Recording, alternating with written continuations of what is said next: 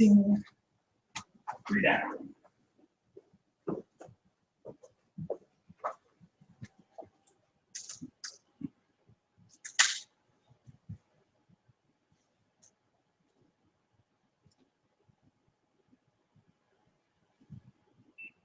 Test, test, test, test, test, test.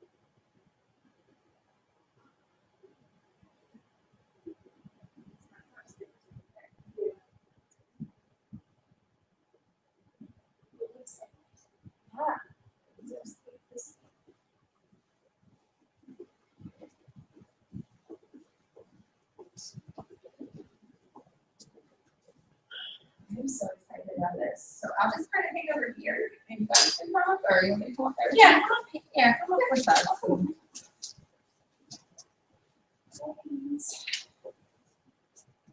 Here we are. Right on the tram stands. Oh, that's amazing. Good morning. Good morning. What are you presenting in here? We are how to start an internet business. Yeah, internet information. Yeah. Okay. My name's Tom. I'm with Point Park. Okay. I see that you're set and ready to go. We're all good to go. Okay. Yeah, this is, you got stuck in the low tech room. Oh, that's okay. So, We're all low techy. okay. Seems to be counter. Well. You can see the information's on the board for anybody who wants to log in with Wi-Fi in here. Other than that, questions, comments? No, I think we're good. Okay. Yeah. Break away. Thanks. Thank you.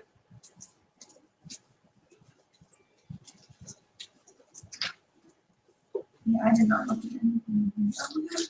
Oh, I didn't get a bag. Well, I didn't get a bag. How do I get a bag? Were you registered as a VIP? No. Yeah, I'm not a VIP. I'm gonna take my pop rocks and then. Oh my god! I feel like I want to take a picture of. Okay, take a picture of me with the bold thing on. That way we can tweet it out and be like, we're sponsors! I'm so excited. Like a front and a back? Yeah, but mostly the back so we can see, like, can you see the bold logo? No, because you're damn it. Okay. Stand like this. Okay. And then do you have that's good. Okay.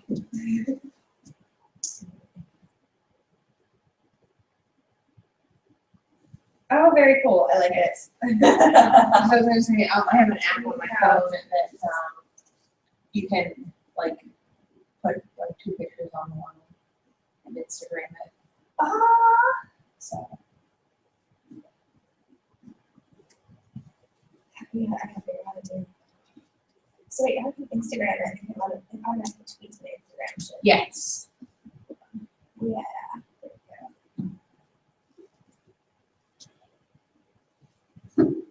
I was trying to log in. There's no fucking website, or not website. There's no login. And I was like, oh, you're talking website first.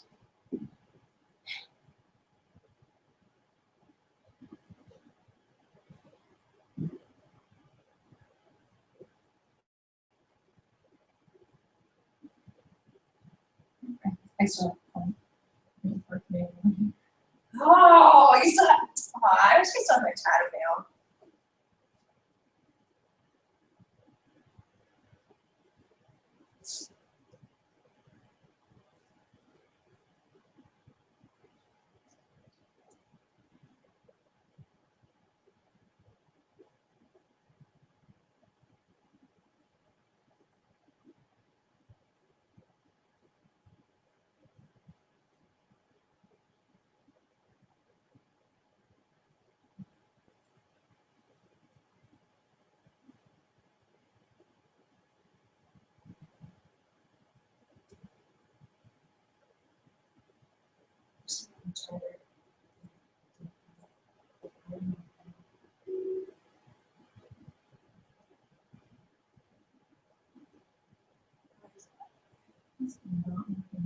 You have to like log into like credit card, but log in. So I have credit card. She just put my Wi-Fi setting. Maybe if you. Just find it. There you go. Oh yeah, I just put it up automatically. Oh, okay, okay. I was actually going like and looking for a website. Oh, yeah. Gotcha.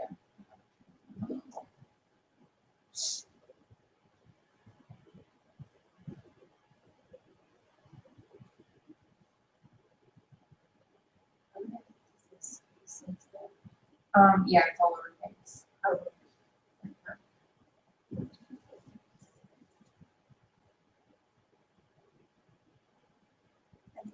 Failed. What's that? Is that past maybe? Username?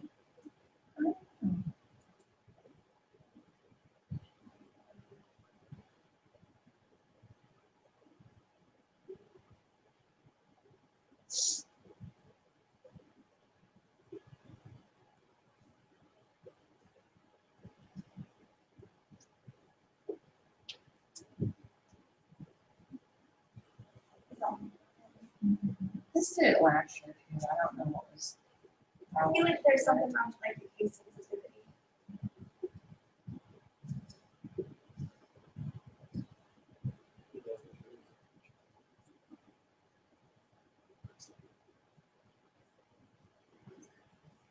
Yes, there. Switch letters, correspond with numbers. All right, so it's typical Podcamp. Strange. I think you have to follow them up there. It's been like this for 2 years.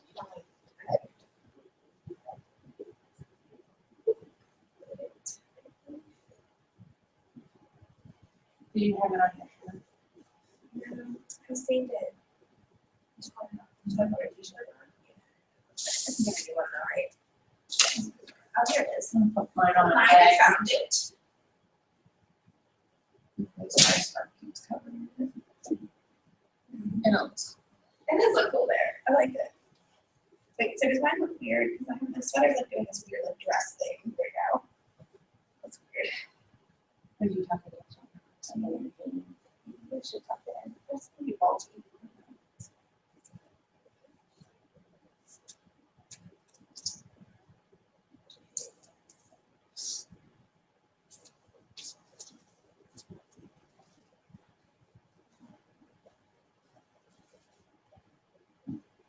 I remember last year, we went and saw the doctor and it's really hot. I remember know. And being super irritated because there's too many people. I was uncomfortable all day because he decided to dress up. And then we had to walk and it was hot. I remember that. Oh my god, I was so annoyed walking to the dock. There's too many kids. I hate kids. Oh my god. Kids are home. I did it. Got the college kids across the river this year. Yeah.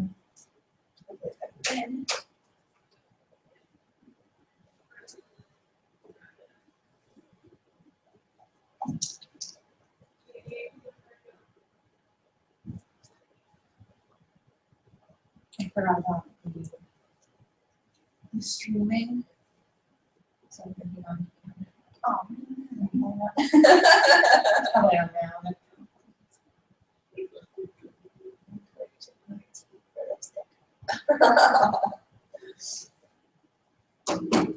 Let's see where she is.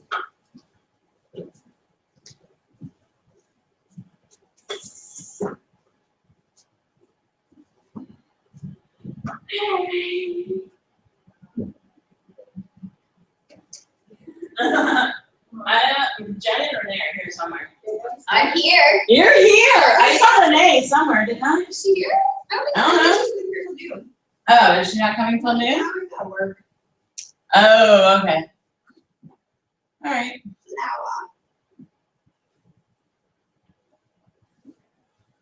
Hello. Hi.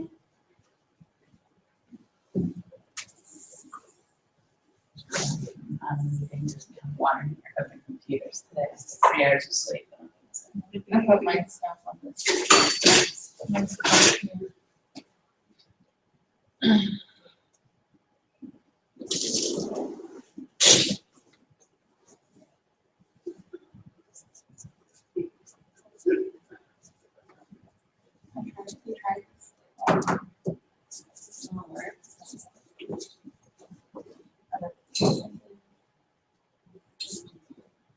Because they said, I heard them say it's all over the place.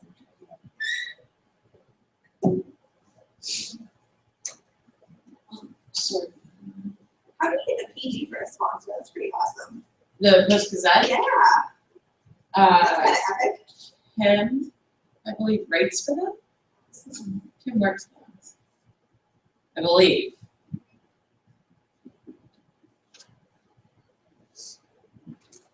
I didn't know how many people I actually knew that actually worked in that building. Like, did you know TJ, who we wrote the article for Primrose on?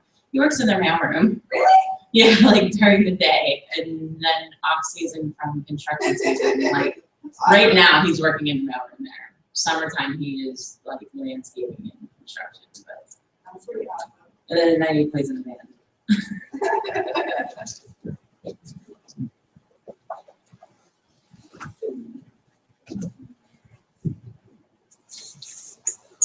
It's okay if it doesn't like me, Sword. It's okay.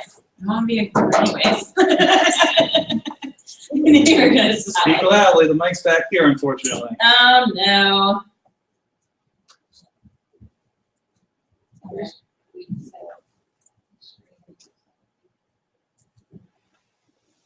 Yeah, 'cause we one of some people in this room D is saying that they upstairs. can't make it into that to see us. They'll be the one with that also has a camera and a laptop set up. But you get off the elevator, go down the hall, it's like a second on the left. Gotcha.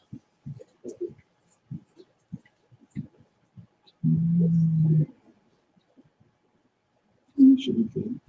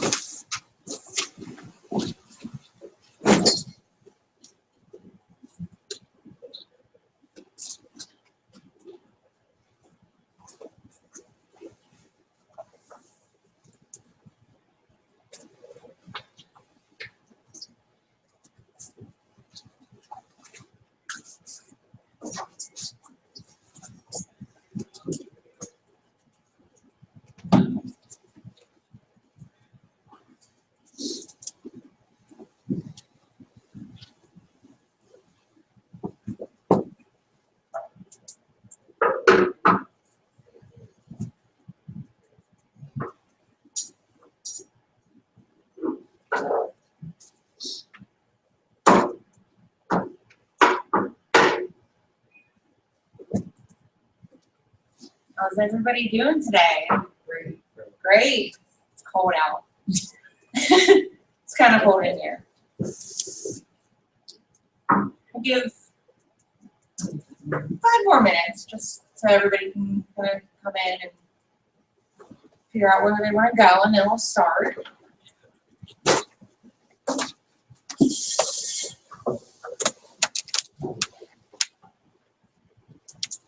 I'm staying. I'm done. The login information.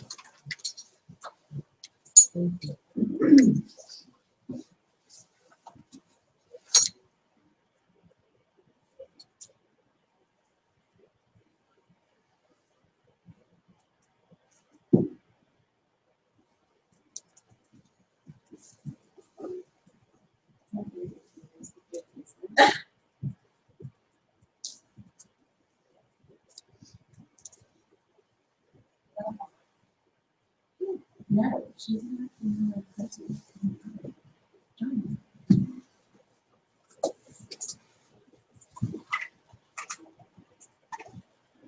I just really.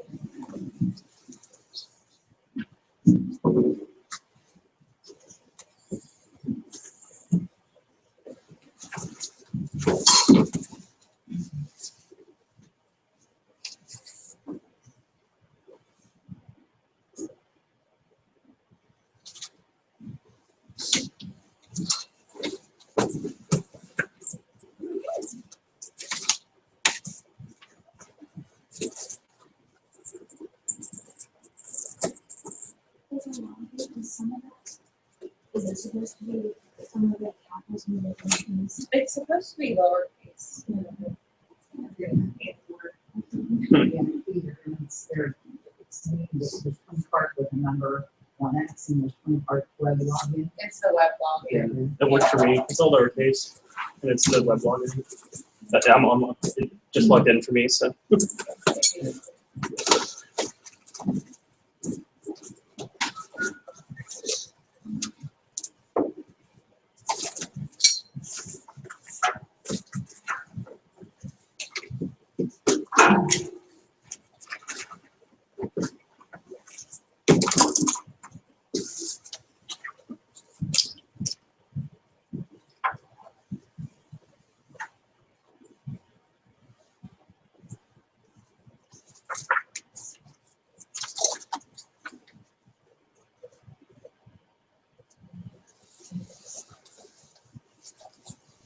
How many people is this your first podcast?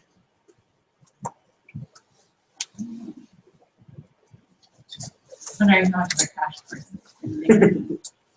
Okay, so how to start your information online business. And I know that's really lengthy title. But what is an information business?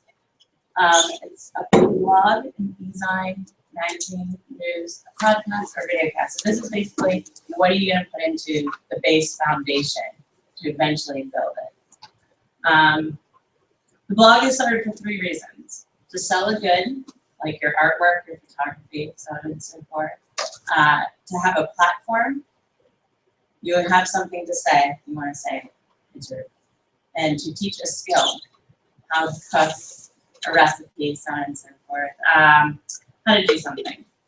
E-sign, magazine, or news, and podcast and videocast, they're just 2 different types of media that are now merging into the online factor with e-signs and magazines have gone from print into e-sign and back and forth. Podcasts and videocasts are becoming more and more popular with the talk radio of today being podcasting and videocasting whenever there's nothing really on TV anymore except for reality TV shows. And we run an online magazine or an e-zine called Pittsburgh. It's Amanda, myself, my name is also Amanda, and Jen here also runs it. So we're gonna kind of go over how we learn, this kind of information at past Podcamps and how we changed or how we turned it into a business. So that's gonna be like the overview of our session today. So first you start with an idea. I did a brain mapping, I think at Podcamp 5 in one of the building your business sessions. And it was like, what did you want to talk about? And then it branched off and branched off and branched off. And eventually it narrowed down into, I wanted to start a dating website, basically a dating blog, how to date in this city. And I wrote out a whole business plan in another podcast session, and somebody said, that's ingenious, Pittsburgh doesn't have one. Start it. Nobody knows how to have etiquette at a bar. Nobody knows great pickup lines in Pittsburghese. It'd be a great joke. So eventually he said, what's stopping you? And I said, oh, nothing. So it started there. However, it took me about 6 months worth of blogging and behind the scenes work. And then I had a discussion with Amanda one day over coffee and said, I kind of fed up with my job. What do I want to do? And we went to a magazine. I said, I always wanted to work in a magazine. Read Vogue and Cosmo my whole life. It's what I wanted to do. So we narrowed it down to just starting a magazine. And she said she was on board, and we kind of started roping people in who said they wanted to help. So we narrowed it down. I had a broad idea of what I wanted to do, and we narrowed it down to one thing. And that would be your bare bones business plan. You want to start with your goals. Where do you want to see this go? You want to see it, numbers don't really matter, like you just heard in the keynote. So what do you want to eventually do with it? Do you want people to buy your good? Do you want to just teach people? Do you want to build a name for yourself?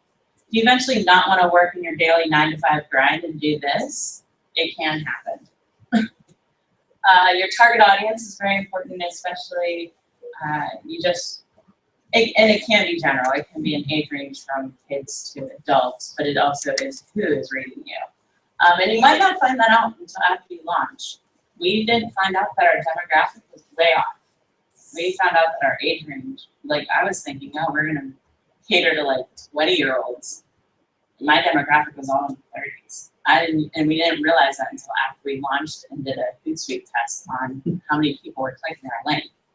And it turned out that we were now catering to mid-30s and early 40s. We didn't know that. The elements, what do you all want to put into this? We just have a magazine, and then we went into blogging. We're going to launch a podcast and a video cast after the new year. So we're actually going to become a media hub of Pittsburgh and fun things to do in Pittsburgh. And you can do that. There are so many people who do multiple facets into it. As you just heard the Jagoff say, he does it all. And it all goes into one hub. And that's what you can do that. Another part of your bare bones business plan, which I forgot that, was money. How much do you want to sink into this business? If you want to say just have your WordPress, your Facebook, and your Twitter, and a couple business cards, you're looking at under $100 as starter cash. And that's just to buy the name and buy business cards, because Twitter and Facebook is free. You want bigger, you need the equipment. You need to buy a computer, you need to buy mics, you need to buy cameras. If you can't get a small business loan, Kickstarter it. Crowdfunding is so huge right now that there are just anonymous people giving into these plans. What makes up your business? You do. It's where you want to go. Anybody can do this. And I wasn't thinking I was going to do it, and then we did it together as a team. And we're still working, and we're still growing. So I'm going to talk about marketing. Yeah, I'm going to talk about a little bit about marketing.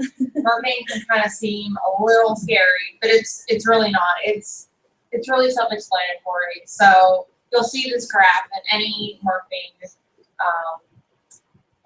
textbook that you all receive. There's a similar graph in here, and it starts at the top. Situation analysis. Pretty much all you have to do is kind of figure out where you are and where you want to go. A basic situation analysis tactic is called SWOT, which stands for strengths, weaknesses, opportunities, and threats. Pretty much you just list what you're good at, what you're not good at, what your opportunities, where you want to go, and what could prevent you from growing. So once you figure that out, you figure out what you want to do, and that's your objectives. After you list your objectives, you list a series of initiatives, and then in order to get those initiatives out, that's where the tactics come in. So whenever you decide how you want to implement these, that's where the implementation comes out. Once you've implemented these tactics, that's when you monitor with control. You can do that through Google Analytics. You can do that through Hootsuite has their own analytics statistics module that you can use. And once you figure out where you are, that's when you go back to the situation analysis, you regroup, and you evolve. You see where you strive, where you need to be better, what your new threats are, and what your new opportunities are. So, and it goes around and around and around. This is, you know, a bunch of different companies use these. Like, for instance, JCPenney's a couple years ago decided that they were going to do away with all their sales campaigns and just have low prices all the time. Well, whenever they went through this, and they saw the control where it wasn't, where it didn't work out, that's whenever they went back to their situation analysis and figured out that, you know, people weren't responding to it. So then they evolved from there. So it's not just small businesses, it's everybody that can do this. Your basic social media, your primary ones that you'll want to focus on are Facebook and Twitter. The secondary ones you'll have to modify based on what you are selling. So, like, say you are running a blog that talks about, I don't know, 18th century literature and how it like responds to society today. It's probably not going to go well on Pinterest. So, but you know, maybe it'll be better on Google Plus. So, you know, you just kind of have to decide what platforms you want to use based on what you're trying to get out there. And then you always have your traditional marketing. If you want to advertise, or if you want to have people advertise with you, for instance, we do sell advertising. But if you don't have what they call media kits, which includes your prices and your demographics, if your media kits don't, if they don't wow, you're not going to have people wanting to advertise with you. Business cards, flyers, and word of mouth. Those are our biggest ways of marketing.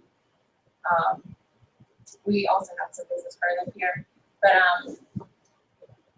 I'm sure Amanda will agree with me that word of mouth is how we've really grown. We really grew with going into Facebook and telling our friends to like our business. That was our hugest jump. And then business cards, we did guerrilla marketing with our business cards. We would actually go to nightclubs and leave them in bathroom stalls and things like that. They're hanging in Coons and Banksville because I live there.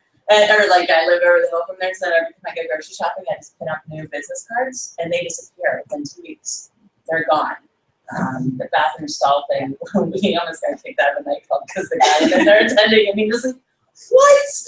And they were just like all over the bathroom stalls. But I mean, we were doing, and we leave them everywhere. I left them at coffee shops. I've left them at, it's a little bit of guerrilla marketing, and it worked. I mean, every time I leave a stack somewhere, we tend to gain followers within a week.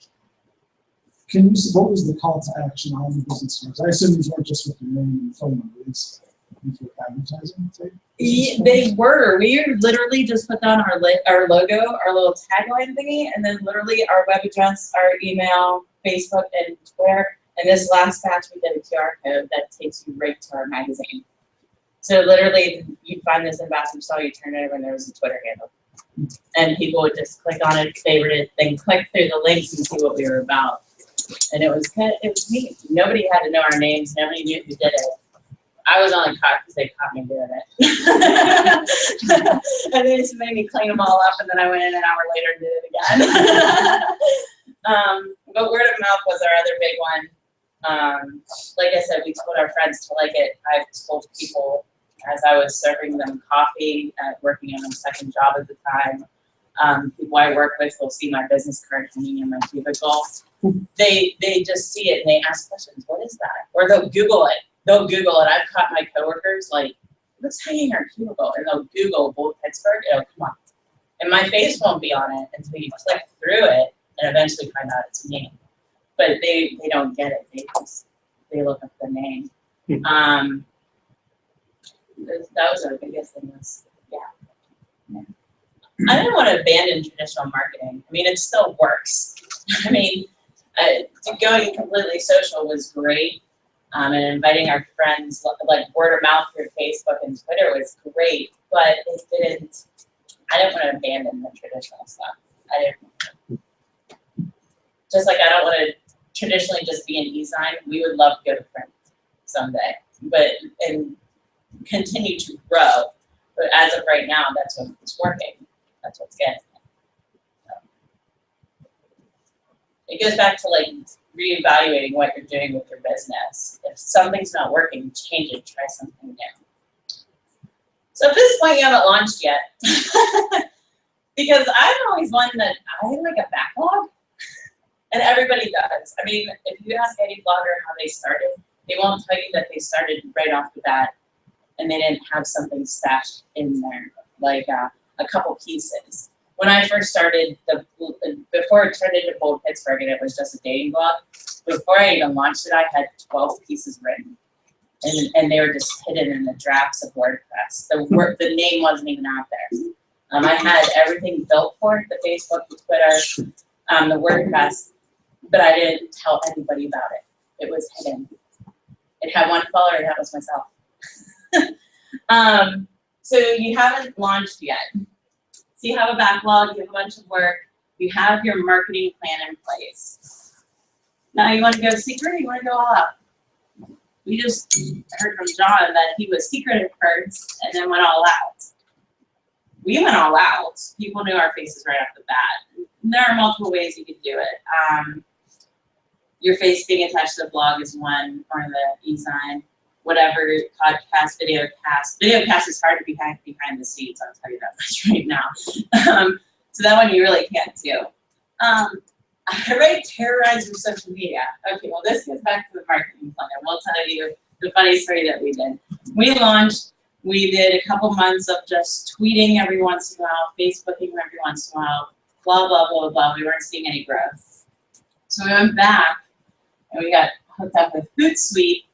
And I said, I just want to find out what will happen if we tweet every half an hour from 6 a.m. till 10 p.m. Go. And it was amazing, actually. My phone didn't shut off for a week. It literally was like retweets, favorites, shared, this, that, and we gained followers. We gained at least 6 followers a day. And that's huge for just somebody who is just starting out. Third issue. The views on the blog, everything went up, skyrocketed. We literally were terrorizing people with social media. Like, they were getting bombarded. And we never heard a complaint. Never once was anybody told us to shut up and things like that. So we toned it down the following few months after that. But when we first initially decided to do it, we were 3 issues in, and we said, oh, let's just do it. What's the worst that they can do is unfollow us, right? Again, have a backlog of pieces. I'm always writing. I know other bloggers who are always writing, and they'll just stash it in a WordPress in their draft section. And then if they can't get to it that week, with your game plan, which is your editorial calendar, they have something to throw up so that they stay present. They stay ongoing. Your editorial calendar is usually, you can Google editorial calendars, and they come up with a ton of them, and customize your own. I'm working right now with a gentleman in New Hampshire who is an information designer. He makes forms and things for like daytimers and so on and so forth. He is actually working with me this month to design an editorial calendar that mixes with the marketing calendar. Because there's not one that exists. Like, I want to be able to say, on this day, I'm going to release the blog, and it's going to go out on Facebook, Twitter, and Pinterest. And I want to be able to lay that out on the calendar. But Google has a whole bunch of really cool ones that you can fill in the blanks. And your editorial calendar will be like days to write, days to launch, what you want to post what day, and basically it'll keep you on track. We were way off track until we tested. We did an editorial calendar. We really stayed on track after we did it. Your press release. You can do a press release and send it to news medias. It just depends on how much you want to get out in the spotlight already. It's still recommended. I mean, you can still be picked up and put on other people's blogs and so on and so forth. And it'll help you great. It's just another set of word of mouth, and keep terrorizing. Don't give up. If you get frustrated with Facebook, it's okay. I get frustrated with it too. I get very frustrated, but I just don't ever quit. I'm not going to abandon Facebook because of the algorithm. I refuse to. I'm hoping someday he'll change his mind and it'll go back to the way it was. And if anybody doesn't know, the Facebook algorithm is really messed up. It's your posts do not get seen by everybody who likes you. So you have to continuously post. We found that when we posted 6 times a day on Facebook, only 2 got shared or 1 got seen. And we have close to 400 followers, and only 30 people were seeing our posts. And I don't want to pay to boost the posts. I'm not paying Mark any money to do it. Not when he used to do it the old way. Okay, so launch. Slow leak or a gradual build is basically your word of mouth. You start out small and then you grow. Again, before you bombard Facebook algorithm, you cheat it, Twitter, Life, and Hootsuite. You can basically then be in everybody's face all the time. So it's 2 different ways that you can do it. And get out there and get seen. That's my favorite thing too.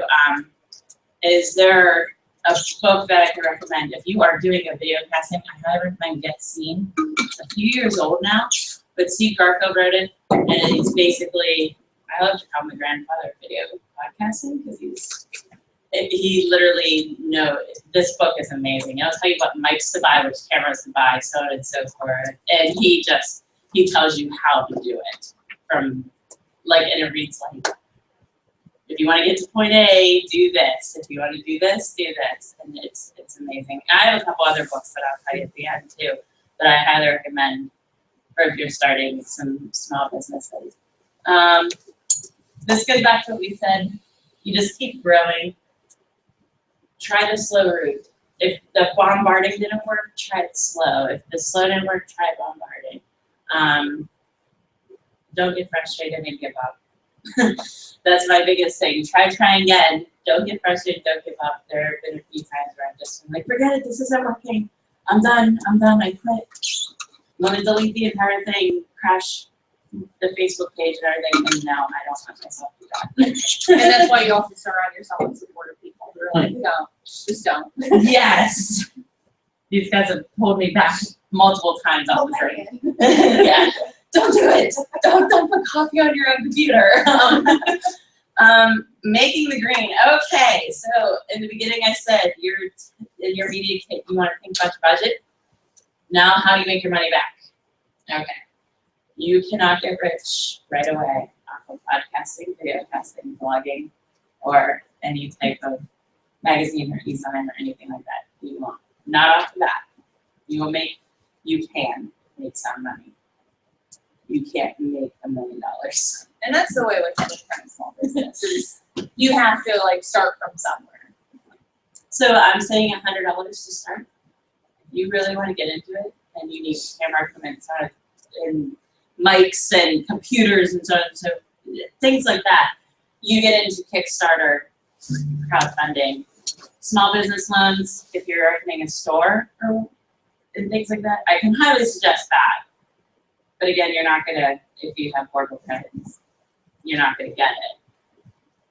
Making the greenback. Test products. Offer to review the product. That can gain you some type of traction with them to then offer advertising.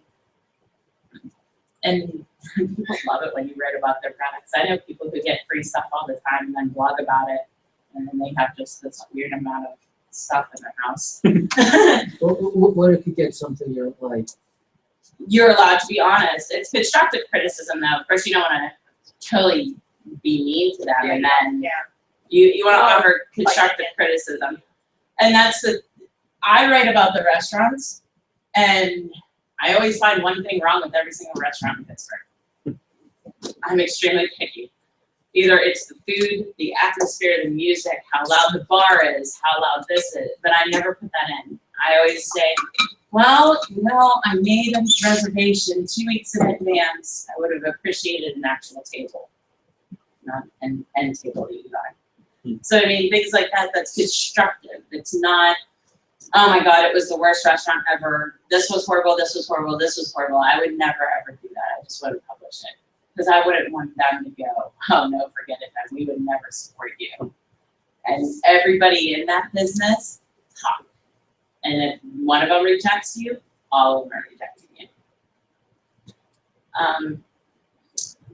Do products that pertain to your business and cross-marketing. Again, you don't want to, if you're writing about food, you don't want to review a product about technology. That's what your content will be like. Selling advertising. You could sell advertising on your blog. If you have a video cast or podcasting, you could sell a commercial space. Take a 30-second break to thank your sponsors. And selling ad space, if you have an Ezon newspaper magazine. Again, it all links back to your media kit. You want to make sure you clearly define what they can purchase from you.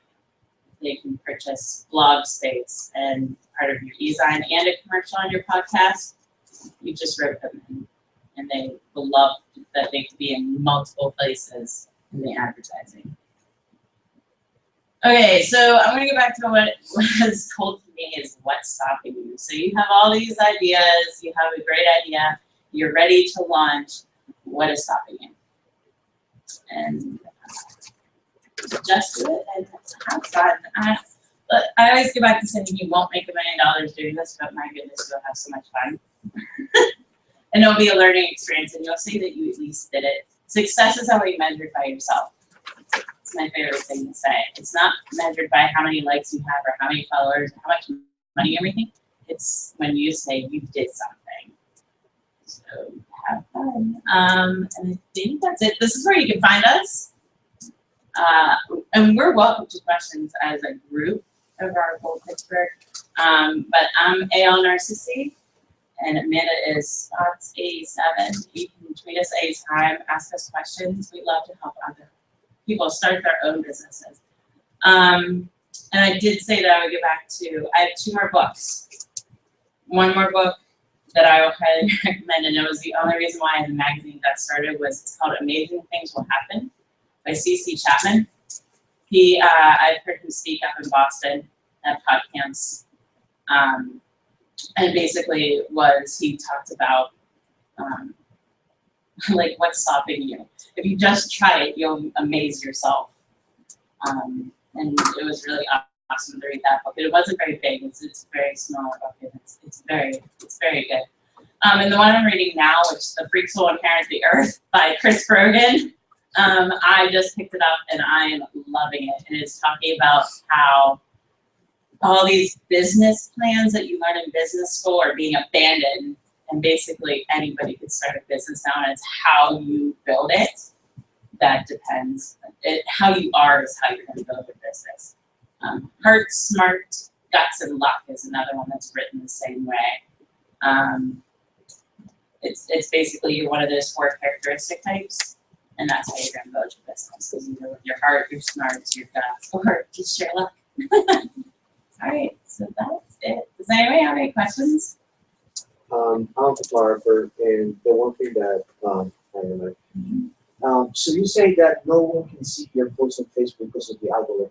In your opinion, how many times do you have to share a day in order for everybody to see your post?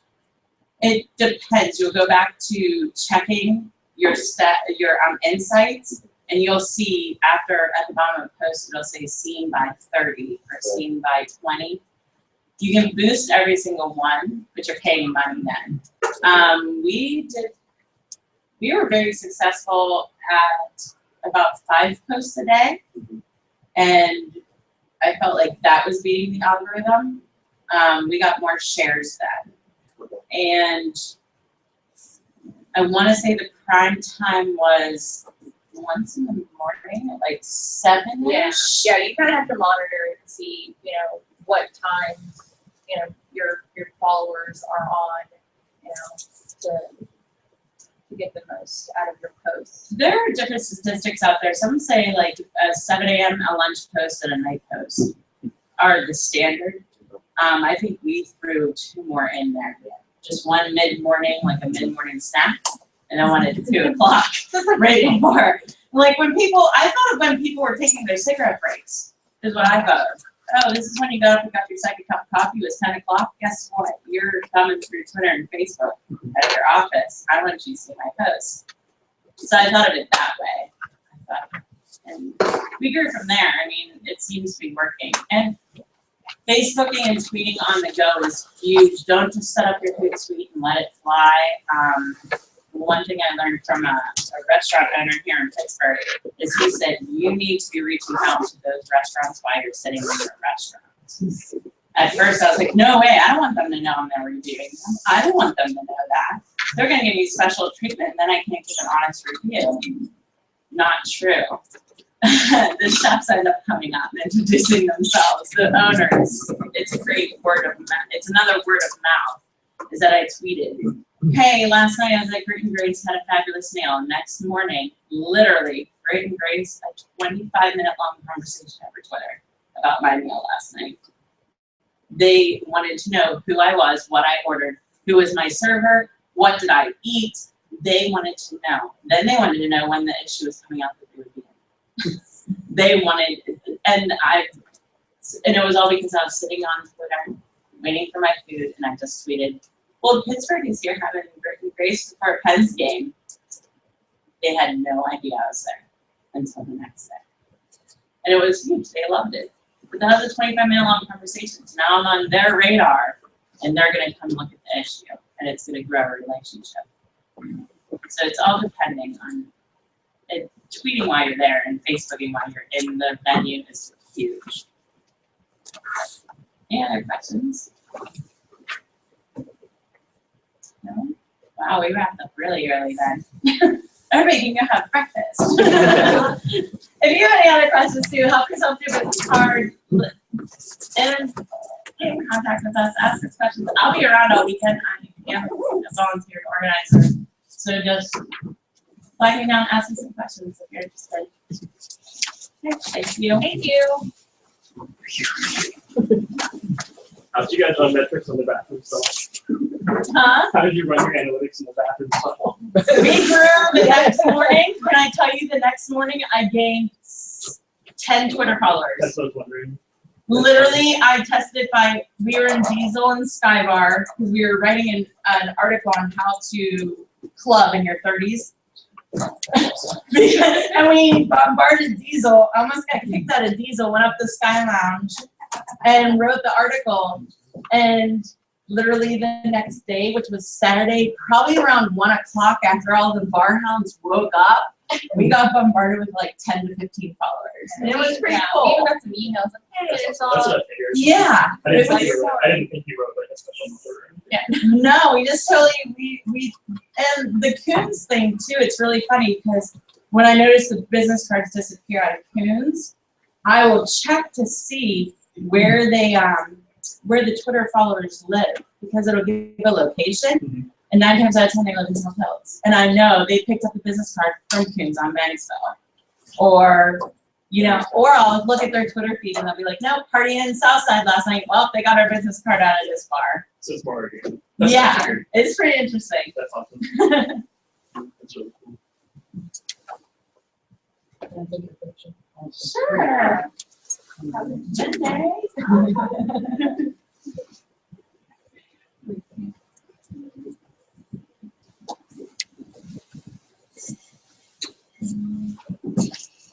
And I'm gonna put- Or put your info. Your last name.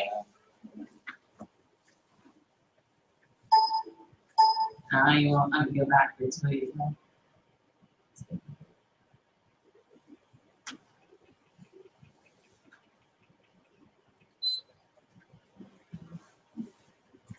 Good one. Stop. And so.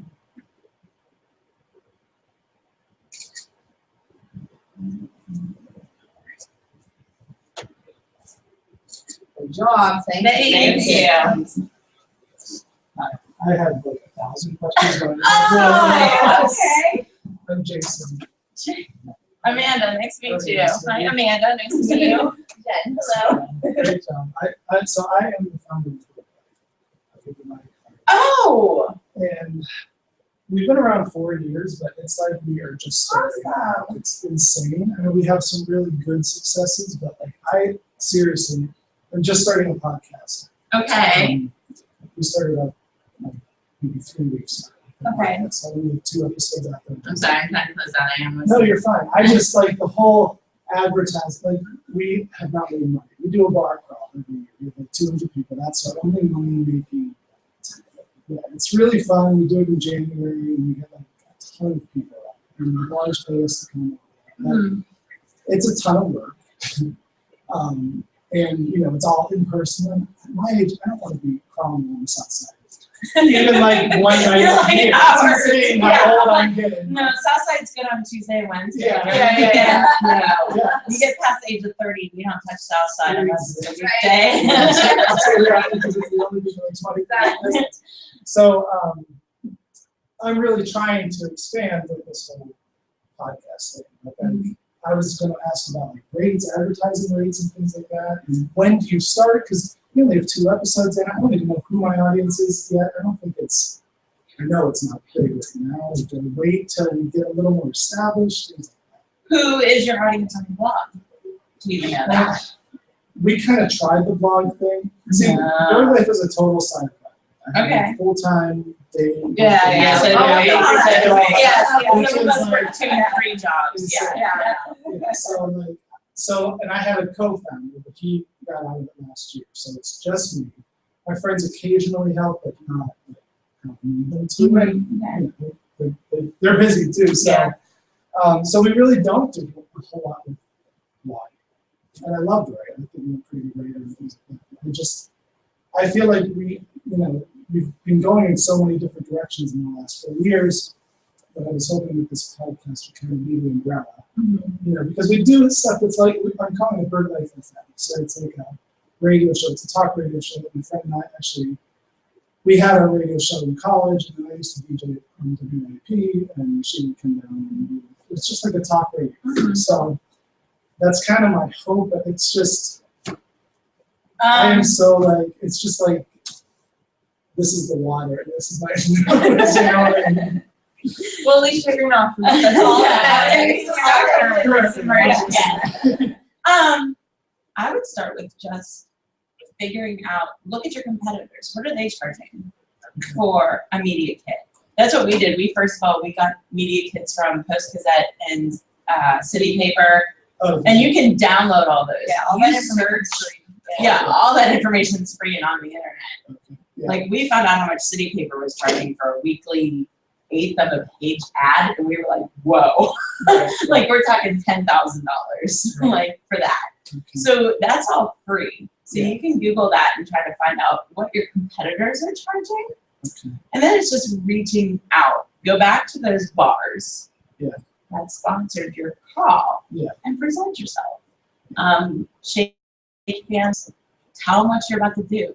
It's a shot in the dark and it's a lot of work, but let me tell you, for every 5 handshakes, you may get 1 yes. You never know until you try, kind of thing. And do a media kit. It's huge. And if you don't know your demographic yet, it's okay.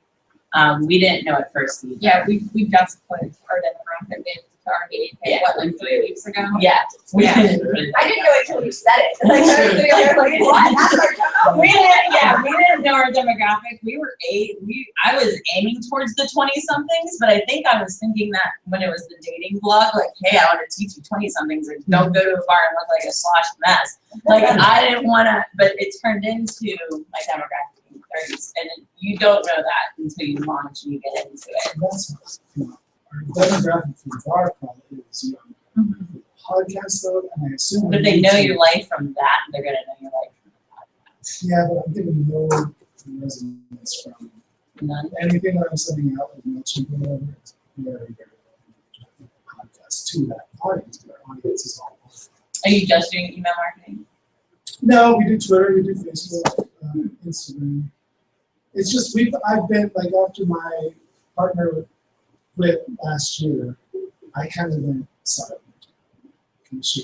I really didn't do much. So you gotta put yourself back in the limelight. Yeah, it was, we were kind of all over the place. I felt like I needed to focus, and that's why I started a podcast. But I don't know that the podcast is exactly right for the audience that I currently have, but I do think it's, when I published the first one, again, friends of friends loved the first episode. So how funny it was and all that stuff. So I'm okay with getting a new audience. I don't want to abandon a new audience, and we'll always have this word. We'll always have that. So I don't know. But I just wanted to ask specifically because money is the money. I've been doing this for 4 years and Yeah. I mean, that's the number one thing in everything is we all want to make advertising money. Yeah. And it's growing. I mean, advertisers are more coming to podcasts, blogs, so on and so forth, because it's where the media is now. Nobody's watching TV anymore. Nobody's listening to the radio. Right, which is great. And it's so funny because I heard of podcasting in 2006 from my friend. And I'm like, what is that? Yeah, it's the new talk radio. With the smartphones and everything, you can get it anyway. So, I listen to all day long. I go. yeah, Podcast. that's right. My number one goal is to find Okay, there's a how-to in iTunes on how to do it step by step. It is a process, and I think you have to do. tags and Yeah, you have to description, do kind of stuff. like, you have to write them an essay almost. This is my little link list, which is a hobby right now, but I'm also on all the social media. Oh, thank you. It's hardypittsburgh.com. It's the theme is sort of ish, edgy, free-spirited, and spiritual. Okay. And progressive. Yeah. So. You know the up-and-coming one that is in iTunes? It's Stitcher, and they are not hard to get on. Stitcher. When you go to Podcasting 101, you're going to Podcasting 101, I assume, with Mike Sword. That was now. Since I'm already I'm going to 2. Okay, 201. When you go to 201, ask Sword how to do it, how to get on Stitcher. He's on Stitcher, and let me tell you, I do not even touch iTunes now. I put Stitcher on my phone.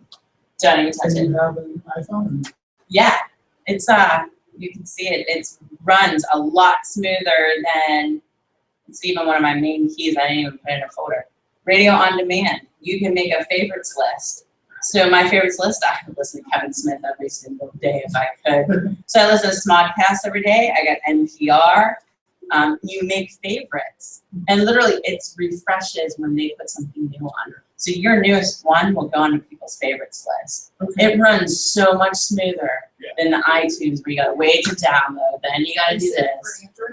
I'm not, yes, actually, I had a friend who got it on their phone on Stitcher, who I work with, because he's a podcast junkie too. That's all we listen to all day long. Is that what you do podcasting? Or no, I'm just sort of a social media, want to save the world hobbyist.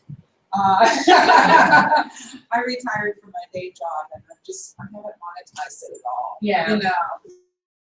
But I am interested, not practically right this minute, but I'm fascinated with the idea of starting my own TV channel. I'm interested in that. Oh, okay, yeah. I just started. Yeah. Yeah. I would, Actually, like you said. Yeah. Yeah. Kickstarter's huge tonight. You know, and I was Okay. Yeah. yeah, That's Pittsburgh. cool idea. Yeah, yeah. Yeah, That's the having your own network. Yeah, Oprah, Humphrey Network. Yeah. To have them meet in Pittsburgh and have them be. That's what I want to do is he literally went on there and he goes, I don't need Yeah. equipment. I don't need anything. I want to pay these people to come and make this Yeah, stuff and yeah. shit. In turn, I'll give you a t-shirt and a mug. I haven't. And I'm trying to get into it just so that like, I was trying to get into a couple of people that I want to pay for. I just like went get out and bought together it. and plan, plan I our think weekend, because but I'm I so haven't busy. gotten around. I'm asked something, so, Yeah. And so And I try figured out- to do some research on what other podcasters are doing. Nice to meet Money you. is- Like I said, it's not gonna be that much, but once you sort of get back into blogging, you keep doing that along with it, Okay. you have more Should I opportunity. recommend that? Have a mix of blogging and- I would. So they can compare each other. I mean, I'm doing social media. Plus you can- posts, but it's- Podcasting is such a one-night thing. Blogging you can do by the seat of your pants. So if you're talking about Pittsburgh life, and you go to light up night, I don't want to hear a podcast about it a week later. I want you to be telling me the next day why I suck because I missed light up night. Or I want you to be standing on the Reverte Clemente Bridge, writing a blog post about how awesome the concert is, and then tweeting it with the hashtag.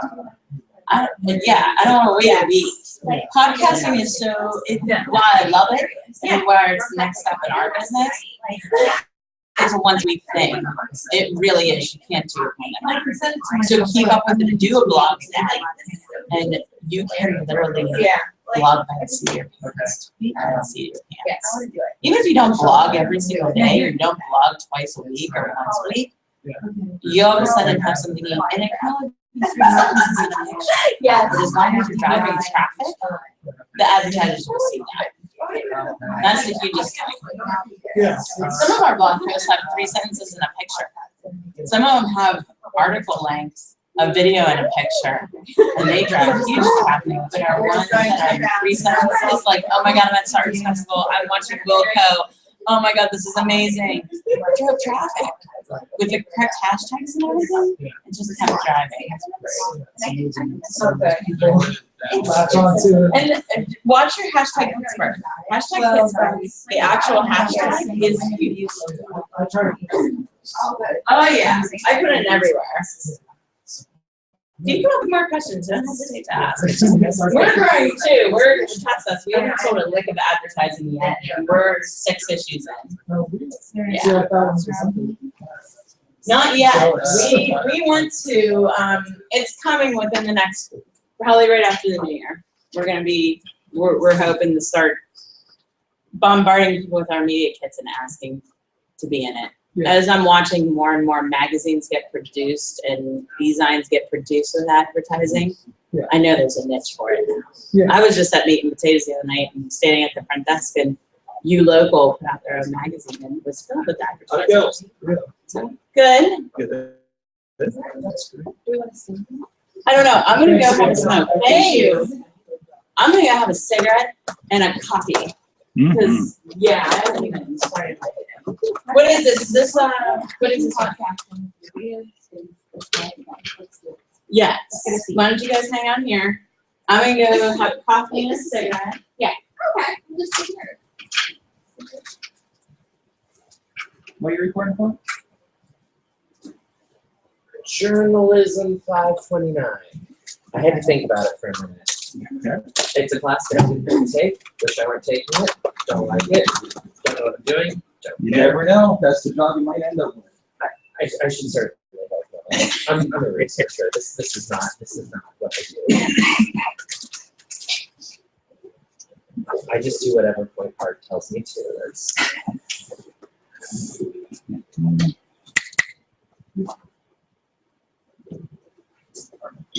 good. Okay. Have the USB. Probably no. It could be hilarious. I mean, I bring my awesome. The strings get everywhere. Everything is so funny. Just to sit there and just talk about it.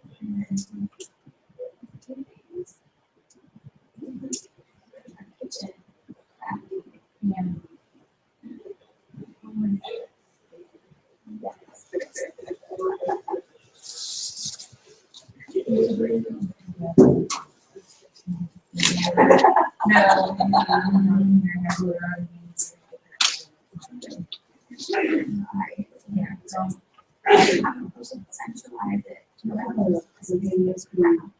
Yeah, he's like, we're gonna need like, okay, either kitchen works or something, I don't know what that is, but. So he has to like, see like.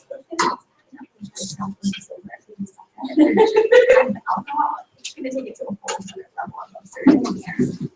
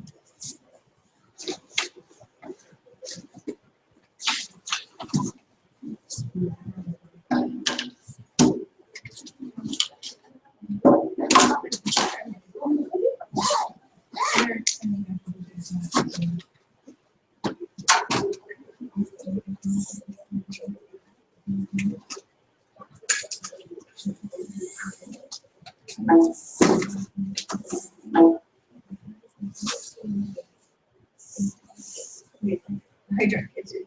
Yeah. Style. Yeah.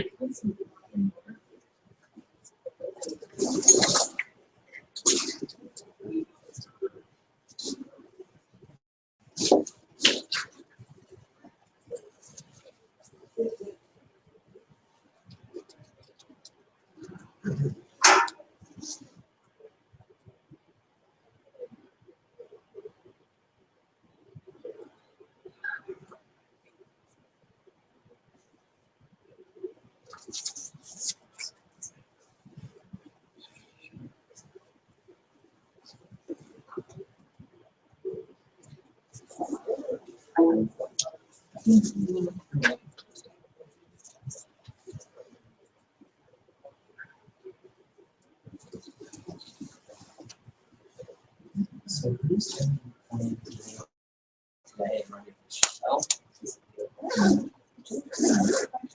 I would love to have actually that was so good. Well, it's not going to solve problems in the grade, but it's going to solve problems in the Yeah, that's.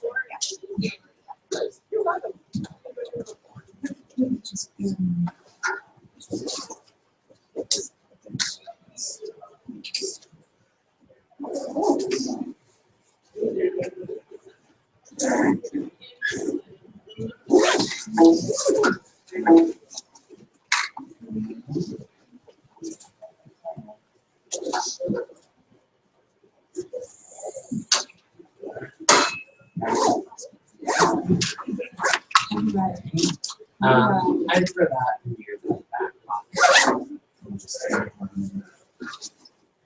Put that close to you. Check that and see what's going on. Don't get into today.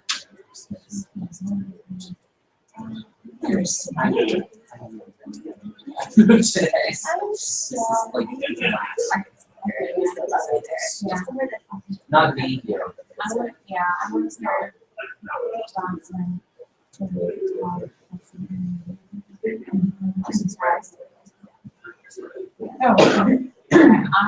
And there's probably a screen for it. Yeah, I'm gonna go see if I can.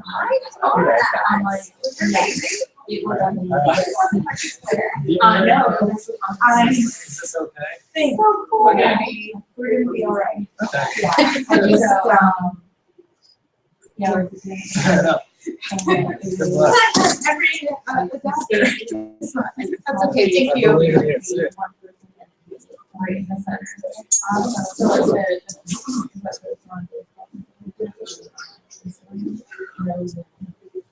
Like, if I do any more.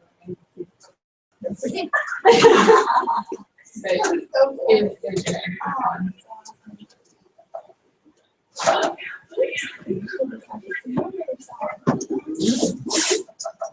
well, they,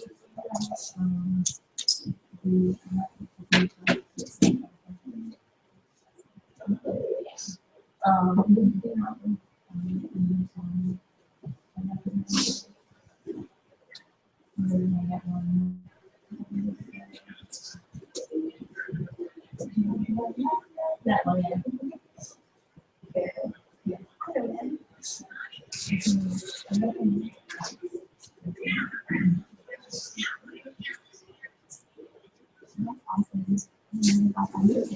I know. Thank you.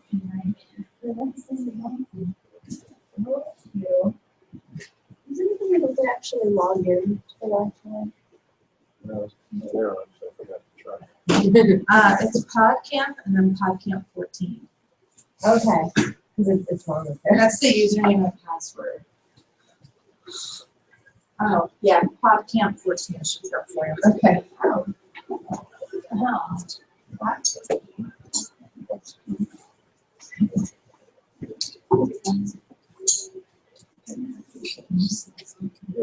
Yeah.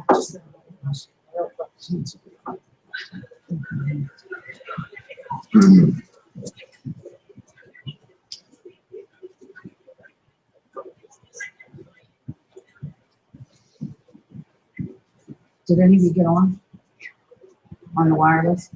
You did?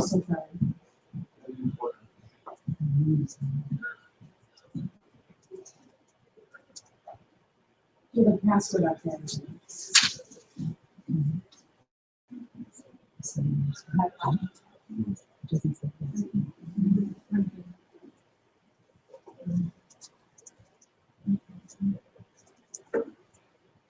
Yes. Oh wow.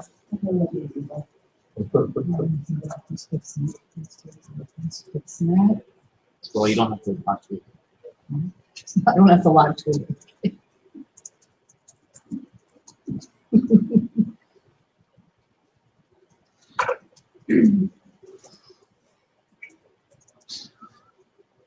It's the type of.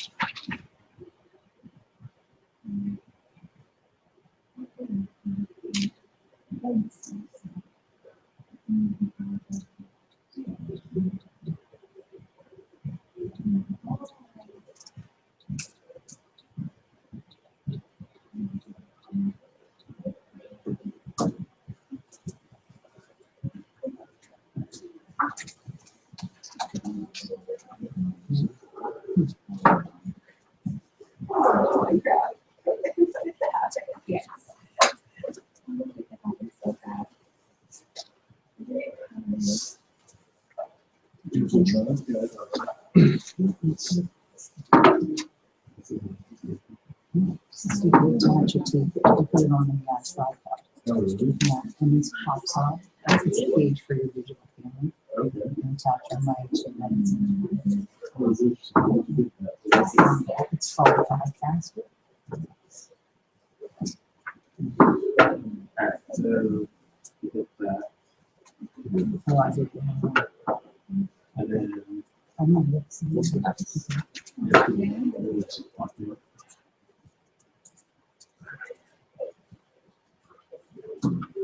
Where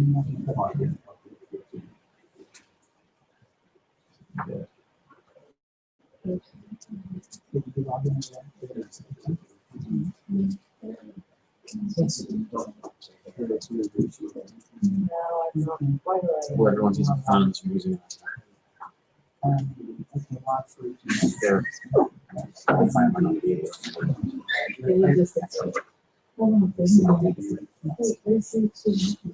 Right. a lot of Right.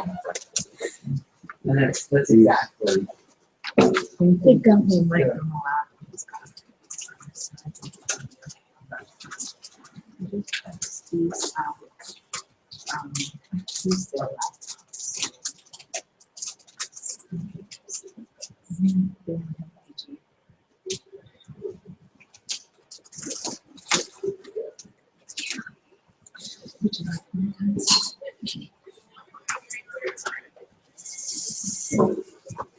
This isn't much better than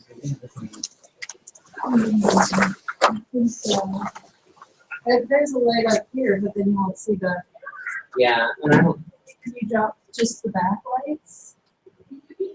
if anything, I do more. I'm not worried about it. Yeah, you don't need to see me. This is me. This is me.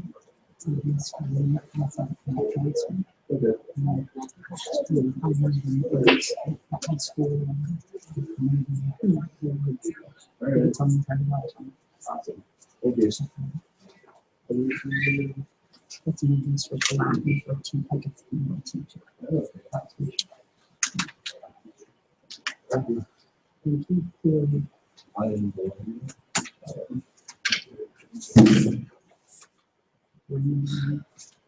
Okay, well, it's 11 o'clock and we're given an hour and I want to leave a little time for Q&A. So if you don't mind, I'm going to go ahead and get started. Thank you very much for coming.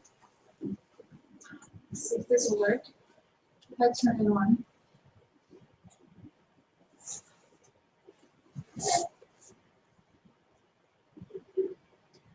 No. Okay. Gotta love technology. So I'm just gonna have to hit the enter button a bunch. This seminar is going to be on taking podcasting into the video space with live events, particularly with Google Hangouts and Google Hangouts on Air. I'm gonna stand over here so don't block that. Use the keyboard. My name is Crystal O'Connor, and not to spend too much time on it, but a little bit about me. I come from a tech background. I used to work in the web hosting industry, so I work with bloggers, e-commerce, and so forth. And currently, I work for a company called Libsyn, which is based out of the Bloomfield Shadyside area, downtown Pittsburgh. We are a podcast hosting company, and I'm one of the tech nerds over there. I'm also a recurring guest on Libsyn's podcast, The Feed, and I've appeared on the Podcasters Roundtable, and I currently host Libsyn Live, which is a monthly Google Hangout on Air, which is what we're going to be talking about today. So what exactly is a Google Hangout on Air? Well, I kind of like to start with asking you, who all here has a blog? Well, okay, good. Anybody have a podcast? Audio or video? Video. Video. Audio or video? Audio. Okay. Okay. How many of you have ever done a Google Hangout or Hangout on Air? Awesome. Okay. Okay, that counts. Hangout on Air or just a general Hangout? Both. Both? Okay. Good. Good. We're in good company. For those who aren't familiar, Google Hangouts is a way to generate and produce live video shows. It's done through Google+. It also can be syndicated out to YouTube, and it can go out to a blog page. But it's a really good way of getting up to 10 participants onto one video one time and do everything live. So why do video as a podcast? Well, I reached out to one of my buddies, Ray Ortega. He's the host of the Podcasters Roundtable. And he makes a few points. He uses Google Hangouts on Air because they're a great way to gather people together in one spot live. He likes the event page integration. It allows you to schedule a hangout and put out there, hey, audience, I'm going to be doing a show live at this time on this date, and they can get it on their calendars and know that they really want to come see you. It also provides you some really nice controls over the audio and video settings. You get to really control who gets to talk and when, who is seen on the large picture and when, and so forth. And if you've never done live video before and you want to get started, Google Hangouts on Air is a fantastic way to get started. Minimal equipment required. We're going to talk about that. I also reached out to my friend Rem. Rem hosts the show, the Sci-Fi Movie Podcast. Now, he doesn't use Google Hangouts as his daily driver for his show. His entire show is not based on live video. It's an audio show you can iTunes. But every once in a while, he will supplement his show with a Google Hangout. He says that a Hangout would be very handy if the goal is to share information that needs to be seen. So screen sharing, or if you have a video you want to share with your audience, all of that can be very easily done with Google Hangouts on Air.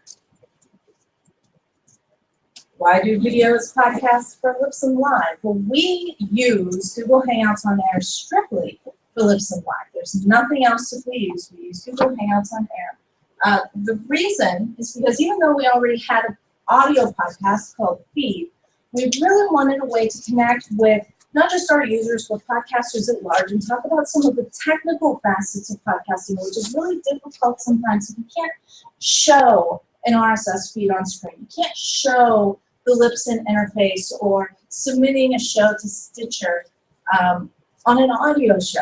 So being able to screen share through Google Hangouts on Air gave me the ability as a technician to get down into the nuts and bolts of podcasting and really show people how to use it. It also gives the ability to really engage with the podcasting community. I'm able to enable what is called a Q&A plugin, which I'll show you in a little bit. That Q&A plugin allows attendees to ask questions, and I can actually pinpoint that question and answer the question. And when you go back to watch the video later on, maybe you didn't get to see it live, you want to watch it later, you can see all the questions that were asked, click on it, and be taken straight to that spot in the video where that question was addressed. It's a really neat feature. So here I show a little bit of how you can get a Google Hangout on Air to many different places. One of the misconceptions, which used to be true and is no longer true, is that Google Hangouts on Air is strictly for Google+. If you're not on Google+, you're screwed. You can't watch it, you can't participate, you're done. That's not true. If you are running a Google Hangout on Air, it starts at Google+ for you as the producer, but anyone who wants to watch can watch. They can watch from YouTube, whether they have an account, or you can put it onto your blog page. Also, once you're done, you can actually obtain the content and edit it as an edited video or even as an edited audio and syndicate out to iTunes. So for Lipson Live, I actually put it out to an audio feed in iTunes. I put it out to a video feed in iTunes. You can see we also put it out on YouTube. Here it is on Google+. And over here is where I actually use multiple webcams in order to show off displays from devices so that I can have multiple webcams and almost control it like a video studio. So if you're thinking about using live video and you have a blog or you have a podcast, particularly an audio podcast, why on earth would you want to use video? Well, the question really becomes, do you want this to be a show driver or do you want it to be a supplement to your show? So if you're going to use it as a show driver, every time you do an episode, you would do it using Google Hangouts and then go from there. Are you looking to build engagement during the time of recording?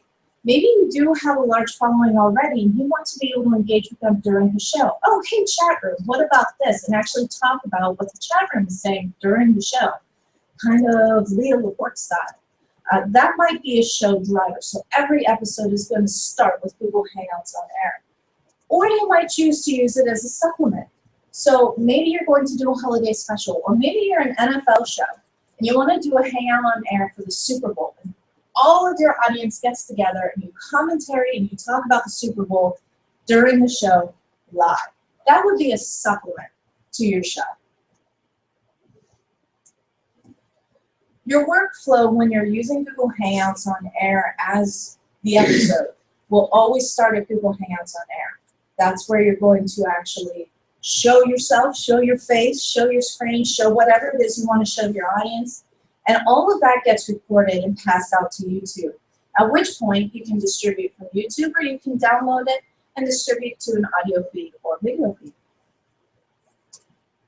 So we're going to talk a little bit about hardware. Now this is going to be mostly about Hangouts on Air, but I don't know necessarily where some of you are, so I did want to take a moment and just talk about the hardware. And this can translate both for Google Hangouts on Air and even audio and video podcasts. But the first thing, if you're doing a video podcast, Hangouts on Air otherwise is lighting. You may sound great, but you're video, you're live, and they want to see your shining face. So you need to be able to be seen. Don't shine a light right on your face. Don't put it right here, because that can white you out. It makes it hard for you to see the person on screen. So instead, take a light and bounce it off of a wall. Literally take the light and shine it onto the wall. That will create a softer dynamic, making it a little easier to see. You can also take a light and put it up against the ceiling, so the light will bounce off of the ceiling. This works great, particularly if you have a white ceiling. It will bounce the light down and it softens the light. If you're familiar with photography, it's similar to the concept of a bounce flash, where it bounces the flash off of something else so that you don't get that red eye effect. It's the same idea. So don't put a harsh light right on you. If you have a well-lit room, great. I'm not so lucky. My office is wood paneled and I have no windows. So yeah, my lighting sucks. Next up is the camera. If you're doing a live video, in almost all cases, you can actually get away with a very nice webcam for $100 or less.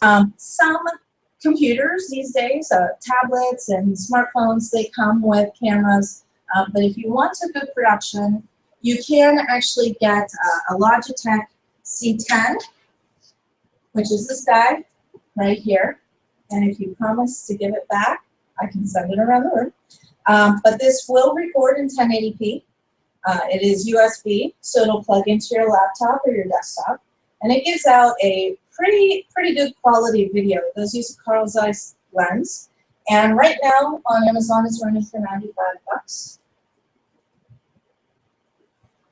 Another option is their newer model, which is the C920.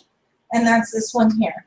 Little bit better optics. But the nice part to this, and why I actually bought it and why it's the most recommended for Google Hangouts on Air right now, is it allows for a shoe connection for a tripod. So if you look at the tripods back there, or if you see me afterwards, there's a shoe. It's just a little piece with a little screw in it, and it fits into the tripod, and then this can sit right on top. So when I'm actually displaying an iPad to someone, I will actually use this as my second camera during the Hangout and plop it right on top of a tripod so it doesn't move. So that's why I like this one. If you need to use a tripod, you want the C920. That is on Amazon for about $99.99 right now. Now this is a topic that we could talk about for an entire day, not just an hour. So I'm going to try to keep this one short and sweet. But whether you're doing audio or video, your people need to hear you. Otherwise, it's not a very fun show, right? There are multiple different types of microphones available. So if you go looking for your first microphone for your show, you're going to see dynamic, you're going to see condenser, you're going to see cardioid. You're going to be like, what does all that mean? Basically, a dynamic microphone and a condenser microphone are just different ways of creating the sound. Dynamic microphones are very resistant to moisture, and they're on the cheaper levels. They're really popular with musicians, whereas a condenser microphone tends to put out a better quality, but they also tend to be a little bit more expensive. Now, you might also hear the term cardioid or pattern. So when you're talking about a pattern, you see here, this is actually a cardioid image. And what this shows is that the audio is going to be picked up from this side over here. It's going to be ignored from here. It literally tries to shut down the audio from there. So it's trying to pick up the audio from your mouth instead of what's coming in over here, what's coming in over here. One of the more popular dynamic microphones is the Shure PG58, which I don't have. So I brought the poor man's version. It's the PG48. It's the same thing. It's a little beat up. But this will work for most cases. But if you notice on the bottom, it's 3-pronged. So it does require that you plug it into a mixer board. So if you don't have a mixer board and you don't want to splurge for one, you probably don't want this. On the other hand, this is one of the most popular microphones used in podcasting right now. It is the Audio-Technica ATR 2100. This is great for mobile podcasting. You can plug it in your iPod or your iPad if you want. It's great for Hangouts. It's great to put into a desk mount. This currently has a windscreen on it, so if you peel this back a little bit, it actually looks very similar to the Shure. But this is a condenser microphone. It connects both to a board and it will actually connect using USB. So if you don't want a mixer and you do have USB on your computer, you can plug this directly in and it will just work, which is really nice. You can get these for around 50 bucks. There's also a Blue microphone, the Blue Yeti Pro, which is what I use for most of my professional productions. That one usually runs for upwards of $250 to $300, but it's a very high quality condenser microphone. I have it sitting on a boom arm with shock mounts and all of that. So if you really want to go nuts, you're looking at maybe $300 for the microphone. That is also a condenser microphone. The nice thing about that one is you can actually change the pattern. So this is a cardioid pattern, and it's going to pick up your audio here. You can also do stereo, where it's going to try to pick up audio here. So you can actually change with the Blue Yeti Pro, you can change where it's actually picking up the audio from. So you can really pinpoint what your quality needs to be. So now we're going to talk about setting up your first Google Hangouts on Air. Now I am going to assume that you all already have Google accounts. You've logged into Google Plus at least once. You've seen or heard of YouTube at some point. If that is not you, for the sake of time, I went ahead and put together some written instructions that will walk you through creating a Google account, getting you into Google Plus, getting you into YouTube. And the key here is that if you've never done it before, you do actually have to turn on and allow your account for live events. If you don't do that, it won't actually let you stream live. So that packet will walk you through exactly how to do that, screenshots and everything. I'm going to skip out of the presentation and into a browser. I'm using somebody else's computer, so please forgive me for any mishaps that may occur here.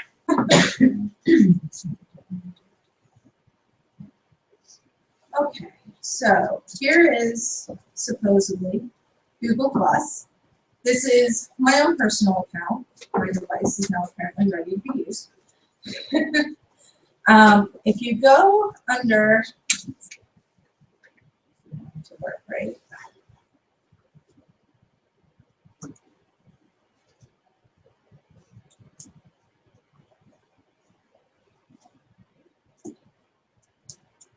We just need to cheerlead along a little bit. Hey, that's looking slightly better.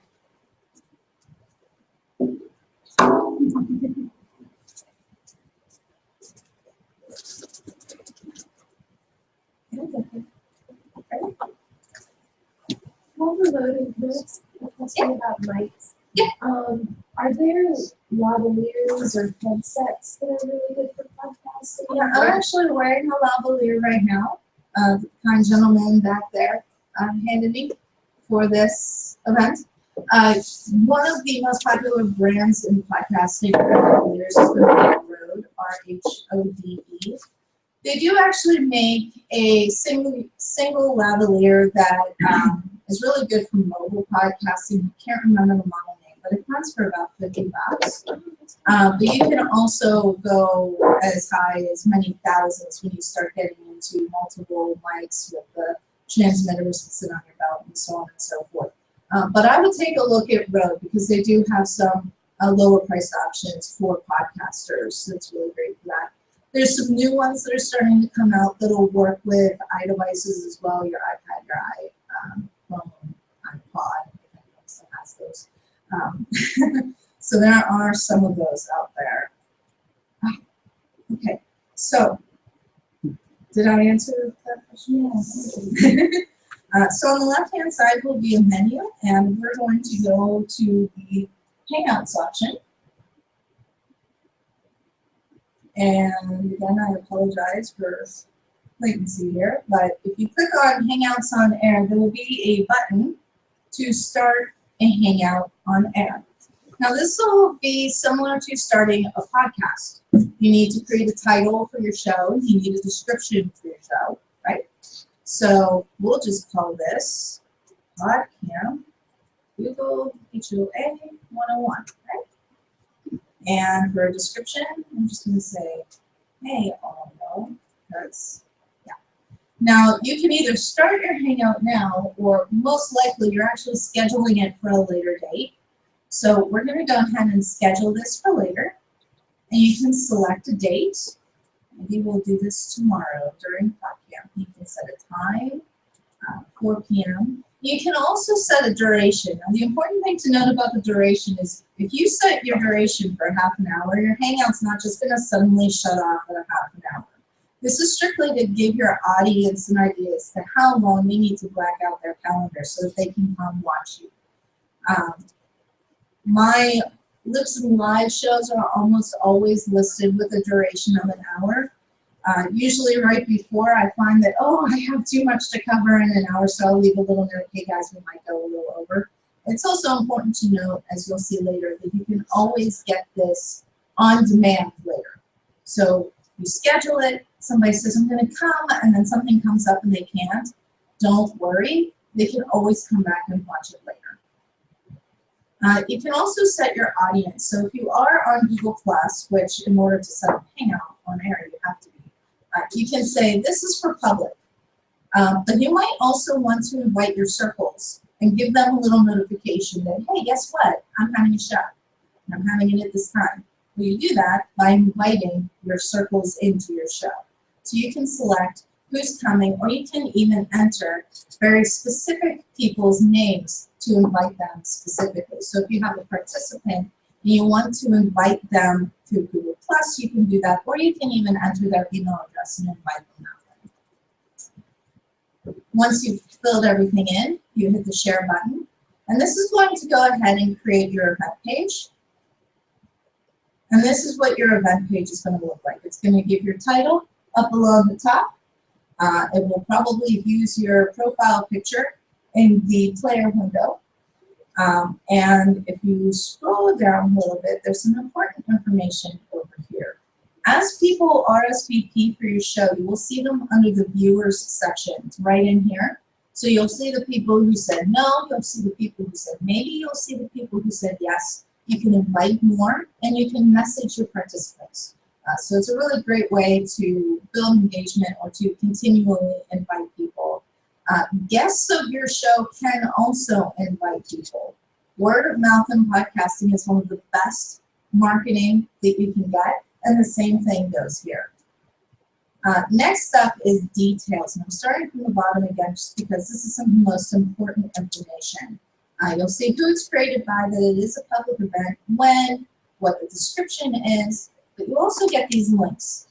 Now, the event link is the link to this page. So if you want your participants to land on this page, go on Twitter and post the event page link. Go on Facebook, post the event page link.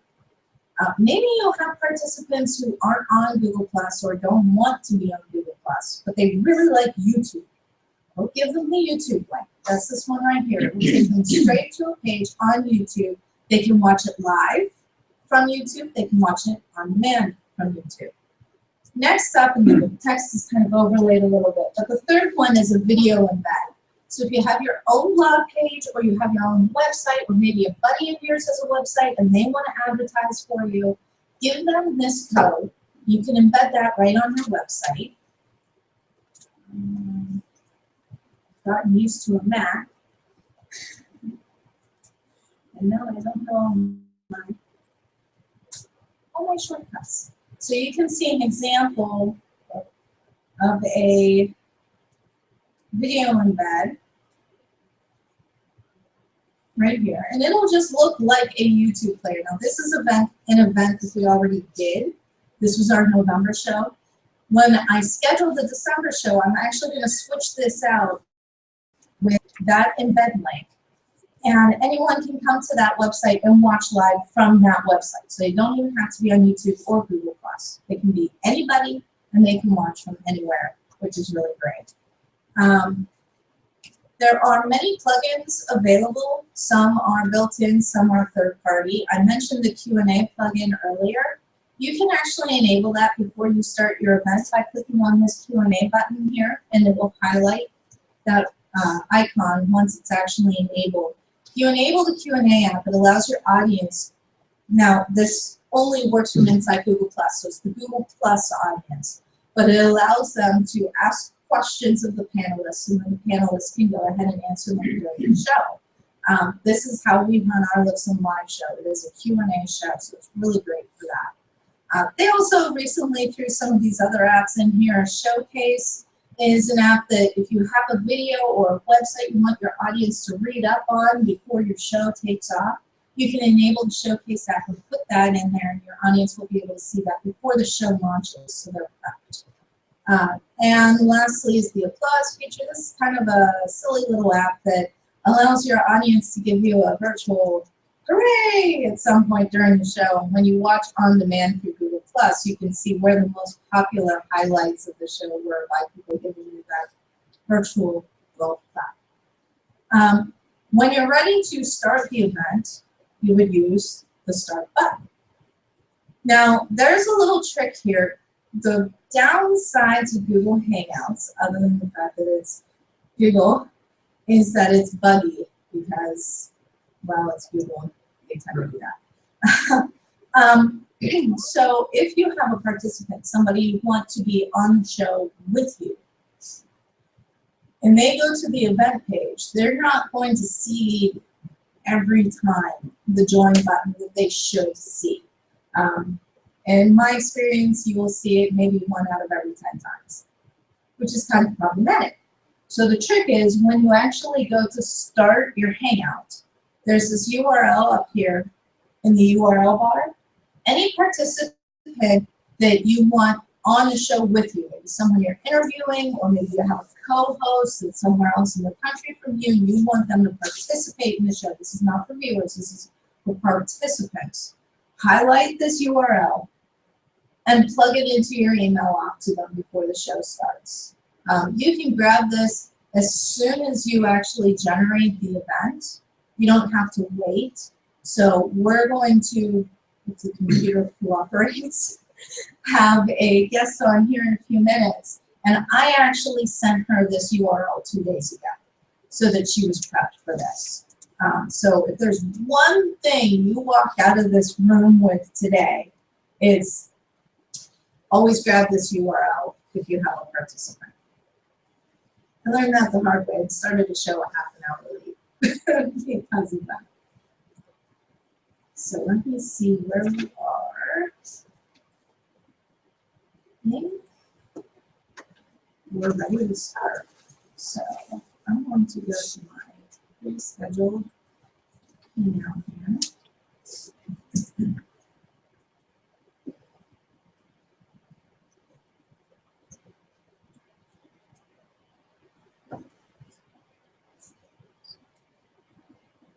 Now this is an event that I had created ahead of time. And yeah, so I'm going to go ahead and hit start. And someone is going to either love me or hate me if this thing actually kicks off.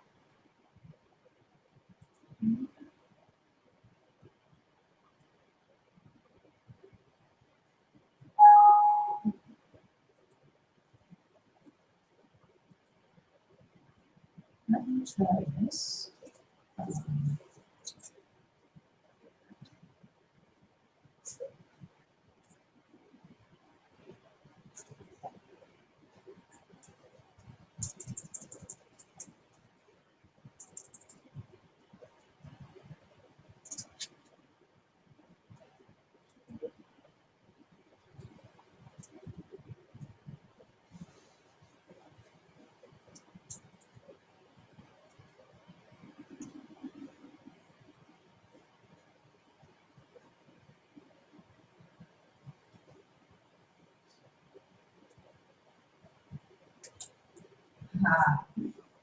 Okay.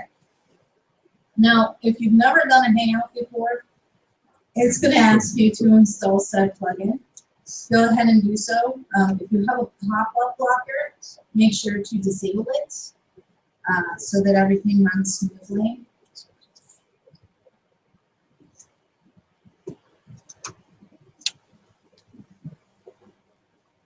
Does it automatically know which one to install?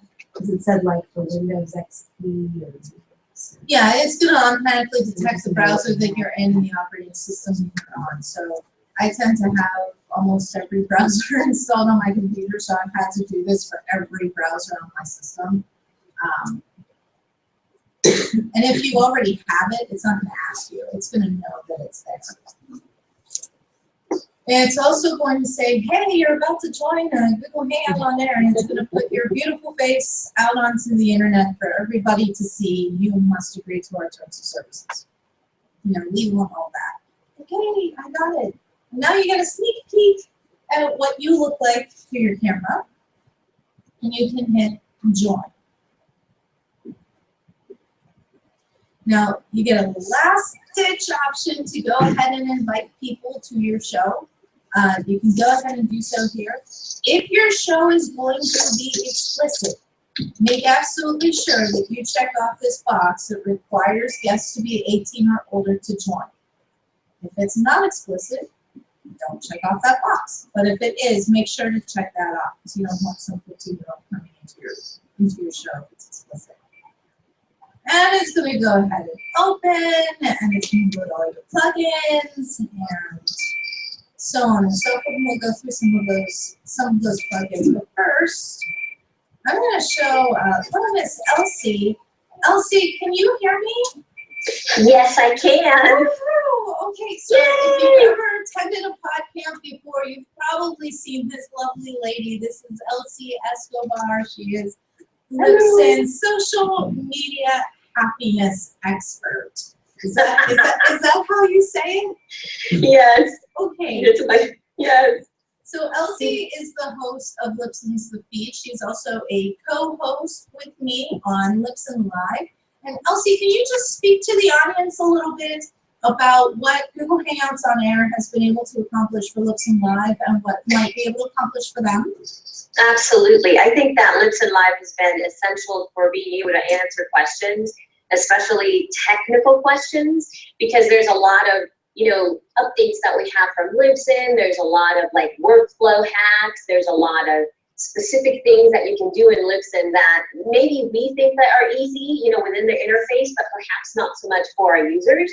So it gives the opportunity for people to get live walkthroughs through the process, ask questions, know who's behind the scenes, like knowing Crystal in terms of support and technical questions, that's a real person that's answering that. It's really been able also to help me be able to, if somebody asks a question, not even in the live event, but maybe just on Twitter or on Facebook, I can easily refer them back to some of our past episodes and say, hey, Crystal really talked specifically about this issue in this Hangout. Check it out, and your questions will be answered. And it's helped me so much. I'm sure it's also helped Crystal to answer support questions as well, to know there's something that is on, camera that is walking people through things. So I feel that if you have a live hangout and there's something very specific that you keep getting questions about for you, yourself, for your company, for your podcast, for your blog, for services that you offer, having even once a quarter, being able to address something like this would really, really be beneficial for your community to bring them together. that would be the example of supplementing your show as opposed Yeah. to having a daily driver for your show. Elsie, do you mind hanging in there for a little bit while I walk them through some of these plugins? No, please go ahead. Okay, so on the left-hand side is kind of where all your options are going to be, but we're actually going to start in your settings. So I was mentioning that oftentimes I'll actually hook up multiple cameras. You see here it's using the integrated camera, but this drop-down will light up if you have multiple cameras, so you can switch between those cameras. If you are using like a Blue Yeti Pro or maybe that ATR, you can switch to those microphones instead of the internal microphone.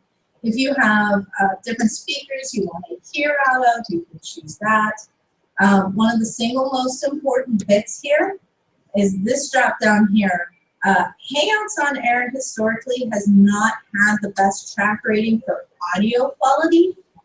It's kind of been really sketchy, but you can improve that dramatically by changing from voice to studio.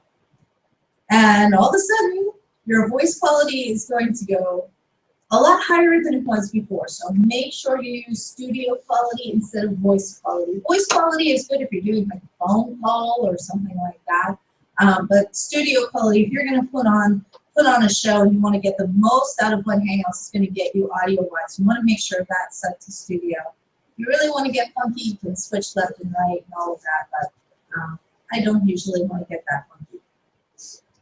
Down here, can't really see it under the start bar, but there's this little blue button, that's your save button. Over here is if you have a chat going on, your participants can do a text chat amongst each other. Now I use this one really frequently since I'm a tech show. This allows me to share my desktop with the audience so they can see everything that I'm doing on the computer by doing the screen share. So if you do have a technical show, or even if you just have a website you want to show, you know, if you have a blog, you want to show off your blog post while you're talking about it, you can use the screen share so they can all see your browser window. Some of these, there's your showcase app. If you've enabled the Q&A, of course it says this feature is disabled because I didn't enable it for this one, but it will actually appear on the right-hand side. We don't have any questions coming in, so there's not much to see anyway. But if there were questions, you would see them on the right-hand side. You can select them, talk about the answer, and then say that it's answered, and that way it's time-coded as to when that answer was actually given. You can take pictures of what's on the Hangout screen. Now, Cameraman is another app that's kind of important. Unfortunately, my resolution's kind of low. I'm not sure. Okay.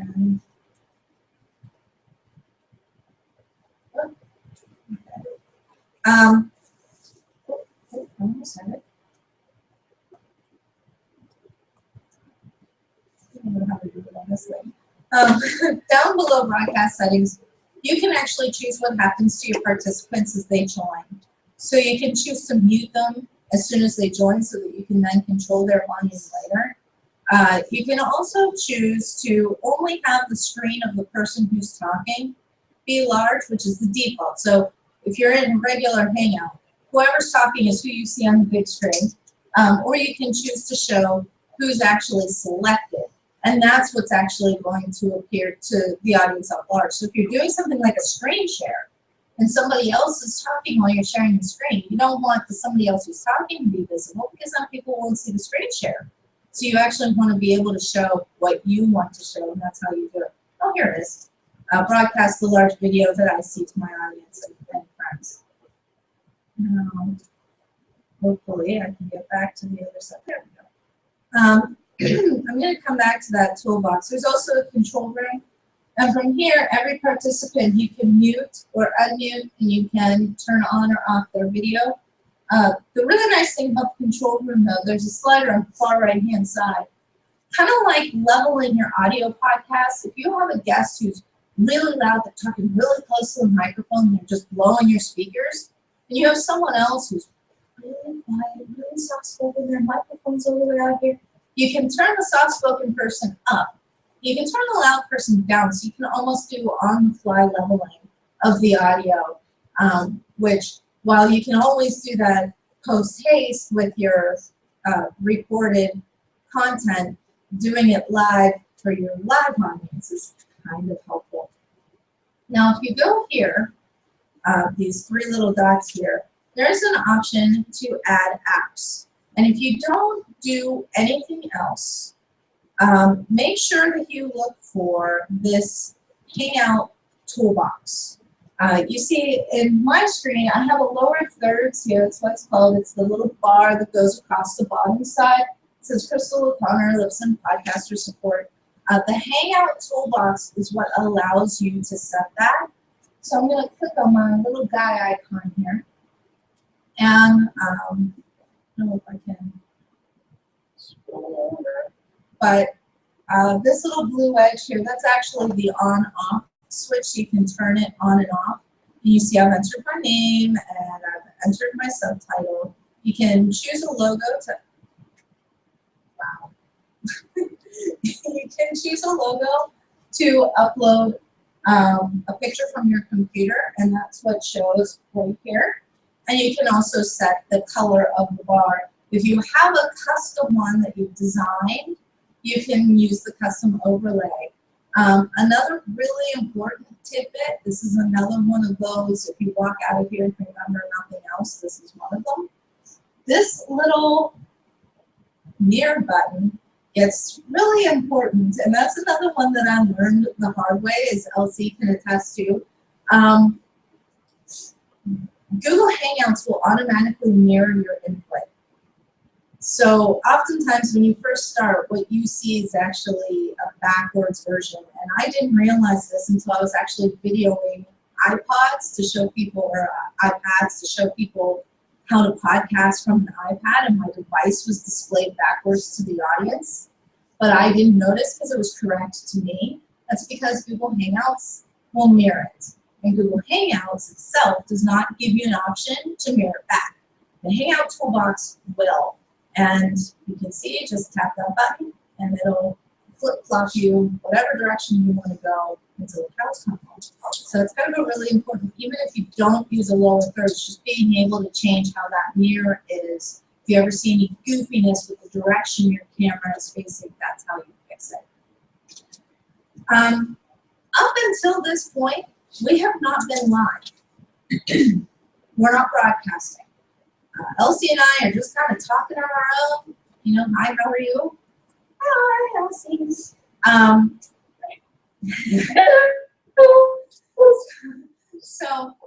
we haven't been broadcasting. We've just been setting up our show.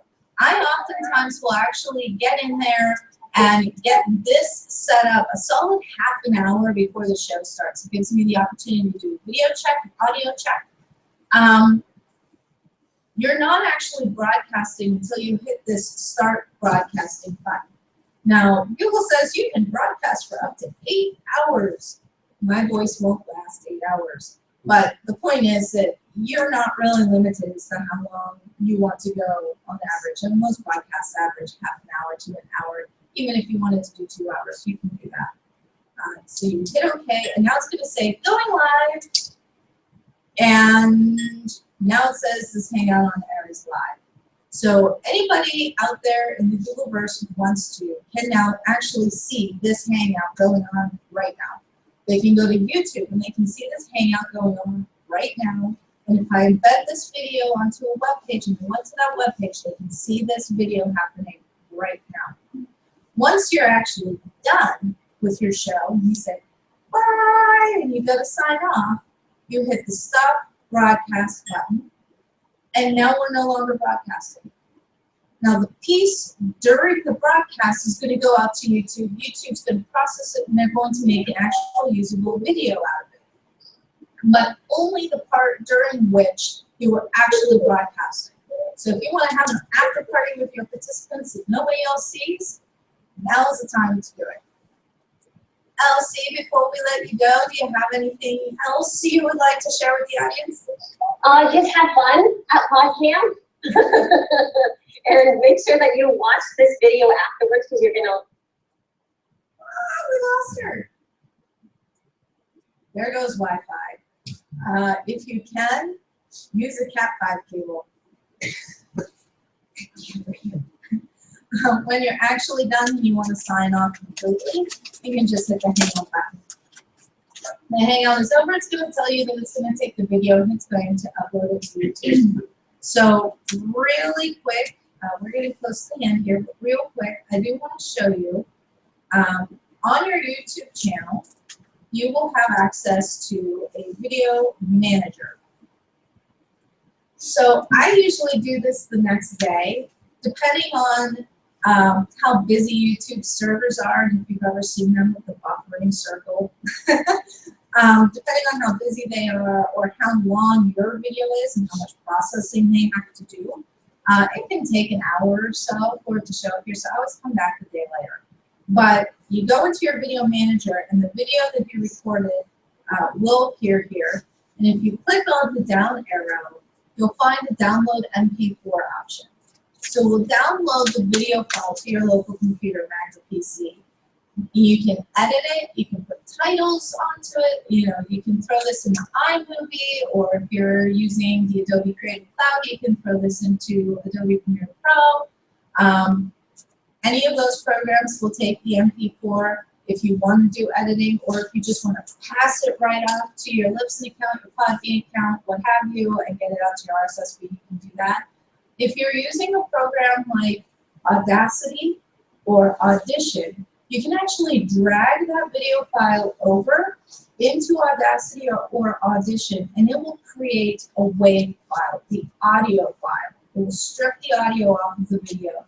Now you can do your editing to your audio just like you would a podcast. You can save it out as an MP3 or your AAC file and upload it to, again, your Libsyn account, your Podbean account, wherever you're hosting your podcast, and send it out as an audio feed. So as I showed you a little bit earlier, I do for Libsyn Tutor, we have an audio feed in iTunes and we have a video feed in iTunes. You can get it on YouTube. So you pass it out to as many places as you can. One of the ways to do that is to strip out the audio. And let me just double check and see if I missed anything here. No, I did that.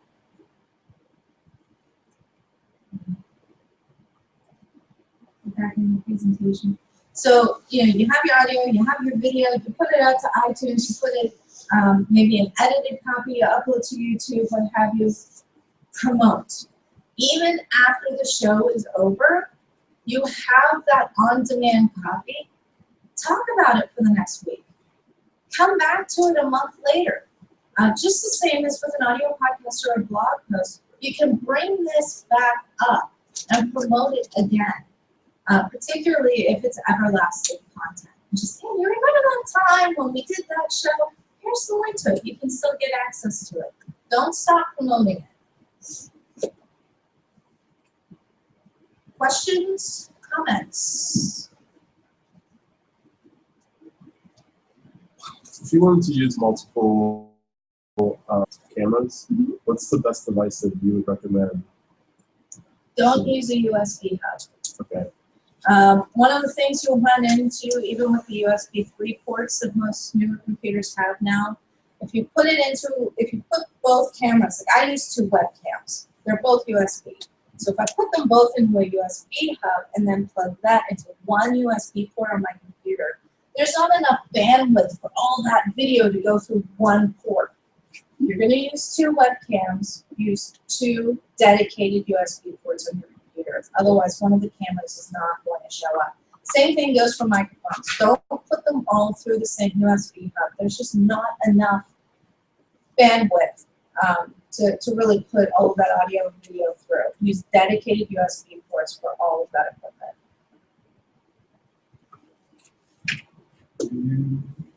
That's another question. Go ahead. Have you ever shot like using your phone or something, like on the go, using it to do something? So the first, I think it was the second and the third episode of Hangouts that we did, the Libsyn Live show. Elsie actually did it from her iPad at the Carnegie Children's Museum. She has 2 little ones, and she went with her husband. Her husband took the little ones, and she literally sat in the cafe with her iPad and her earbuds, and she co-hosted the show with me that way. So you can absolutely participate in a Hangout while mobile.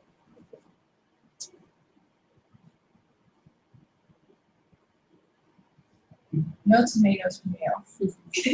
He told me he was gonna heckle me with tomatoes. I did not. I said I'd heckle you. I didn't say anything about tomatoes. Any other questions?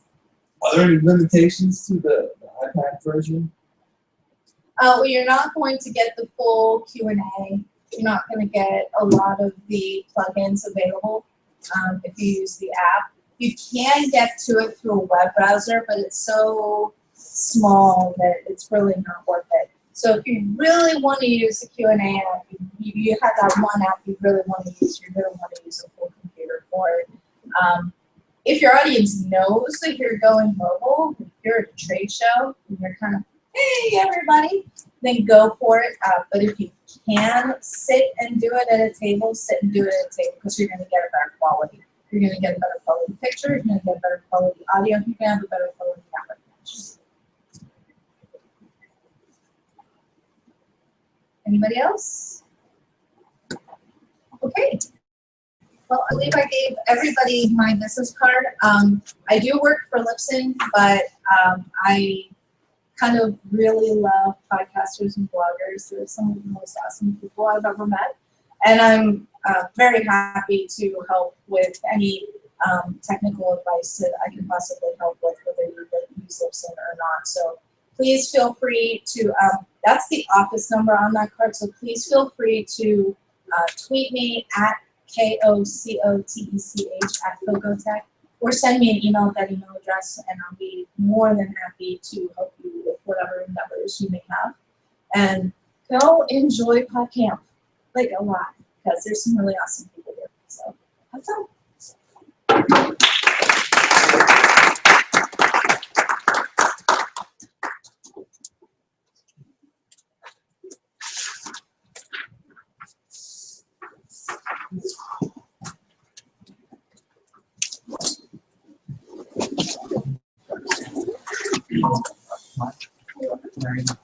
Oh, no, no.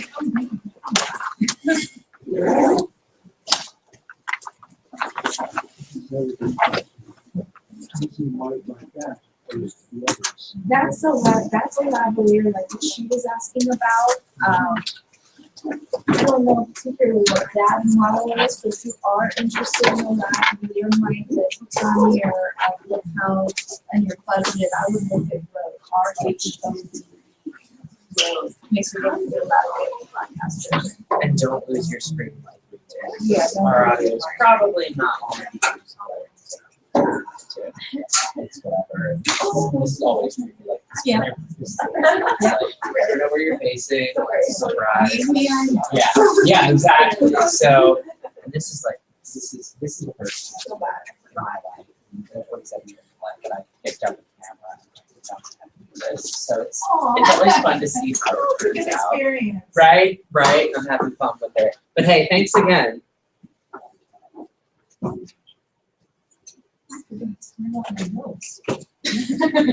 Oh shoot! Oh my God, it's still in my purse. You're an Lipson. Oh yeah. Very accessible. I was completely So I am social media is 10% of my job. So I work with college students, engineering college students, and they're growing us out of the water in terms of what they're doing in media and social media. So before I see them, they're not we want to do social media. Yeah, it's part of this before creation, right? So at this point, we're being confident to start branching out to like new states, right? This is a natural fit for us. We've had engineering competition, so on site would be a perfect place to have something like this. Yeah, absolutely. But the reality is I'm still at 10% of my job. So I guess the question is it something that your company would be willing to do with a consulting relationship? We would still be able to do things, but just to get us started. The company, Lipson, handles everything post-production. Okay. But do you have a business card? I do. Wait, we have one in my wallet. Well, I was gonna say, if not, you have mine. Yeah. Feel free to get in touch with me. If it's not something I can directly help with, I definitely have some consultants that do that kind of production work. I can certainly put you in touch. that would be my The black and white meeting you guys conference,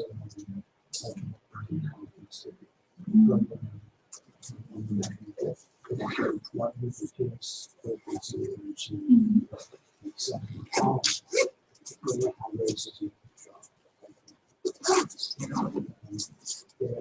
Sections currently.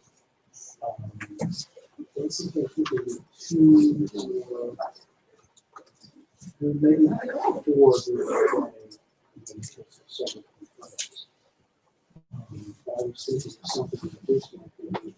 Well, all of these sessions that are being done here at Podcamp are actually being streamed live using Google Hangouts on Air. So this is exactly one of the ways that you can leverage Google Hangouts on Air or similar services. Some of them are paid, on a live stream, view stream. They do similar things. They're a little more complicated. They cost money. Google Hangouts on Air is, of course, free. But you can do conference sessions and put them out in a live stream. And YouTube gives you some really fantastic analytics, both for live and for on-demand watchers. So you can always go back and see where did they come from, what country, what state, what city, were they male or female, if that information is available, which video were they most interested in, how many downloads did I get, and what time period. They give some really fantastic analytics. So you can see, did this work for our conference this year? Do we want to up the game next year? Or, you know, we really didn't get that much engagement, so maybe we don't want to up that game. You know, they've got some big cameras going on and so forth here, but you can definitely do that. Yeah, I just, I think I've done it posted from the website,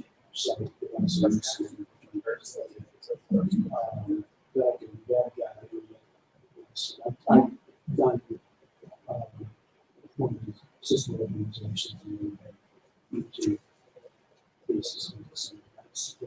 That's what I love about it, is the ability to embed it on a third-party website, however you want, and anybody, whether they have a Google account or not, can still view the content. And what we do with Lips and Lives, which people who don't have a Google Plus account and aren't going to be there to do the Q&A, about a week beforehand, we say, tweet hashtag Lips and Live with any questions that you have. So if you don't make it to the Q&A, or if you're not in Google Plus to use the Q&A app, we still sit there while we're doing the show with our phones, so we can see the Twitter stream and go ahead and address those questions as well. So you don't have to have a Google account as a viewer or as a participant. Only the producer who sets it up requires the user. It's very accessible.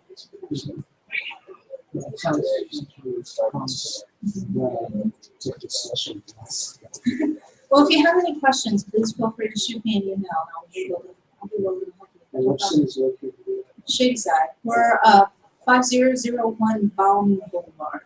I'm sorry, Bloomfield. We're right on the corner, and he and I have a thing. I say Shadyside, he says Bloomfield. He's our lead developer. Well, let's see. Bomb in that area would be. I found the Google Maps overlay of the area and the neighborhood outlines, and it's like it's on the border, but it's on the Bloomfield side. Yeah. You're on the Bloomfield side of Palm. Yeah. My brother lived on street some of the Liberty official Avenue. designations of neighborhoods are necessary. Right where the post office is. My car broke down on Bigelow last February. It was The area freezing too well. cold outside. My serpentine belt snapped. So I had no alternator, no power, nothing. And I'm on that busy section of Bigelow when it's going down towards Crosstown Boulevard. So I'm literally stuck with nowhere to go. And I called Triple A. I'm like, I need a tow, an all-wheel drive car, I'm gonna require a flatbed, it's 6:30, it's rush hour, it's winter, help me. And she says,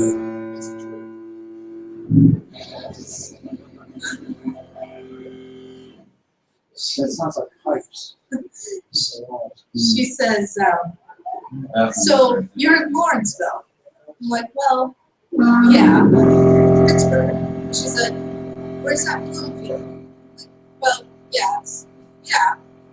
Or, wait, you said it was Lawrenceville.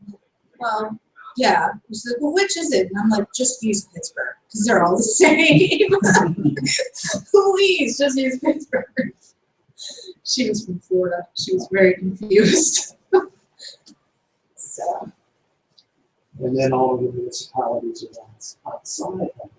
It's really mailing address. Think Mount Lebanon. Right. My husband grew up. That's a Pittsburgh mailing address. I grew up in Bethel Park, and we used Bethel Park. Okay. So when I was in 151.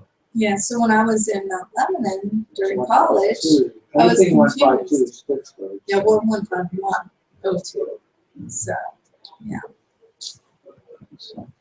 I've been video blogging my entire experience of the weekend, compiled up into one big YouTube video. Awesome.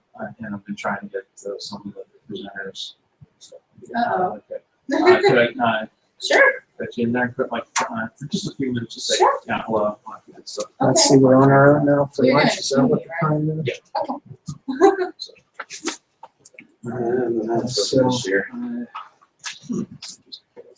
this is Yeah, they didn't do a Buddy lot. Crystal over here just ended her session. Okay. Well, what do you think your session went? I think it went well. I was really pleased with the questions that came in. It seemed everybody was really interested in something. You've had a lot of experience. So we currently work for. I work for Lipson, so this is my daily job, 3 hours a week. We have, of course, all the links and stuff. Like I've been telling everyone else, like I have the links to her places that we up there as well. So her presentations, I just wanted to introduce her because her presentation is the reason I've got to step up my game as well. Because, Taking it to the next level is what Exactly. Fragrance Craft would say. Thank you very much. You're welcome. Thank you for coming.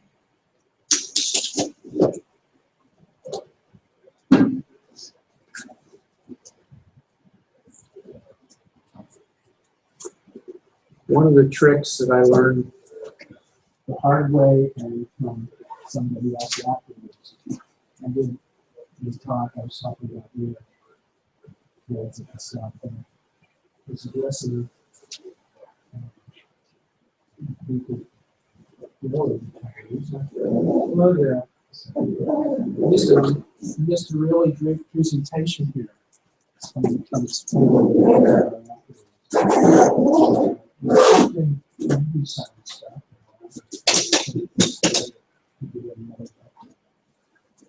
but I grabbed a couple of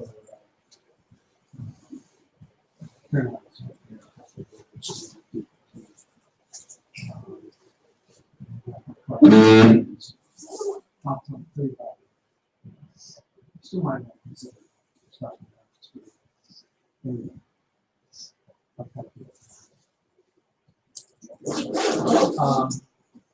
So anyway, I figured, well, I like, so sitting on the 10-minute broad study, and then I go to questions. So I did that, and I said, "Now, are there any questions?" And it just sat there. It's the hardest. I've been there. I've done that. It's the hardest thing. And are there any questions? And nobody would ask a question. And I decided after that I should have seated the audience with at least the people who hadn't come there. Give them, ask me a question when I ask for questions. Once the first person would ask a question, it would go on for hours. One person would do the first question. Well, there was a guy who was doing one for Robert Morris called storytelling and stuff, and how to give a presentation. And then she got to and said, "Oh, it's very simple. You prepare a question and ask yourself the question when you ask your questions." Yeah. I've even been known to say, "Oh, David from Kentucky submitted, this question." they don't know if that's true or not, but I know that the question's valid because it's something I've received in the past. So that'll kind of kick it off. And that's why we also, ahead of time, we use Twitter or Facebook to try to solicit questions. So if someone live doesn't have a question or doesn't want to ask the question, then we've got some questions kind of in our back pocket that we can pull out. Also, a hard-learned lesson. So. Well, I will pass it to the grad experts in the comments. Okay, great, Pass thank you. that to the people with the Black Lives Matter organizing schedule now and picking workshops and stuff. One of the things that we've had is that sometimes if you workshop, people don't want to be identified. So they may not be on camera, which yeah, you would just point the camera at the presenter, right. And then if they don't want to give their name when they ask the question, then they don't give their name when they ask the question. So, that would be neat to be able to, I don't know if it's so important that it be live cast, but having it for later. Right. Would be Well, and a lot of podcasters do it specifically for that reason. They may not necessarily need the live element, but they like having the video up on YouTube because a lot of shows now, even audio-based shows submitted to Stitcher and iTunes, start their audience on YouTube. Pittsburgh Dad started his, just with a funny video he posted off of a smartphone, I believe, over on YouTube. So if for nothing else, the searchability of having that channel built out on I've YouTube. had friends say, you've got to get podcasting, these are people who don't podcast, but say, They want to listen. They They say, wanna hear you've you. got to get your message, you get out, because I do activists work on a number of things, public policy issues and things. It sounds like you've already got an audience in the way, so it's Oh, holding I you back. have people, I've gone places, and was it somebody, I could hear people saying, if you're saying it, that's my position, and type of, if you listen to me, when, for example, I started the mayor for their office. I was interviewed by Mayor Peduto. Yeah, I started his quest for mayor. When I was interviewed, well, I wasn't interviewed, we were just at a rally. The reporter from the city paper was there covering it, and we were chatting about the public policy issues and stuff. This was over 10 years ago when Jimmy McCarty was president of the council, and everybody was expecting him to be running against Murphy the next time. And Bill had only been on a few months on the council. And so she said, by the way, who do you like for mayor? Expecting this. Because she knew I didn't care for Murphy. And I said, nobody there. And she went, what? And I said, yeah, I like what he's saying. Well, the next issue that came out quoted that. So it comes out Wednesday evening. Thursday morning at 10 o'clock in the morning. What the hell is going on? What'd you do My that phone for? has been literally ringing off the hook. I haven't even had a chance to go out and get a copy of the paper. And from that point on, he was running. Of course, he said, I was the one who started it. And for over a decade, would hardly give me a time of that, only to be not totally publicly rude to me, where he just sort of, yeah, everything. So he sort of brushed me off. Again, in the politics, And that he happens. still never sat down and talked with me. I requested a few years time. And so he was running this last time in the primary, he was running the time he actually won. And I saw him say, his supporters just went, I said to him, when you started in running. And she looked at me and I said, I said, because Bill was about as far as the corner of the talking to somebody, and he finished and started walking. He said, Bill, get over here, get over here. You tell her I'm the person who started your running for said, no, you didn't. And I said, yes, Bill. And he said, no way. And I said, Bill, and I told him, he counted the thing. He turned not quite as red as that top on the bottle, but close to it. I said, I didn't do that. And then he said, my mother's not going to do this. I said, what? Why is that? She doesn't want me in politics. I said, how come? I said, she's afraid I'm going to get hurt. And so we chatted a little bit. But since then, he at least gives me a little more empathetic.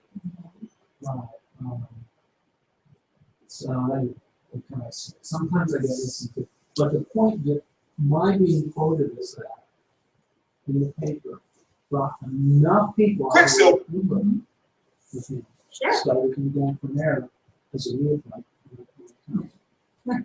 So, yeah, no, I do have, I've been up in the, most of my following tends to be more distressed areas.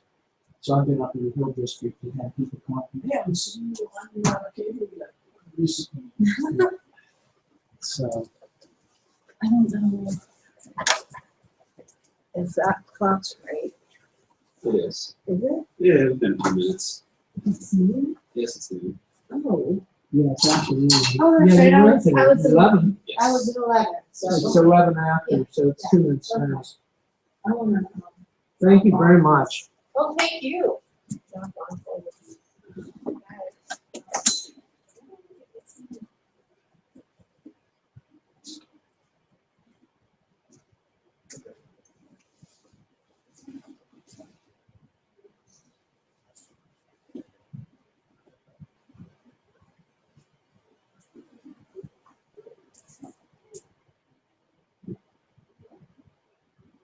Oops, no.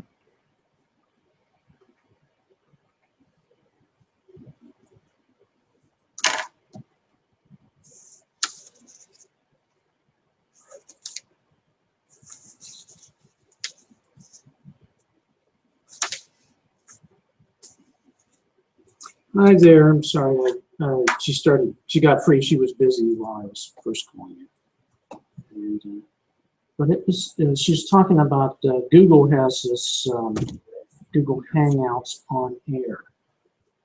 And you can do what you're doing with your phones and everything, but you can also do it with video too. And so, have you tried any of that yourself?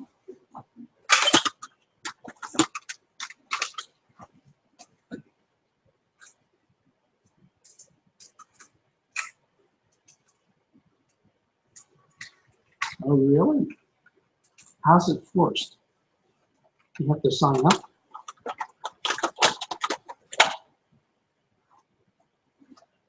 Oh, really? You mean through the...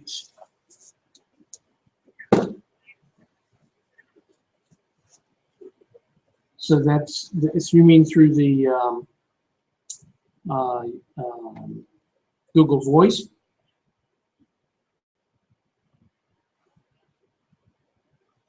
Ah, what's the disadvantage to having it on Hangouts?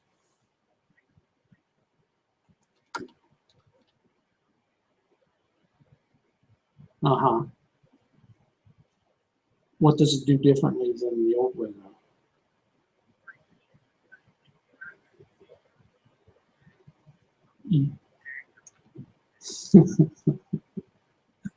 Yeah.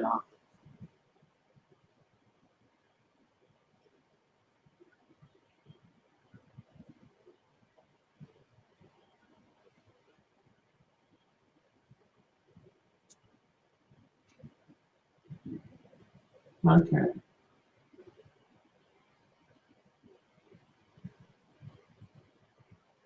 All right. It just looked like something to be useful with the background and put your stuff on YouTube too and stuff. Do some things when it comes away. All righty. I'll talk to you later. Bye-bye.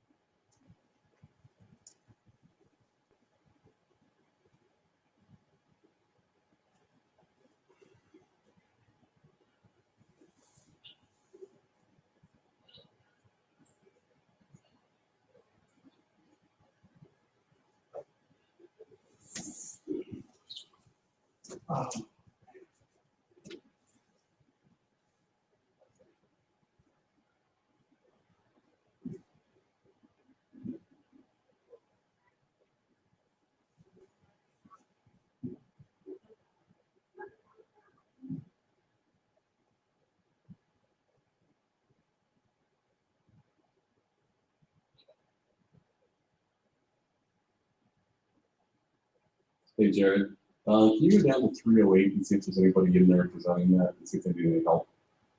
I'll take a look down here and on 2, and then just keep an eye on who's coming up to the stage in the big room. All right, thanks. Bye.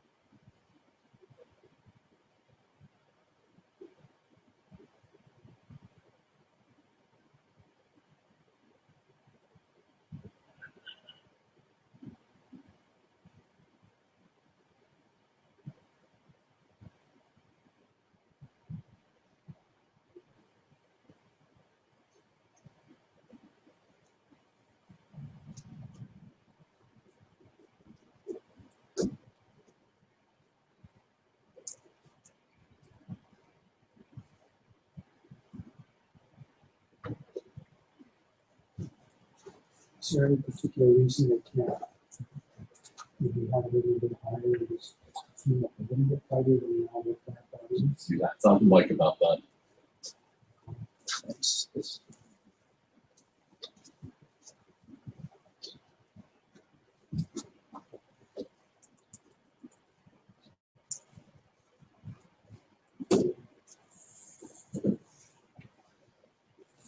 now it's showing on the screen mirrored. Does that mean that's what's being? I have nothing to do with that aspect of it. Oh, wow. You have to talk to Mike about that.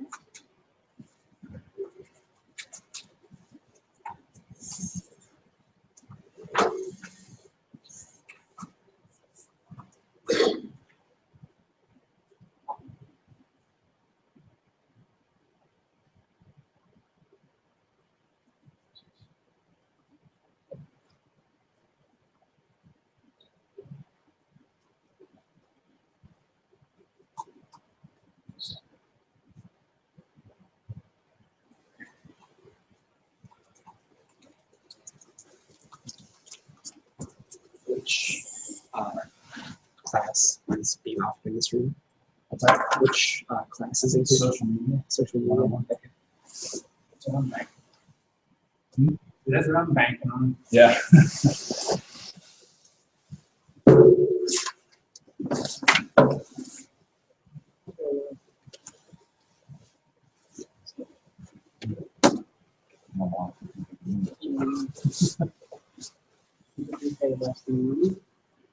Yeah. I feel like every night's the street. Just from that,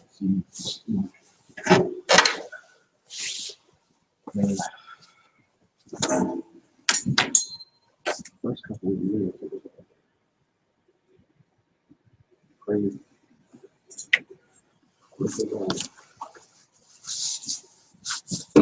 Some sections they have students that want to there's like live stream.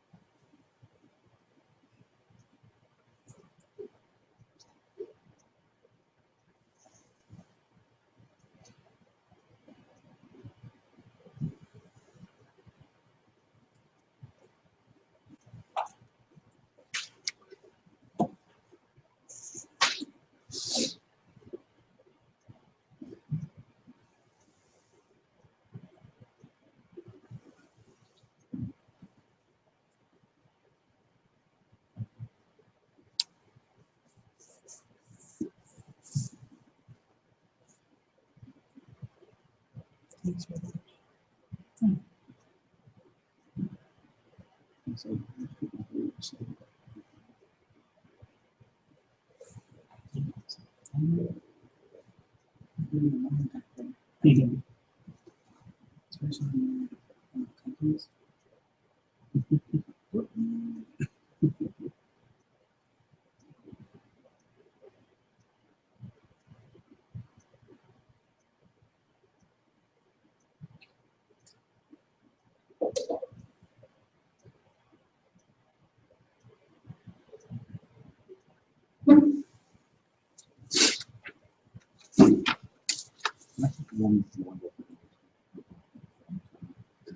I thought that the last time I saw this in the that was me. I think she's touching my face.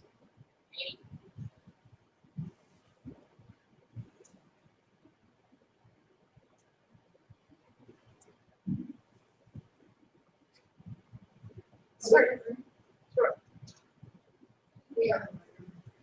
Well,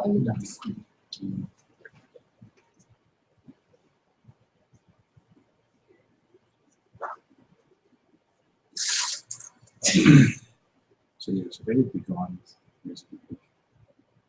Done the heavy graduation. They're leaving Thursday. Graduate Saturday, work Sunday. What time are they leaving Thursday? What time is the graduation Friday?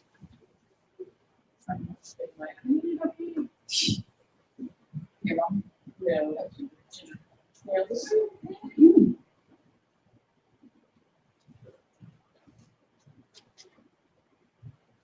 Everybody enjoy the lunch? This week that's the Subway. We had 5 minutes. We had 5 minutes. We were hoping that the Hello Bistro was open, but it's not. That's everybody's talking about Whole Bistro, and we found out that they weren't. Yeah, it's like 19 days until. Damn it. You tease us so. Well, looks like we're here for the social media 101. And we generally start out the question for the session is, what do you folks know? Because if you already have a social media account set up, obviously we don't want to teach you how to set up a Twitter account or Facebook account. If you're preliminarily using them, again, we don't want to necessarily start out with this is how you log in if you know how to do that. So, what do you know? I know how to set things up. Okay.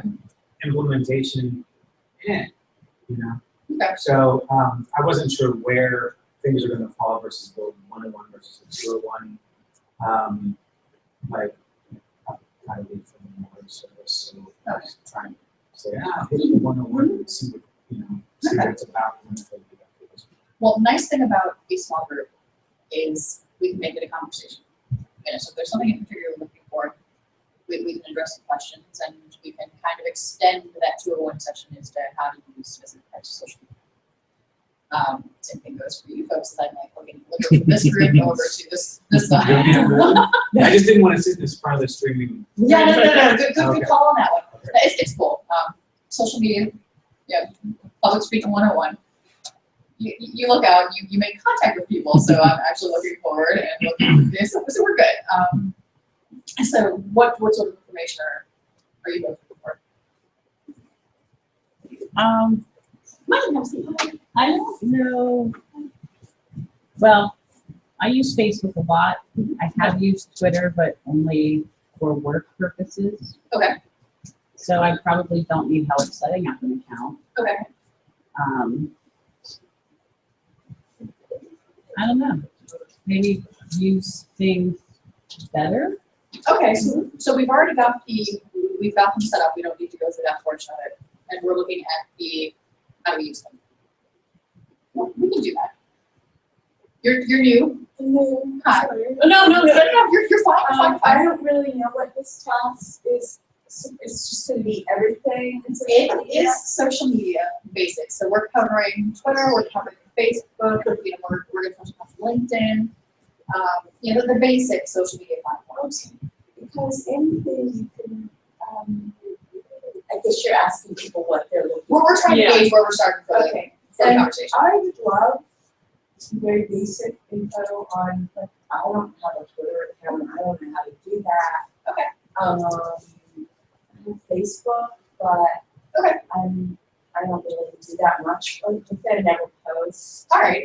We're once I did, and what other stuff, blogging, like how you would just set up the initial blog. Any, but whatever. I'm just telling you. That's cool, and that's good. My needs are really basic. All right. Well, as far as setting up a Twitter account or podcast, like those are all going to be in various sessions throughout the time here.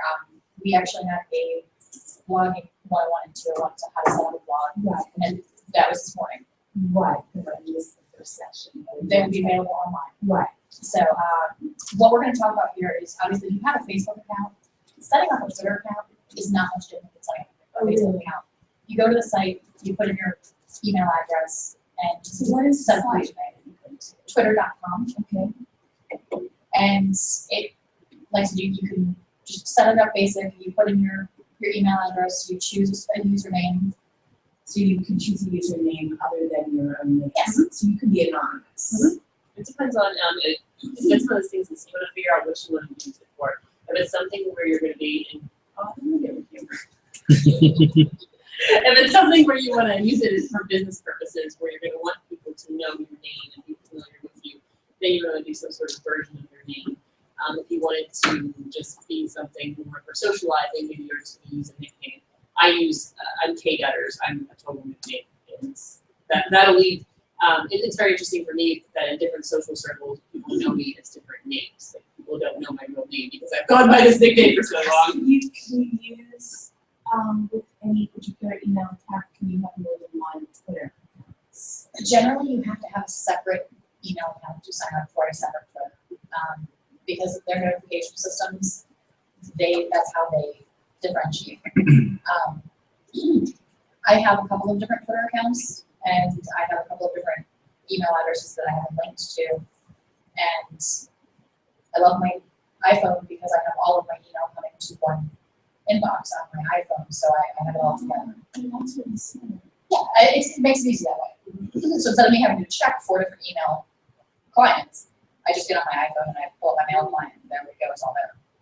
And just, again, just putting it all out there, because if there's, anything we discussed already, why one would even use things like Twitter or podcasts or And that is any of those, like, what is this all about? That is definitely something that we do cover. And It's I'm all good. maybe less advanced than this.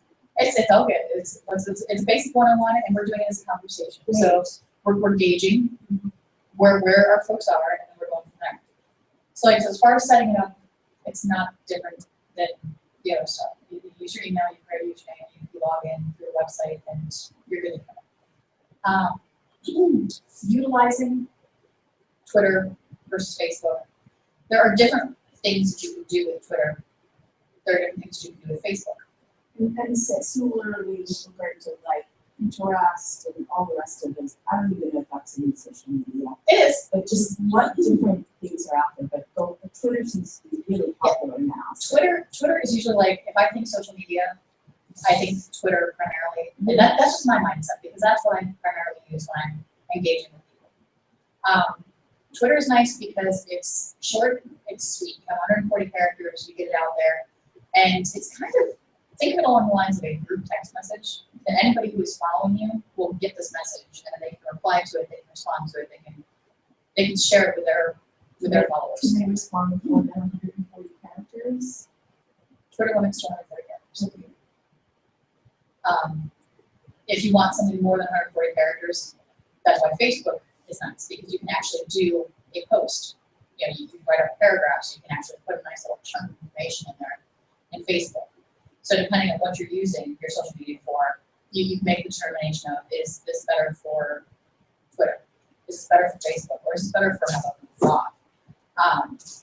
If you have a blog, like I know with our Podcamp website, for instance, we have it set up that when we make a post, we've announced our sponsors whenever we've gotten a new sponsor in. Hey, welcome. We're proud to have so-and-so as a sponsor. We put up the website bit, do an introduction, and then we have that set bit when we hit click to make that live go post or post live, it automatically sends it to our Twitter feed and our Facebook feed. So the way that we have it set up through the blog automatically puts it on Twitter and Facebook. So you get a nice little snippet on Twitter and Facebook that says whatever the title of the post is. So for our sponsors, for instance, it's Libsyn sponsored Podcamp Pittsburgh. And it'll post from the Podcamp Twitter account, Libsyn sponsors Podcamp Pittsburgh, and then it has a link that people can click on to actually pull up that post. So that's something that you can set. So you can have links from your blog exactly to your Facebook account or to Twitter, exactly. And vice versa. Exactly. You can link, but you can link it, but you're saying you can also go automatically. You can do it so that it automatically sends it out.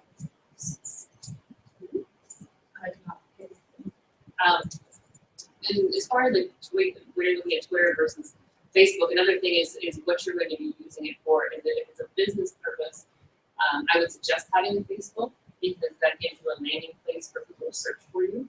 It's a nice place if you have a business, a brick and mortar place, or any place where you can put hours, your address, and contact you. Facebook. Yeah, I would suggest that. That'll also come up in searches. Okay, so also why do you, I don't want to monopolize this, so I'm just stop me, because I just have some, so just finally here, why do have a Facebook versus just your own website? That's not. Because to have your own website, you generally have to have a space to host it, which comes into different requirements that you have to have. Facebook allows that you can do it all through Facebook. So if you do if you purchase a domain name, my website.com, you can have that so that goes to your Facebook page. If you do a full-on website, you have to find a website host. You have to set up the website. So you have to know more information.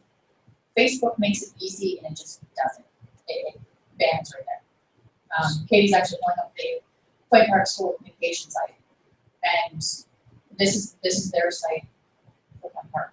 But it's on Facebook. It is on Facebook. It's not a step, it's not a this website in and of itself. This is their Facebook page. But do they have to purchase the domain Point Park College? Not for this particular thing. So a lot of times, because you were saying purchasing a domain name, where there isn't like a domain name store. That would be something that would be covered more in like probably the blogging session is where to purchase that. So we're not going to get into that here, but yeah, we can have a discussion after the class too. That's perfect. So yeah, those are the basics for it.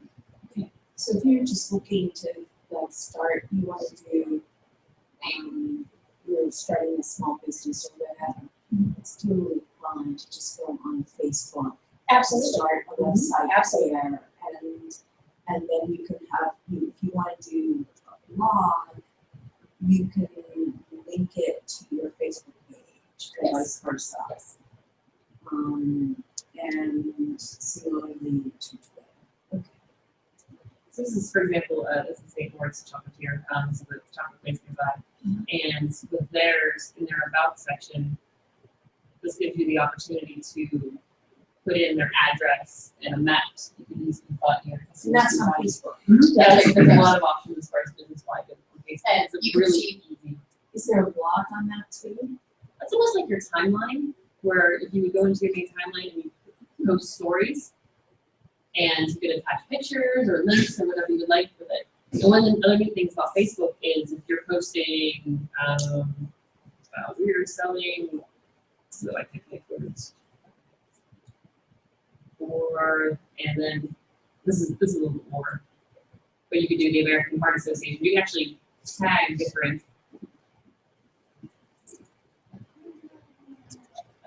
But yeah, I'll just click mark. Sorry, I'm like. So we're selling chocolate for Point Park University, and if I were to put that and I put that in there, this is a lot of things to take. I'm sorry if I give you a lot of things at once, but I'm just kind of showing you the options. You could tag somebody in a post, like for example, I would tag Point Park in this post, and when I post this, they would be notified that they would tag, and then that way, if someone was looking at this, like, oh, I wonder what Point Park University is, and they'll click that, and it'll take them to our Point Park's Facebook page, and then Point Park will see that, and they can also share it, so therefore your message kind of gets shared on and on. That's another opportunity for that. Because I just still see a lot of people I know in business, in my particular business, who they have their own separate, looks like they have just their own website still. Yeah. So that entails finding a place and. Yeah, my husband works sort of video. We're doing a video for Podcamp. He has a Facebook, he has a Twitter, and he has a main website.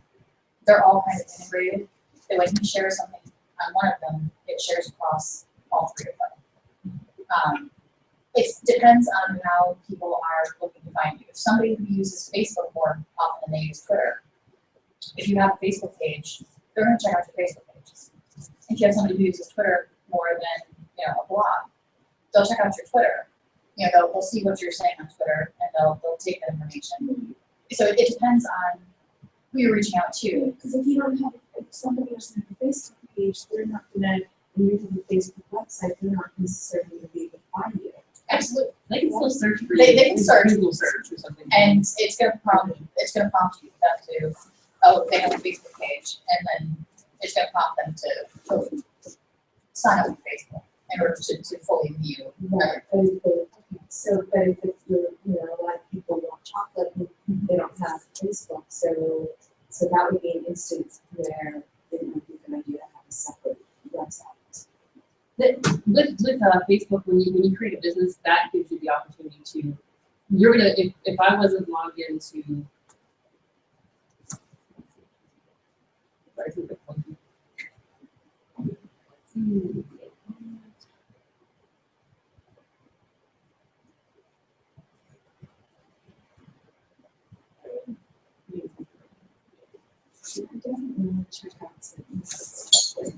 Yeah, sorry about that. No, it's alright. Yeah, this happens to be a site that she uses, company that she does work for, so.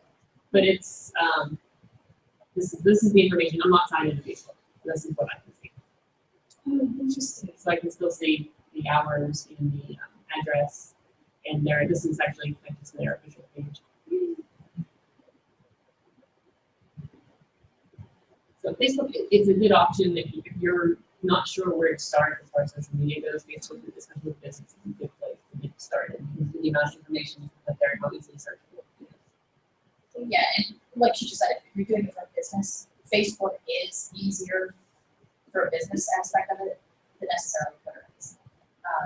Again, Twitter is more streamlined and it's more, I mean, you can show pictures and stuff with Twitter, but I like to say this each year whenever I do the social media one-on-one. Twitter is the social media for people who need. It's short, it's sweet, it's right there. 5 minutes later, the conversation is, technically still in your stream, but it's so far down your stream that you can't pay attention to it, or that you won't pay attention to it. So it's more for instantaneous.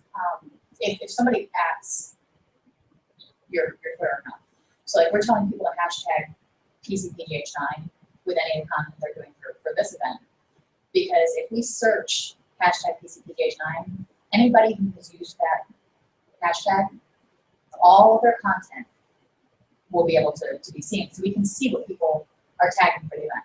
We have people talking about sessions that they're attending. We have people talking about the sponsors that are here. We have people talking about the fun stuff that we have going on, whether it's a hallway conversation or whether it's we did some fun stuff with our social media. We have the picture frame that's upstairs that has the Podcamp logo on it. And we have the cute little face things, just so you can take some funny pictures and just get them out there and just have fun. So all of that stuff, if you're looking at what we're doing, people are tagging at that. And when you search it, this is what it comes up with for the hashtag for PCPGH9. There's some sessions, there's presenters, there's laughing. But yeah, anybody who's taking and sharing information about the numbers and nice. And the Twitter account, the stuff comes after you sign up and you link it to an email account, you get the Twitter info through that email account. In other words, it shows up in your email. You can change your settings that you either get notifications or you don't get notifications. The only notifications I get from Twitter by email is when I have a direct message from someone. Because if somebody's reaching me as a direct message through Twitter, they're trying to contact me, and they may not have my phone number, they may not have my email, but they're a friend of mine on Twitter. So I would get an email that says, you have a direct message from so-and-so. And then I know that I can log into Twitter, check that direct message, and then respond back to that direct message. Some people, I know my husband has a group of people that he interacts with regularly. He will get a text message for those people whenever they send a tweet. So his phone will sit there and literally it'll just be like, when your phone comes up that it has friend contact information, it'll say Twitter, and it'll say @KDutters, and then whatever Kate tweeted, she tweeted this morning, I'm in Podcamp Pittsburgh. His thing will show up, Twitter, @KDutters, hey, I'm in Podcamp Pittsburgh. And then he just has a string of them as they keep coming in. His phone buzzes constantly because he has a vibrate. But that's how he uses it. I don't have mine set for those notifications because when I'm at work, my phone can't buzz like that. It would drive my coworkers insane. So I don't have mine set like that. It just depends on what you're using and how you want to get the information. Or it goes through, so if it doesn't go through your email account, where does it show up? Actually, in Twitter itself. Yeah, Twitter. When you You log can, in. you can either go to the website or you can download, they do have apps for phones, for smartphones. So it's just like logging into like an email. Yeah, email. exactly, You log exactly. into Twitter and it can just show up. Yep. Okay. And you can follow people. Yeah. And thinking of it more like, not as much like email, but more like Facebook. You log in, you have your homepage, and all your stuff is there. And things come. Yep. Whether it's you're following people and they're. Usually, when you pull it up, it comes up to your main. Can you share us? Yeah, that's what I'm gonna do. Is I'm gonna pull up my.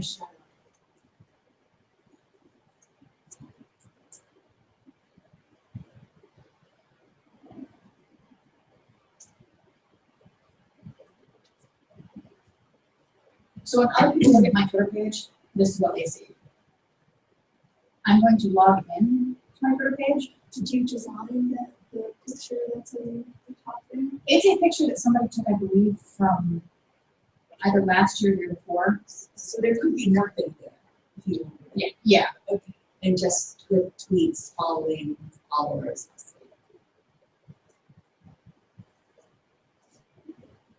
While you're doing that, what's the point of the hashtags? Like I see that people come up with these creative hashtags. Hashtags, there's a couple different uses for hashtags. It's the easiest basic function is to follow along a conversation. Particular maybe an event will have a particular hashtag, whether or not it's something going on. It's just essentially you can way to keep track of what people are saying about a particular thing. Lots of people hear about hashtag campaigns where businesses or organizations create essentially their own hashtag that they want, and they make a whole campaign around it. That they might, like the Ice Bucket Challenge is a good example of that, where they created this hashtag and then they created a campaign around it. And that way they were able to see how their campaign was doing and also get people excited. When you see kind of unusual hashtags, you are like, I don't know what that is. So a lot of times you just click on it to see what it is. And that way, now suddenly you're aware of something you didn't know 2 seconds ago before you clicked on that. And then how do you even know it exists? Like, so somebody, because and how does it show So up? you might see somebody talking about it. Now I'm logged into my Twitter account for the Podcamp Twitter. When I log in and it brings up my homepage, this is what I see. So my friend Jen is saying, bummed I couldn't take a picture of David Bowie's bunny outfit and Catch Chicago or something like that. PGH Jen is someone that that the Twitter account follows. She was a previous attendee. So she is somebody that I was interested in following for what they're posting in their content. She wouldn't lie about David Bowie's, that's cool. That is very good. If I go down and I look through the rest of my feed, these are all people that I follow.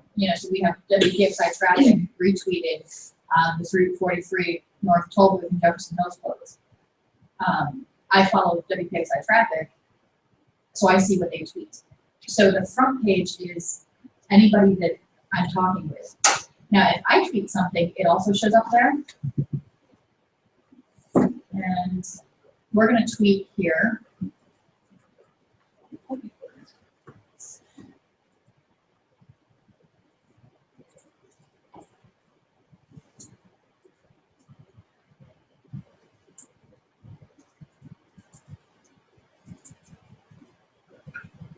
And I'm going to go ahead and hashtag it PCPGH9, and you see that the hashtags start to pop up. Those are the ones that are most frequently used at this point. So Twitter will it'll try to think of what you're trying to type, so you can just click it. So PCPGH9, so I'm going to click. It automatically fills it in. And then the hashtag is now embedded in there. So we're going to tweet this, and now it comes up in my screen, because my tweets also show up in my main feed. Now, if you notice at the very top up there, it has 13 notifications. This is the notifications that lets us know what people are talking about.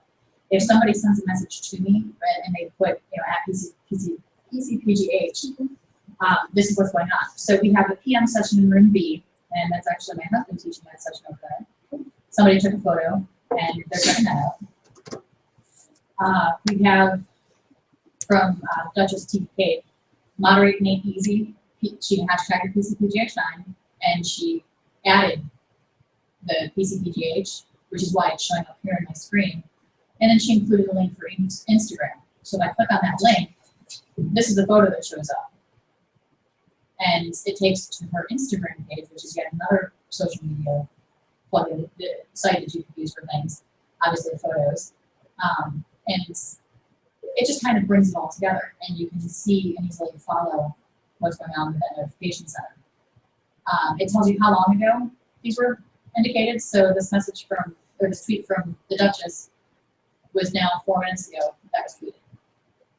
So you can see something, and if it's something relevant that you wanted to see if it's something recent, it'll give you a timestamp on it. We have 2 new notifications since I last sent my tweet. And Kristen Ward says, hi back at you, PCPGH, Social Media 101. So that's somebody who follows the Podcamp account, saw that we're teaching the session. And if you actually click on this, it'll tell you, what is it telling you? Usually it shows what the conversation is when I click on this. I don't know why it's not here. Okay, Go Bobo is also commenting to the hi PCPGH. When I go home, back to what's in my feed, it will show, here's the original thing. I have 6 new tweets. In those tweets are also the app messages. So you see the line that says, the line that connects the Teaching Live Social Media 101 session, say hi if you see this message, and it has that line that goes down to where Go Bobo said hi. Where's the line? Right there.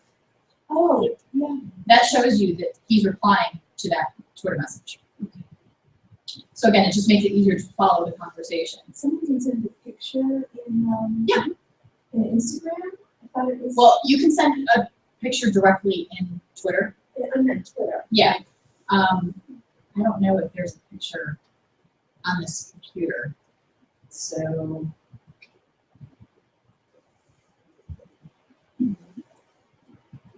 What are you doing, Katie? Nothing much. You're taking a picture of me during the session. Thank you, Katie. Very much. This is very bad. It's kind of creepy.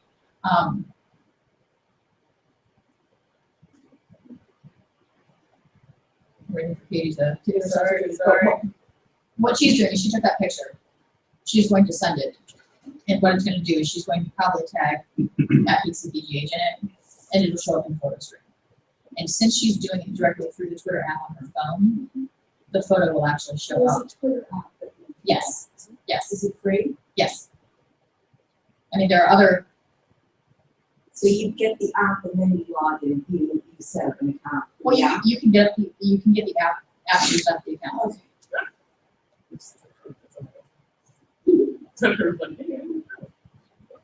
Okay, so now we're back to our main landing page. We have 4 new tweets, and one of them is probably going to be Katie. Not yet. Yeah, will be. Katie's just taking forever, apparently, getting this to the social media. There it is. So here's the picture, and you see that it popped up down in the corner.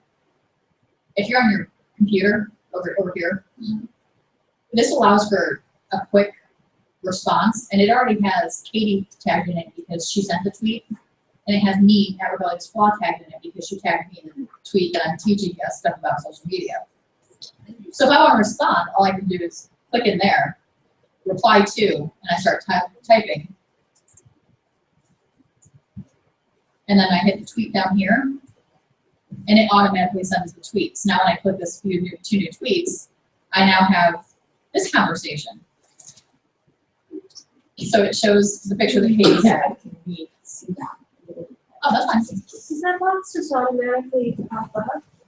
I'm rarely on actual Twitter.com. That's my problem too. I use Hootsuite, so I normally use my phone if I'm using Twitter. So yeah. this is new to me. But it is popping up as people are adding PCPGH. So I'm thinking that it is something they've done relatively new. Something else that is just kind of with Twitter, and if you go back to my tweet, what I did with her is, it's really hard to see, but before her name, I put a period. What happens is if I would just put tweet to Rebellious Flaw without the period, just to start out with her name first, only people that follow her and I would be able to see it.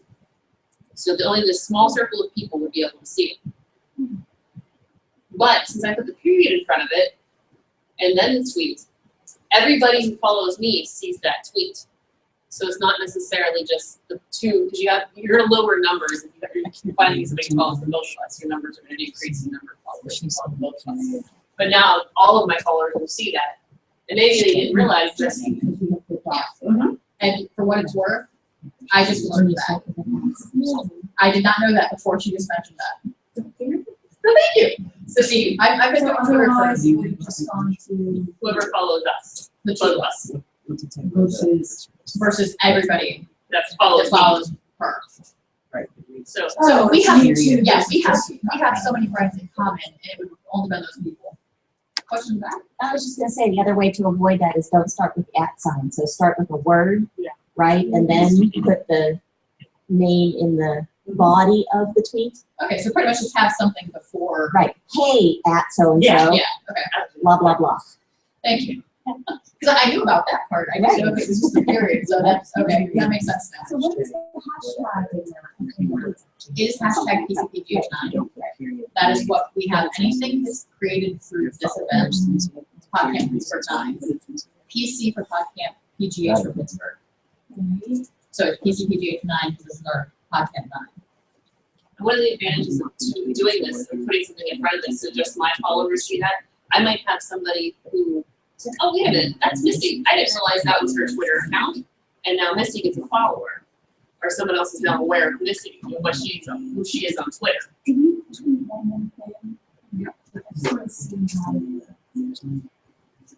I'm going to go back up here. And this is on the app. I'm on the website. And if you look up here in the corner, it has this quill looking thing. That's how you create a new tweet. So I'm going to click on that. It's going to compose a new tweet.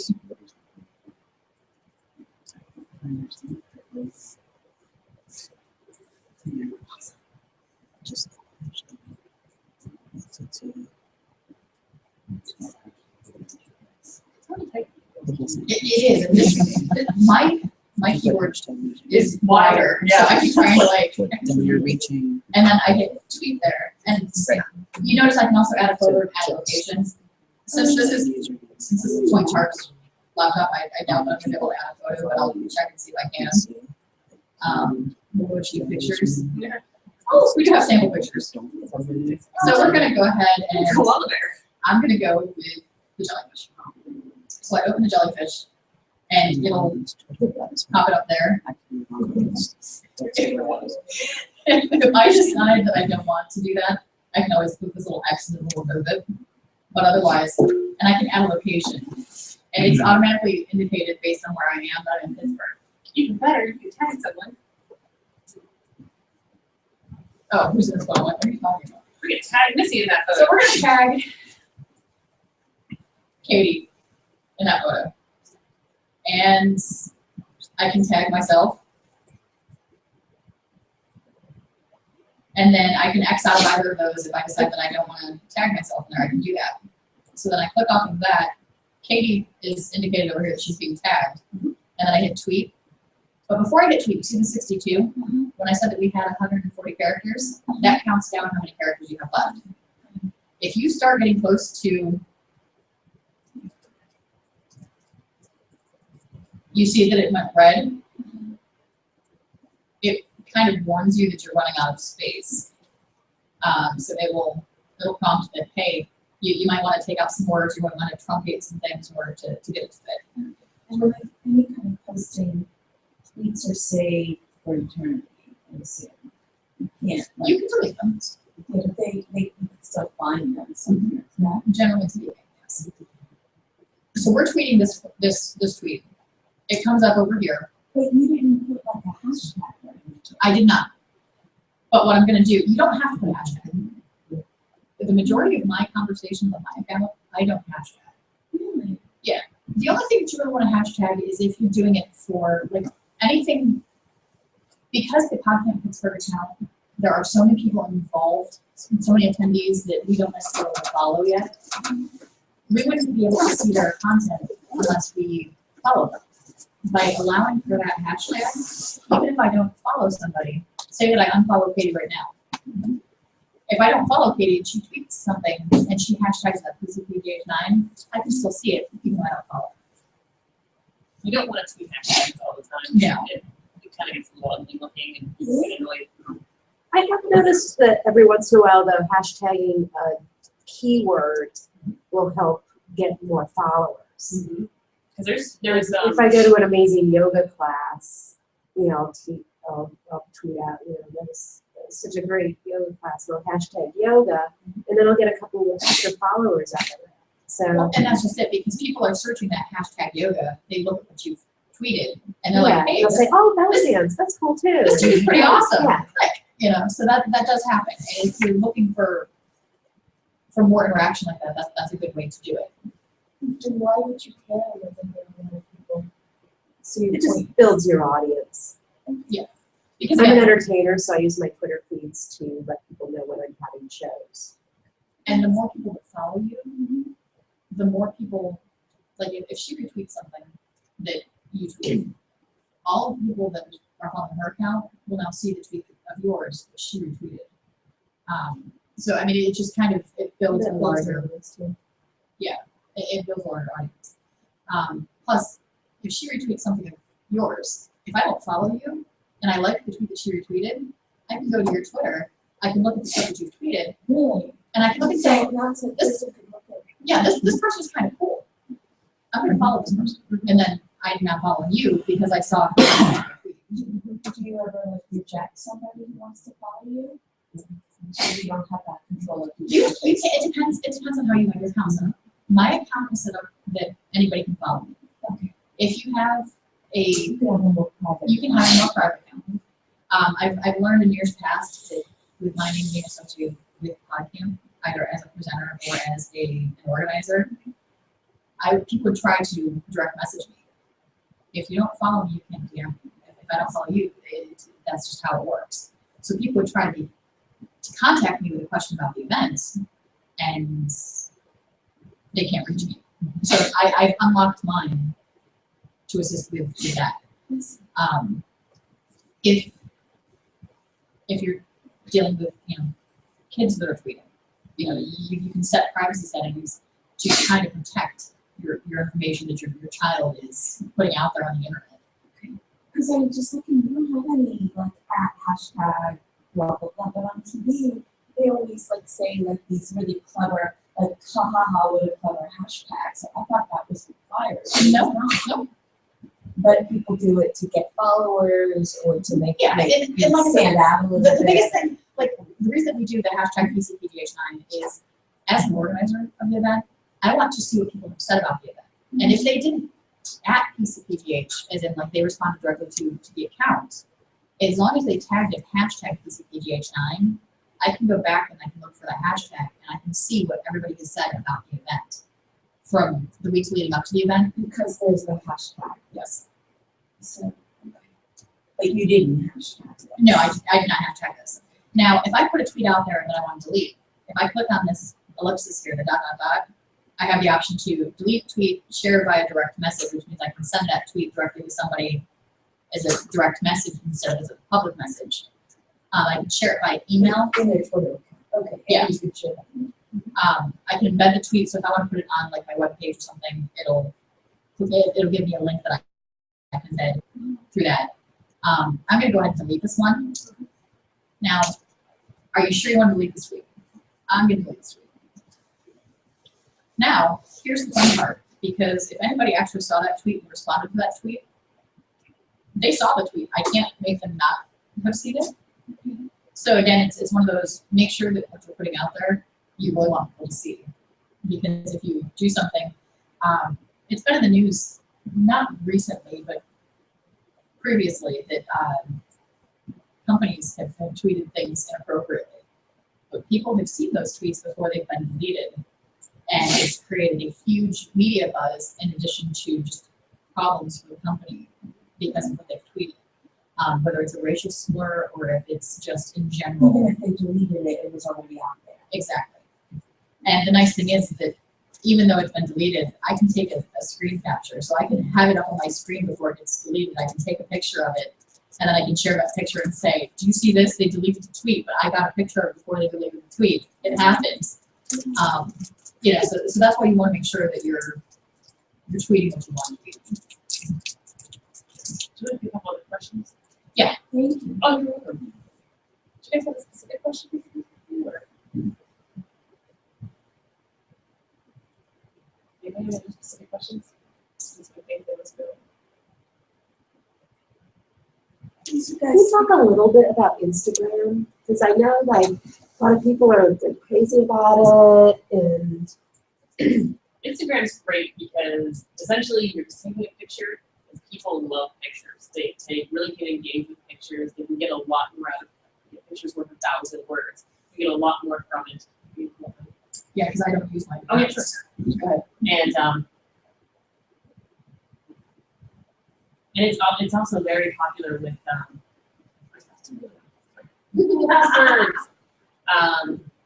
with younger people because they do like doing the more visual social media sites. Younger people. Yay! Oh, that was a Jen. I just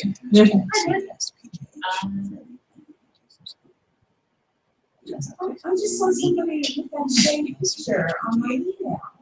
Really? Where's that from? Yeah, where's that from? Oh, it's a David Bowie exhibit in Chicago. Yeah. Yes. One of my favorite things about Instagram, this is my Instagram page, I'm very much all over the place if you haven't noticed, just that sort of thing. Essentially, we'll start with, this is my one from last night. I was up on Mount Washington and I posted a picture of my view. And it's, for me, I like Instagram. It's very short, it's very sweet. It's a picture and then I can talk about it. I can be silly, I can be serious, I can do a lot of different things with it. I do. So Instagram is kind of like the Twitter for pictures.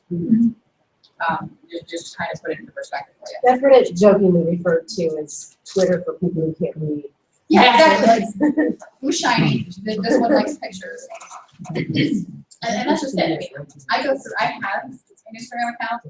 I more stalk people on it. I don't usually post a whole lot of things. Is there a question? Yeah, I'm sorry. Oh, you're fine. This is a Twitter question. I don't know if you know the answer or not. But can you, once you've set up your Twitter account and time passes, and if you want to change your Twitter name, your app, blah, blah, blah, blah. Yeah. Can you do it? And if you do it, do you lose all your followers? You don't lose your followers. But it's hard for people to know that it's you. Because I've had people in my stream change their names and I didn't realize they did. And I'm looking like, who is this person? I don't remember following them. And then I pull up like their profile information, like, oh, that's that person. Okay. You know, so mine's so long, I just don't know. It takes so many I characters. didn't know what I was doing. I'm like, oh my god, this is too long. So I didn't want to just shorten it and then people will still recognize. That's what I was thinking too. Yeah. Yeah. It's So I much just easier to didn't- retweet it too. I'm sorry? You run into a problem with the long Twitter names. It's harder for people to retweet you. Right, You're already having exactly. to cut off. Yes, exactly. And your grammar's getting worse and worse in the tweet. Right. There's numbers instead of words. Oh yeah, I do that all the time. I love that. Yeah, yes. I love having to not spell things correctly. Yeah, that is one of the nice things about social media. This is one of my posts, and you'll see on here that I did. It's another situation where you use hashtags. I did hashtag it with BBQ. So the hashtag came after you said whatever you want. Yeah, I like to throw it at the end. And it doesn't matter. You can put it or fine. You can put it back. I prefer to put it back. And just because I put that in there, I had people who were looking for the words BBQ, and they found this in like this picture. And then they'll interact that way, and they're like, oh, wait a minute, I just found this in this place. And then since I marked my location, which you don't have to do, but I think on the app it's a little bit easier, but it'll actually pop up where I was located, where I checked in at with this picture. So if someone was like, oh, it's great, I want to go eat there. They can click on that and figure out where I ate. Yeah, again, for the social, like for the phone application of it, it's nice because you click on something like that, and usually it's kind of smart that you can click and get a map, and then you can click and get directions to that. Depends on how the business has everything set up for it to pull it up. And you know, hashtag that people who are searching around for barbecue, but they would be searching in Twitter. That would be You can search it in Twitter. You can search the hashtags in Instagram. It depends on where you are. not the Twitter, just the Instagram hashtags. If you're searching in Instagram, it's going to pull up any Instagram with that hashtag.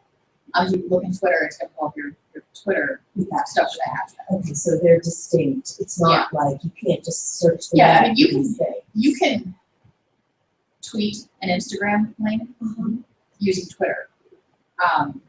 So I mean that integration kind of have the two of them together, but it is still two distinct social media So you platforms. can't search for an Instagram link in Twitter.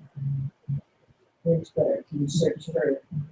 You can search for keywords, but not a specific link. The problem with explaining Instagram from a computer is most of the functionality for Instagram are set up for mobile technology. It's more for mobile because it's Instagram. You're like, here's a picture, I'm posting it. It's not so much I'm sitting in front of my laptop, look at me. It's more for the instant. For the Instagram. And same thing with Twitter. It's more to quickly get something in. Yes. Yeah. But you have almost as many options on both on the computer and your phone for Twitter, but Instagram is not that. Yeah, Instagram gives you more for your mobile. Yeah. So you have the options to do a little bit more with that. And the nice thing about Instagram is you can also post what you're posting on your Facebook and your Twitter accounts, your Tumblr, a lot of your other social media sites from Instagram itself. So what you can do is you can push out content to not only, just your Instagram feed, but now your Twitter followers will see it, your Facebook followers will see it, because it's all connected to your Instagram. That's another nice thing about Instagram itself, is the fact that you push out so much to it. From it, actually. Yeah. So that does it all, that would send out the same thing all in one without having to use like Hootsuite. Yes. That's Yeah. good. It's great. But again, it's a picture platform. So if you're looking to send out like words, it's not as unless there's a picture. It's like a picture and a caption. Yeah. Exactly. Yeah. Yeah. So depending on what you're doing with it. And what's the difference between what was the other social media platform that you mentioned in the sentence? Tumblr, maybe? Okay, yes. That's they call it a microblog. It's like a blog, but not as intense as far as setup. You set up everything in Tumblr. It's TUMBLR. And where it's an easy place to post, it's very similar. You post pictures and words and links, and then other people can share your content from there. It doesn't involve finding a host. You do it all through Tumblr. So you could post pictures, links. Why do that versus Facebook or something? It depends on what you're looking to do with it. Tumblr is more of a website, so you have your information. It's static. Whatever content you're putting out there is what you have there.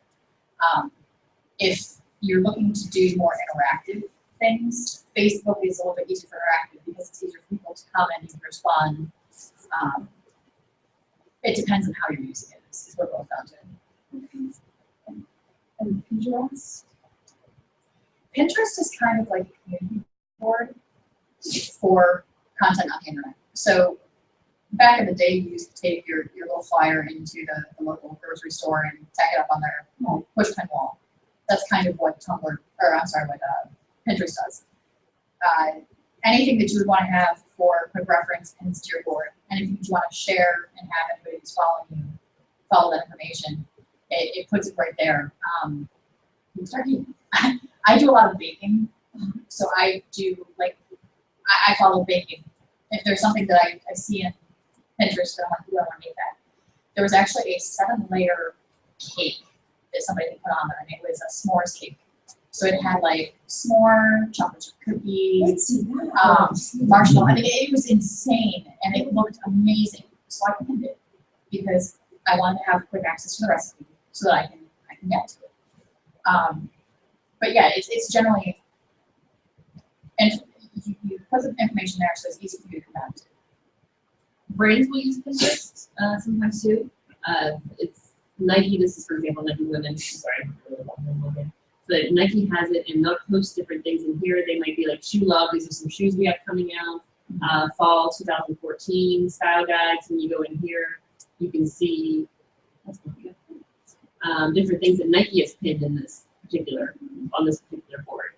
So this is a place to highlight your product. If you have different products or things that you want to highlight, you can do it that way and kind of groups them nicely together. all using these things, No. I got on Pinterest the other night just to look up a skirt pattern, and I had 5 followers already. I'm like, I'm not even gonna use it. It's not patterns. Well, and that's just it. Like I use mine for, like I said, for a bulletin board thing. I use it for recipes that I want to try. For you. If I'm looking for something, exactly. I don't use it for a social tool of putting information out there, but obviously Nike does. They want you to check out their stuff. So you can use it either way. My stuff has been refollowed because I put pictures of baked goods that I've made, and I've had people. So you could put like recipes. Absolutely. Your own recipes. And that's the nice thing is because it draws it in with a picture. You click on the picture and it takes you to a site. So if I put the picture of the recipe that you made, then I can link it back to my website that actually has the recipe is what I'm looking for. That has the recipe on my website. Oh, you can't put the recipe on Pinterest. It's limited as to what information you can put on there. I mean, you can, but people are looking at the pictures more precisely, and it's easier to just link it back to something.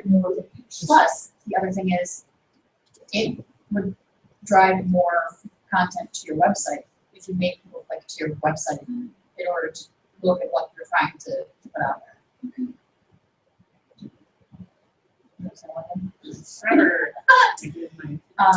Yeah, Katie's pulling up some additional information over here.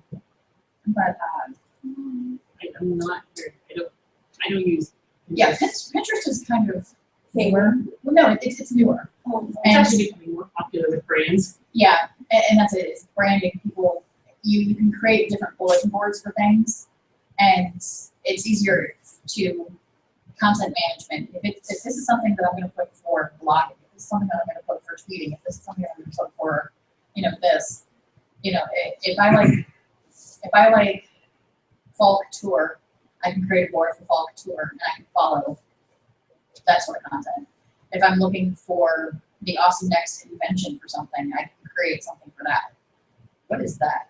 28 best ways to use a disposable camera for BuzzFeed. Interesting. Okay, but that's just kind of, like I said, I look at it like a community board. People that I follow put their stuff up there. If I like it, I can then look at their pin. I can repin it to my boards that I have for quick reference. And if I want to share stuff, I can put it out there and then people will repin my stuff. I'm so compromising. So sorry, but I'm like the idiot of the class here. No, it's a one-on-one. I mean, I just maybe that's what it's for. Okay, because I don't want to. I have one. We answer questions. That's it. That's fine.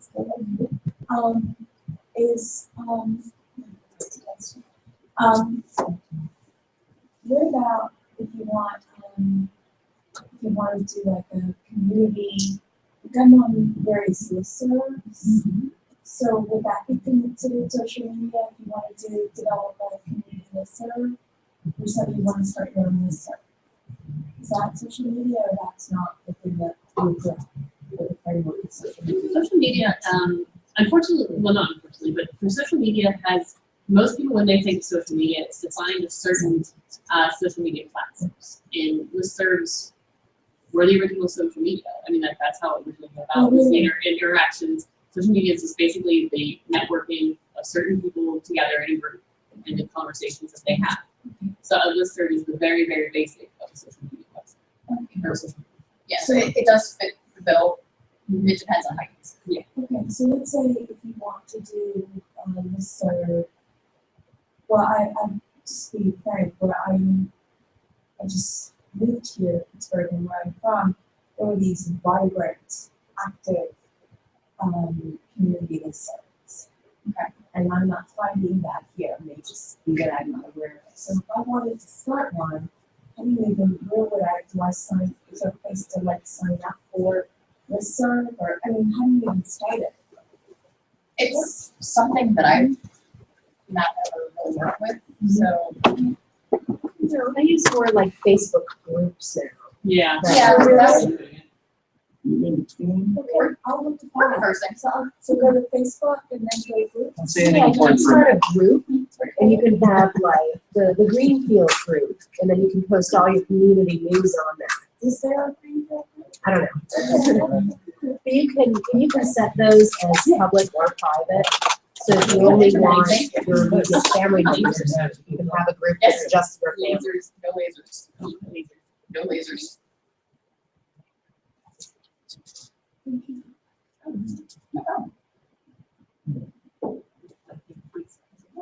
It's just like, I mean, this is amazing.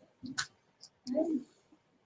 Yeah, there's a ton of stuff out there, which is one of the reasons that we do these sessions, because people have varying knowledge and understanding of how they work and how to use them.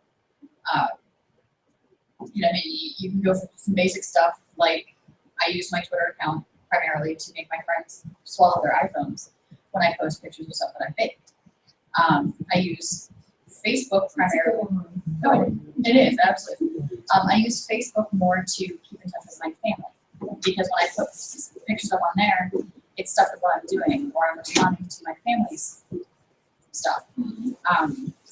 There really are more uses for it, but that's primarily what I use it for. And there is a differentiation. Like Twitter is more for hanging out with my friends and doing fun stuff with my friends. Facebook is more for, oh, my Aunt Susie wants to follow me.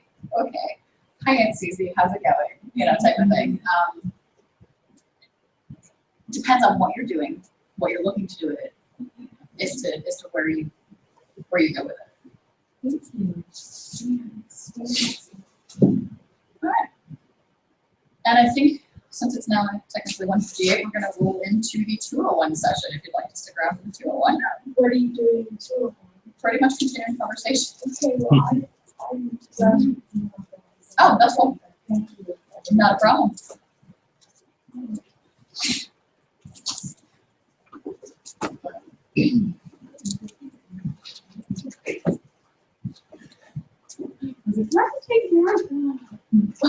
I'm sorry. Hi.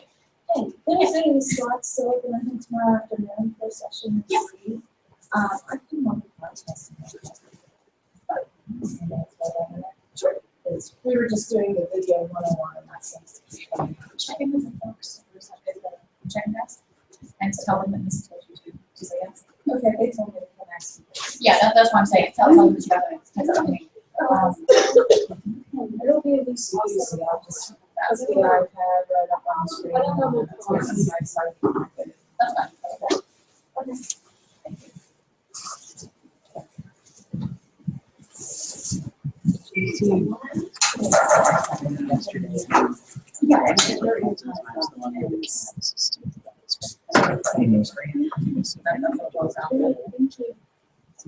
Yeah.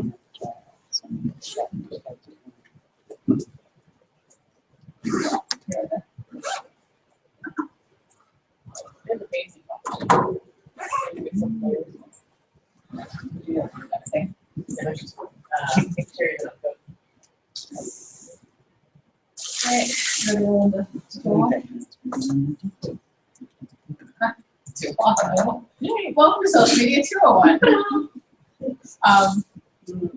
Covered some bases in the session previously. Sorry for the monopolization of the conversation, folks. What sort of stuff are you looking for? Essentially, we're trying to answer questions that you might have about things.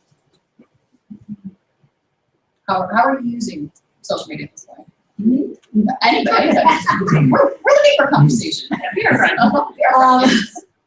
Well, I use Facebook, Instagram, and Twitter. Okay. And it's for small art stuff. And Twitter least. Okay. All right, so you're looking to get some more information about Yeah, just what, well, on all of them, what, okay. what what are the good practices to get more people. And you had indicated that you use Facebook primarily, Mm-hmm. so you're trying to learn more about Twitter, or just Yeah, I mean, I think I'm good with Facebook. I use it all the time. okay. Alright. We had a lot of Twitter conversation in the last session. I guess if that's what folks are asking about, anything in particular you're looking at? Well, I had Facebook page for the podcast, and Twitter as well. Trying to grab the people who are following on Twitter to listen to the show. Followers, and then listening to it. Gotcha. Considering the fact that that's something that we've actually, like in my own personal use of the things, it is one of the biggest questions of how do I get that information out, how do I get their attention, how do I keep coming in? Do you have any thoughts on this, Katie? You have no thoughts, awesome. Okay. Yeah. Well,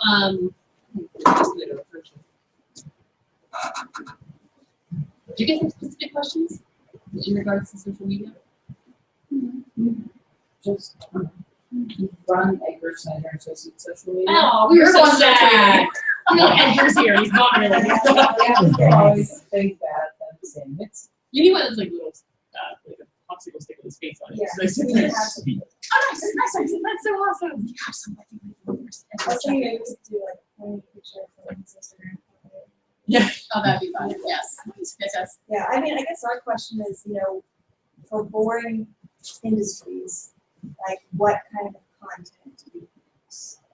So what are some creative ideas for, maybe someone who's not doing blog. It's more, like legal industry and business. Okay. Well, it looks like we do have quite a bit of ground to cover in this part of the session, but yeah, it's finding your voice with things, and I know that there are some sessions about finding your voice among social media. You kind of have to figure out what you're doing with it and where you're going with it. Like, obviously, you guys have what you have and where you're going with it and how to make it interesting. And one of the nice things is, if it's a personal account, you can kind of do whatever. You don't have a luxury, unfortunately, you have a business account. It's like super, everything gets like approved by our supervisor. Which makes sense. Yeah, we can't put because anything out there, just like, yeah, because you don't want to wind up with, an airplane inappropriately placed and then winding up with massive. Yeah. I think when you're doing that, one of the first conversations you have to have with everyone is, who's our target audience at this point? Who are we trying to reach to on each social media platform? And maybe in Twitter, just paying attention to the tweets you get, you might get people who say, oh, I was in an accident. Maybe your target audience there are people who've been in an accident, obviously. Facebook, you might be interacting with more other lawyers or more people who are looking for a different type of legal. So you may have to tailor your approach differently to each type of social media platform. So if you're finding that the people, this is going to sound awful, but one of the best things about being in Pittsburgh is people love Pittsburgh. Yes. You can tweet, I was at the point today, and you will get the bajillion. Yeah. And mention any of the sports teams if you're pretty much cool. And then also, it gives you more of a personality. It makes you not just a bored lawyer who a lot of people may see that as. So you have to figure out how to get a mix of between both of those things. So if like I said, your target audience on Twitter is maybe people who are in a specific type of accident. You may tweet out information about it's something in the news or some sort of case study or some sort of, but maybe you have to pay attention to the vernacular, what words you're using for those particular people and tailor your approach there. And then, but maybe if you're seeing, like I said, a lot more the city folks who just love, man, Edgar Snyder, he's cool, man. And you may almost want to see if you could talk them into it, somehow making it a little bit more, letting it a little more loose, letting them have more of a personality. Did you know Edgar Snyder's favorite ice cream is chocolate? I mean, as silly as it sounds, people love when the other people, especially online, have personalities. So you can kind of do that. It's very hard when you have something so content that's not like so exciting, everybody wants to share it. Yeah. So then you have to find out what maybe some unique information that you can give. That would be another option, what you can provide that somebody else can't. The other Another fun thing that I like to use with my social media usage is teasers. You put just enough information out there for people to click a link and figure out what the rest of it is. I know that you guys, at least the social media Twitter account, you kind of put a little bit of a lead and then a link, which is good because if I'm reading that lead, I won't click the link. I've done it actually for the social media. I've actually clicked the link. That's kind of cool. Okay. So yeah, I mean that's something that you kind of have to know. And good luck. And also, are you guys able to interact? I mean, as far as interaction, if someone tweets specifically. Yes. Okay, so it's a lot of times it's sometimes they try to be a little one-sided just to keep things. No, I mean, safe. I think that's one of our, especially with Twitter, is to get around people, like, we find opportunities to jump in on conversation as well. And conversations, now that you mentioned conversation, does make it easier because if you're actually having a back and forth, that's going to get attention from people who may not have been paying attention to the conversation previously. They look at part of it and they say, hey, this is kind of interesting. Why did they say this? Or what prompted this? And I've done it myself again. I would click on that tweet to find out what the back and forth has been, to see if anybody else has been interjecting in the conversation, and then I'm sucked in. Especially if you can get somebody who's interested in it. I hate to push this. Edgar Slater is one of those characters. I'm sorry. He's a character that you can almost, I mean, it doesn't sound like it can fun, but you can almost have him interact with people and look how Edgar Slater just tweeted at me, and suddenly they're retweeting it. Someone's going, Edgar Slater has a Twitter account? This is awesome. And then they're following it. There's a lot of other. Yeah. Basically, Oh my gosh, well,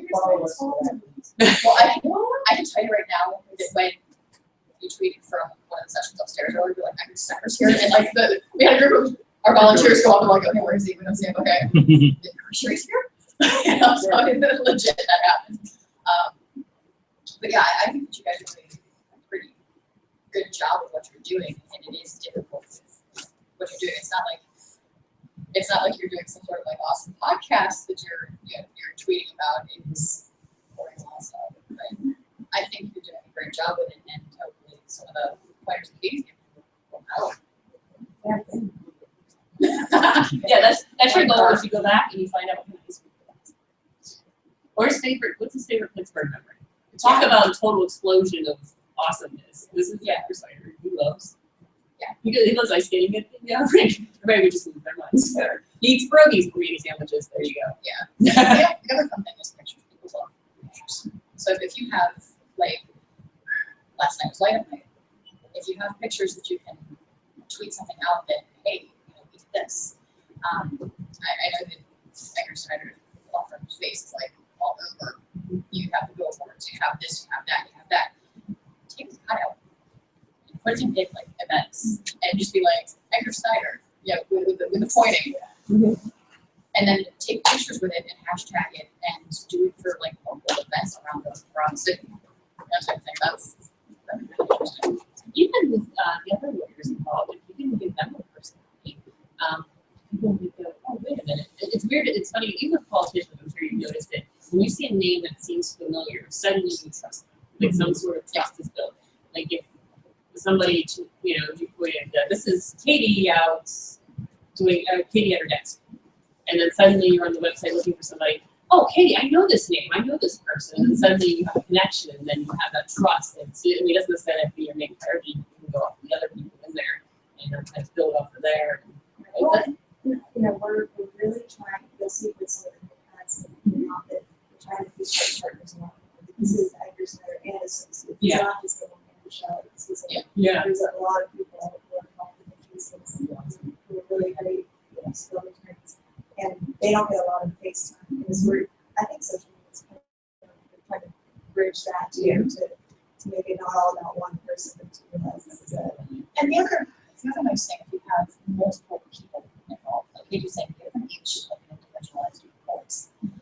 In a law firm, practice groups. I mean, if there's a specific niche practice group that this attorney has gotten judgments for that have made news along the city. Work with that to be that person's voice. People illustrate that attorney being with this type of case place for this type of specific event or this thing. And it'll kind of give a separate voice to that individual while keeping it amongst the umbrella of the Edgar Snyder and Associates Law type of thing. Here's the brainstorm. We're gonna jump on this one. Okay.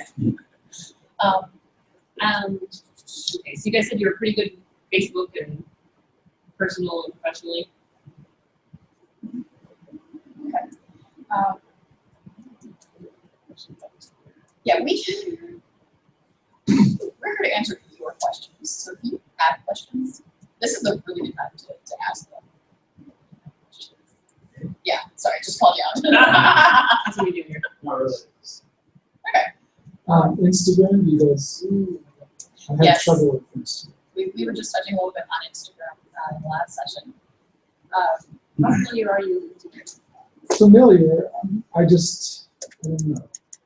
It baffles me sometimes. It allows me what to put out exactly. And Okay.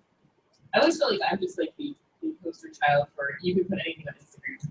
Yes. It's I have a very, very, very odd background. I do a bunch of different things. I work at the top one. I work at Senior House. That's what I'm creating a picture of the corner. I love it. That's the first one that comes out. That's what's over here. Stair House. Up at Stair House. Yeah, so it goes everything from that to like smiley face cookies. Porta potties. I love that was me. That's the story is I when Instagram first came out, everybody was posting artsy pictures of food. I was all like, oh, Instagram can make anything fancy. Watch me make these porta potty pictures fancy. So I started posting porta potty pictures that I made with fancy filters. Now I get sent a lot of porta potty pictures. Yeah. Which is funny because it's amazing how not that it's my personal brand, but my personal brands align. Porta potties and pretty much call it mini. So it's okay. But Instagram, what my favorite thing about Instagram is, and I talked about this before, was the fact that you can push a picture out to several social media accounts at once, where you can link your Twitter, your Facebook, your Tumblr, pretty much anything you want, and you can push one picture and one story across to everything. You don't want to do that all the time, because then if I'm posting everything the same across all of my social media platforms, why would you bother following me on anything besides Twitter or Facebook? Because I'm saying the same thing. And really just why would you follow me one? You want to give your audience a different reason to follow you. I try. There's a lot of things I post on Instagram that I don't post other places. So I try to like stick with that kind of that audience. I kind of give them a reason. There's a teaser. I'm over here talking about this. I do a lot more personal things with my Instagram. that's what I struggle with. It seems like it's really personal stuff, whereas you can't really share stuff on Instagram unless you can, and I don't know this. Like Twitter, I'm good with Twitter. Retweet, all that stuff, tag. Facebook, share, all that. But like Instagram, if people like it, to me, I'm like, what am I getting? I don't think it's selfish. Well, for what it's worth, I mentioned this in the previous session. I have an Instagram account. I am more like an Instagram stalker. I don't post a whole lot to it, but I do check what other people are posting, and I do click and I follow, and it's like, this is kind of cool. And to be honest, I follow people on Twitter because of what they have on their Instagram, and it's just another way of getting information out there. Again, something we touched on in the last session was that Instagram is kind of like the Twitter for people who don't read. It's a picture that you can follow the picture, and pictures always get attention faster than words. People are there to pictures.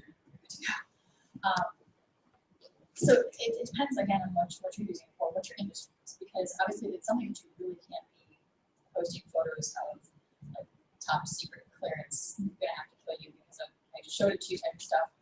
Instagram really isn't gonna work for you for that. But if it's something having to do with public interest or something like that, you can take pictures and share it amongst the other social media sites that you have by linking your Twitter and your Facebook. You can link with your not LinkedIn, but your Instagram. Sorry. Yeah, it's something that you can kind of use as a launchpad. Also, Instagram is great for giving your brand personality. It's a way to go behind the scenes. of something. If you're offering a product, this is us making these pens. This is so and so. It's a nice way to highlight your employees. You know, it's a nice way of saying, oh, you know what, this is Missy. She put the cast on the pens. She does a great job. And then, which people like brands with personalities. People like to attach themselves to brands.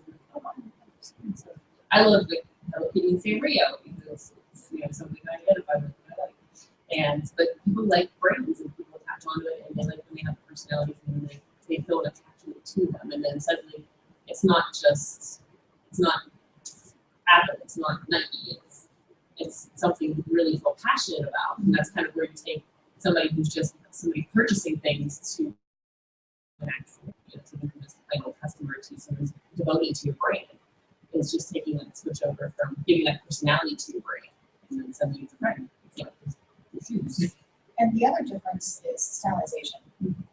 Katie can take a picture of one of those pens, and I can take a completely different picture of one of those pens. And it puts forth two completely different, separate ideas and interpretations on pen. If Katie looks at the pen, you have a full picture of the pen. That's a nice picture, that's fine. If I take a pen, instead of taking a picture, like Katie sends a picture like this, and it's full-size pen, you can see somebody's finger holding it, whatever. I turn the pen somewhat sideways, and I kind of zoom from this angle of it. You get kind of a cool stylized picture that people might look and say, what is that? And they'll click on whatever to, look and get more information on it. So again, it's how you do it, how you use it, and are people interested enough to play? And then this is another place where you can play with hashtags and really get your brand kind of out there too. The Throwback Thursdays are easy. Everybody has some sort of company started at some point where you're wearing high-waisted shorts or in my case a fanny pack and neon colors. Like we're nice. Yeah, but there you go. But by doing things like this, you can another way to engage with your audience in that regard because people love Throwback Thursdays. They might just click on TBT and just go through their whole Instagram feed and go, oh, that's very interesting. I didn't realize that 20 years ago, such and such company started out in this corner store or some sort of niche. Then you're turning into your brand history now. You're telling a story. There's just a lot of different directions you could take with Instagram. And it's the same thing. It's just figuring out who your audience is, who you're trying to reach, and what you want to get, what both sides want to get out of it. The other fun thing about Instagram is they give you the option to use different filters to try to get a different take on the image itself. I like going through and looking at some of the filter options and seeing, okay, I have this picture of, just because I have it here in my hand, it was a Podcamp pen. What can I do with it? I can make it black and white. I can kind of give it some intrigue. I can kind of give it some hey, what is that type of thing, just by using some of the filters. So it's something different. Yes. So I see like with hashtags, when people use the hashtag like IG daily or photo of the day, do you think those are like the people that like and follow you when you use those hashtags are sticking around, or do you think they're just following you? Like, what hashtags would you say are ones to get substantial followers more than people who are just trying to get you to look back at their page? If that makes sense. I think it depends on what you're doing. We're doing obviously Podcamp Pittsburgh. We've asked everybody to hashtag photos and everything from the event today, hashtag PCPGH9. If you look PCPGH8, you look at pictures from last year, 7 year before that, 6 year before that. So obviously we've kind of marketed that each year, each number, we have a specific hashtag people can find pictures from this year's event versus last year's event. If you're doing it for an event, create a nice hashtag. Last night we did the meet and greet event at IKEA, and we did PCPGH9 meet and greet as our hashtag. It's a long hashtag, but it separated last night's photos from today's photos, but it still encompassed it within Podcamp 9, so that we can go back and we can look at it and pull from what people have contributed. So if you have a brand, hashtag your brand. Yeah, that way it's easy to link back to and find. Again, if I'm looking through my tweets or my Facebook or something and I see a hashtag, if it's something that I'm curious about, I'll click on it. I'll follow that thread and I'll occasionally follow, a page or I'll follow an individual because I followed that hashtag. I liked what I was seeing from that hashtag, saw who originated it, and went from there. It's hard to tell, like, whenever, like, the throwback Thursdays, the very, very basic ones, a lot of times. I will hashtag photos on Instagram, especially, the most ridiculous hashtags, just to see. I've done white girl problems, just to see what random people like it, just because of the white girl problems hashtag, the ridiculous things that you can put on there. But hashtags, they're great for with campaigns and things with that regard, especially around your business, creating something unique to your business. It's always nice to have a hashtag. If you're a nonprofit, when you're hitting a point where it's a big donation season, or if you have an event coming up, it's nice to have for-profits and have a hashtag built around your brand so that you can put that out there. Like Missy says, to keep the content together, and two, to kind of curate more. Yeah. Yes, it's interesting. Okay, cool. I know, check one. In general, are there across all of them things that we could do to get more followers? Interact. Yes, that is the key. Interact. New content. New content, interact with other people. Like we were talking about the conversation, that there have been plenty of times I even see one-sided conversation because I don't necessarily follow someone on Twitter, for instance. But I see the back and forth. Katie's having a conversation with somebody, and I'm seeing her responses to this person, and I'm like, what is she talking about? So then I click on the conversation, I click on that person's Twitter feed. I'm looking through their recent tweets. I'm looking through historical tweets. The stuff that they're saying, it's I find it entertaining, or I find it, hey, I like what this person has to say.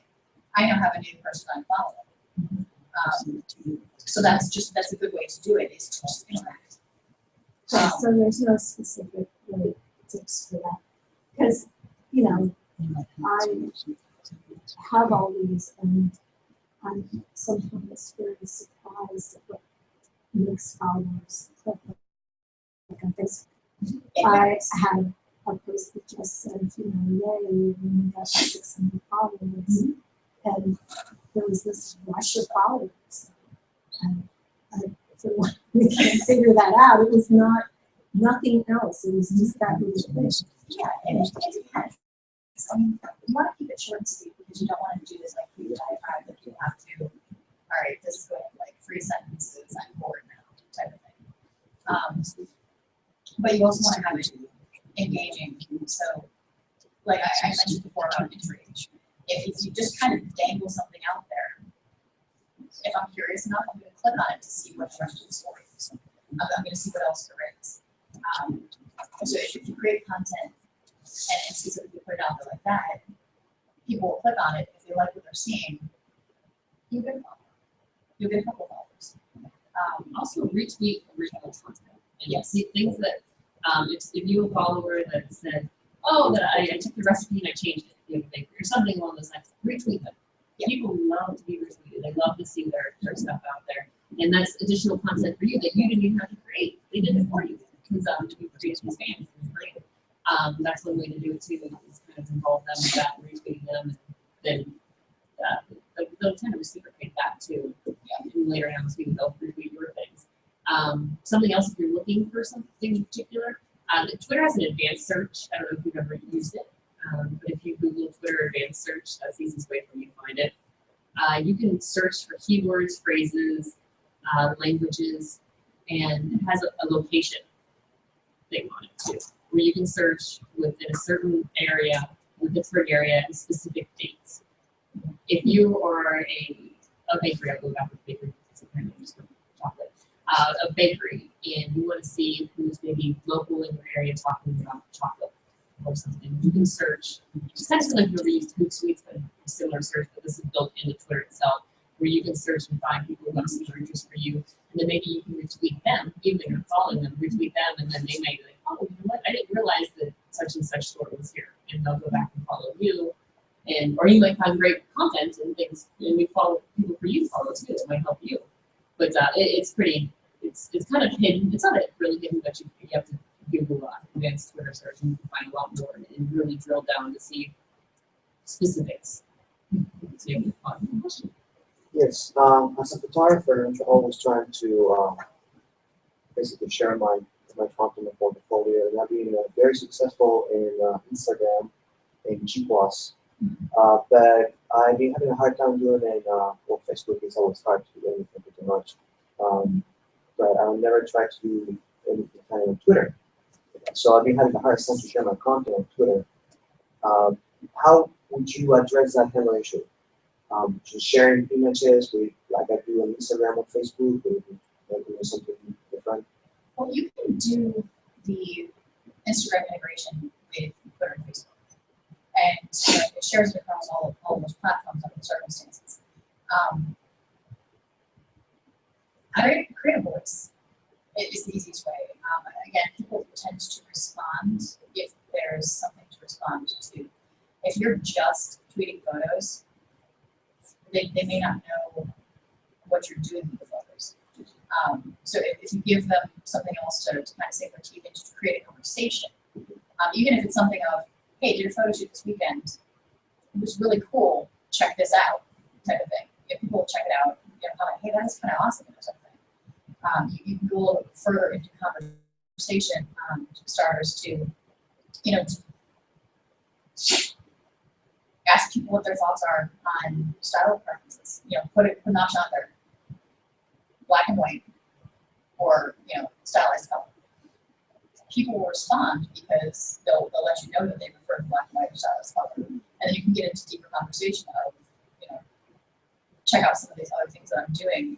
Could I try this or something like that? I mean, it's basic conversation starter, but you have to start somewhere with it. And if you don't have a lot of followers on Twitter already, use the followers that you have on Instagram and kind of bridge it over. Would be my suggestion at this point.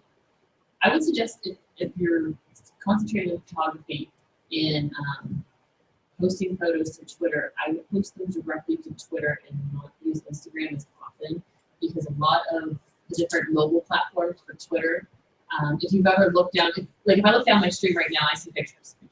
Right. That's done directly through Twitter. But if I'm on, let's say, a different Instagram, for instance, puts in a link. So you don't see the picture, you see a link. So that's something else, because you want to catch the people's attention when they're looking at the pictures. So you want to make so. I mean, Instagram is great for posting across, but especially if you're a photographer, it's probably better to post directly to. And the same thing goes to Facebook. Posting it directly to Facebook, because a lot of these companies they don't even payments. They don't let you cross post. They want you to specifically use those in the whole X-based thing. Yeah, and then I'm hardly to WordPress, so now I have to specifically be interested in the photo picture. Thank you. Yes. I had a question about Instagram. I know you can link it to your personal Facebook. Can you link it to a business page or a group? I've never tried. I've tried. Okay, Yes, I was because I saying. have a personal and a business, and it just goes to kind of personal. Okay. Yeah, the way that Facebook has a lot of stuff set up, I know even the difference with Podcamp stuff, when you've been trying to post stuff to Facebook, it just gets kind of wonky. You can have a separate business one that's connected to everything else. Yes, it makes it especially Facebook. Mm-hmm. Yeah. So,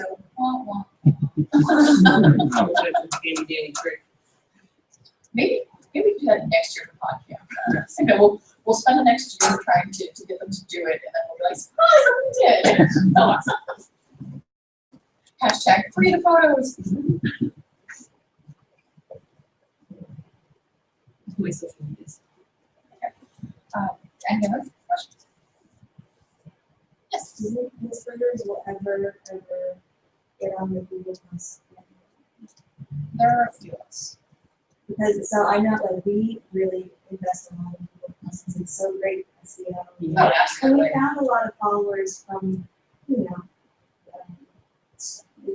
Zimbabwe, and like all these weird countries that end up following us. And it's a very international crowd. It's very topically based. So we have big, solid communities and photography and craft theater and things that, you know, do you see a Pittsburgh community ever forming? You know, this, we're really just kind of saying, well, we just don't have anyone to expect and really reach our clients here. But Yeah, and like you said, I mean, there's a group over here, there's a group here, here. There is no real uniformity that I've noticed with it. My husband, for his video and social media stuff, he does a lot with Google Plus. And I mean, it has its own content, it has its own, and it's usually what he's posting across other platforms. But the interaction, the biggest thing that he has with it is the Hangouts. So that's like his big thing is the Hangouts. They're initiated through the plus options in his thing. Whether the rest of Pittsburgh will catch on.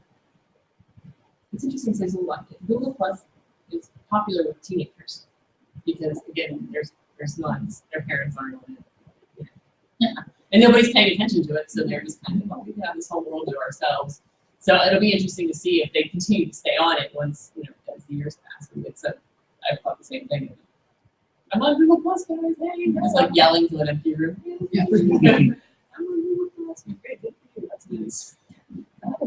Yeah, well, we don't know, like. But I think Google has its way. They'll find a way. They'll find some sort of something that. Well, it's like even with YouTube. Yeah. Google Plus is so popular because you have to have a YouTube page, and it's like you are speaking SOBs. I want to use. yeah, technically everyone's on Google Plus. Yeah, it's just, You watch the YouTube video. yeah, it's just girls. And I think that might be part of the thing too, is that if they don't realize that they're in the network with it, they're not using it obviously. Project for the next year. Yes. Get people to use Google Plus. Yeah, we get another Man, we're like the other columns. Darn.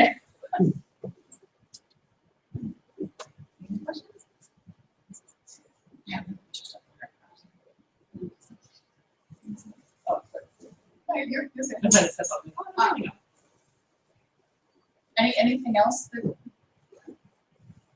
anybody has any questions on? Are you familiar with Facebook's Insights?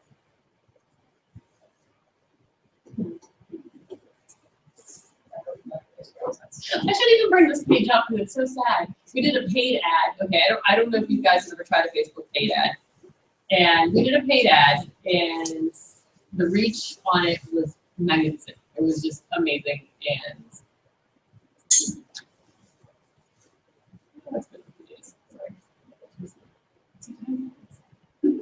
What was your budget for your paid ad? I think it was only $20. It wasn't like the whole time. And you know, I was like, oh, look at this, 34, 30, 302, blah, blah, blah. And then suddenly one day I had 17,000 and 168. Oh man, it was amazing. So now the thing that makes me laugh really hard right now is when you go back to this overview. I stayed. I'm down like 97%. Maybe some of this like, but I'll tell you what, it paid off as far as the number.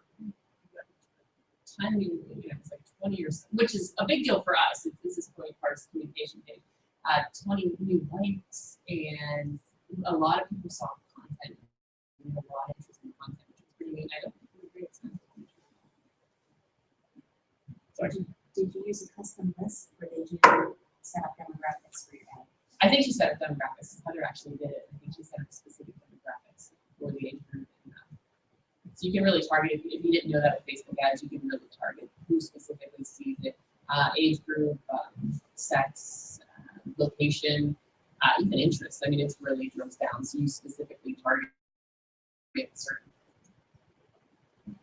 this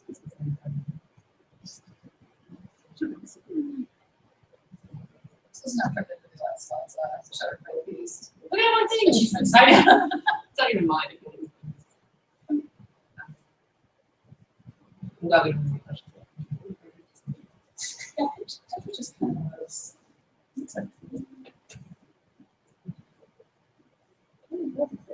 Yeah, that's kind of. You familiar with influencer campaigns? Finding your influencers? That's another option, something you could do to increase your reach. Each of us, you may be familiar with cloud scores, even though there's a whole discussion on whether or not cloud scores mean anything.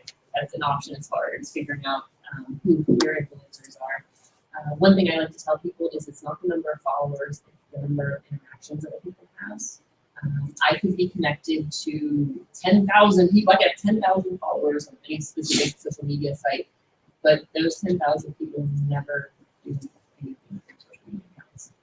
I can have 5 followers who each have maybe 5,000 followers apiece, and they're all interacting, they're all spreading messages, and those are the people you want to reach out to. Find people that are passionate about what you're doing and reach out to them, interact with them, talk to them. If they're tweeting you on questions, hey, so-and-so, reach out to them, find a way to get a connection with them.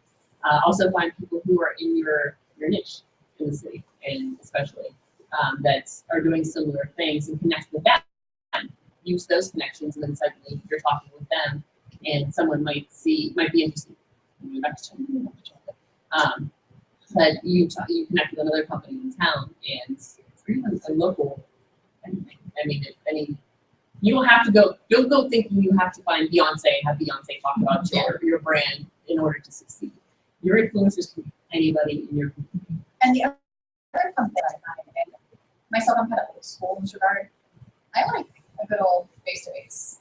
I like to be able to meet people that I tweet with. I'm like, oh my goodness, I totally have followed you on Twitter for like 2 years, and I have never met you. That is so cool. We can actually meet and have a conversation. People like to have that kind of like one-on-one, in-person acknowledgement.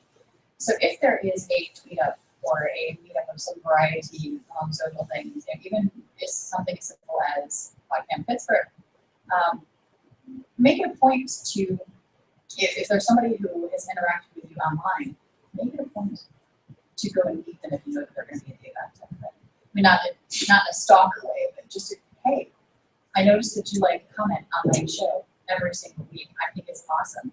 It's really cool.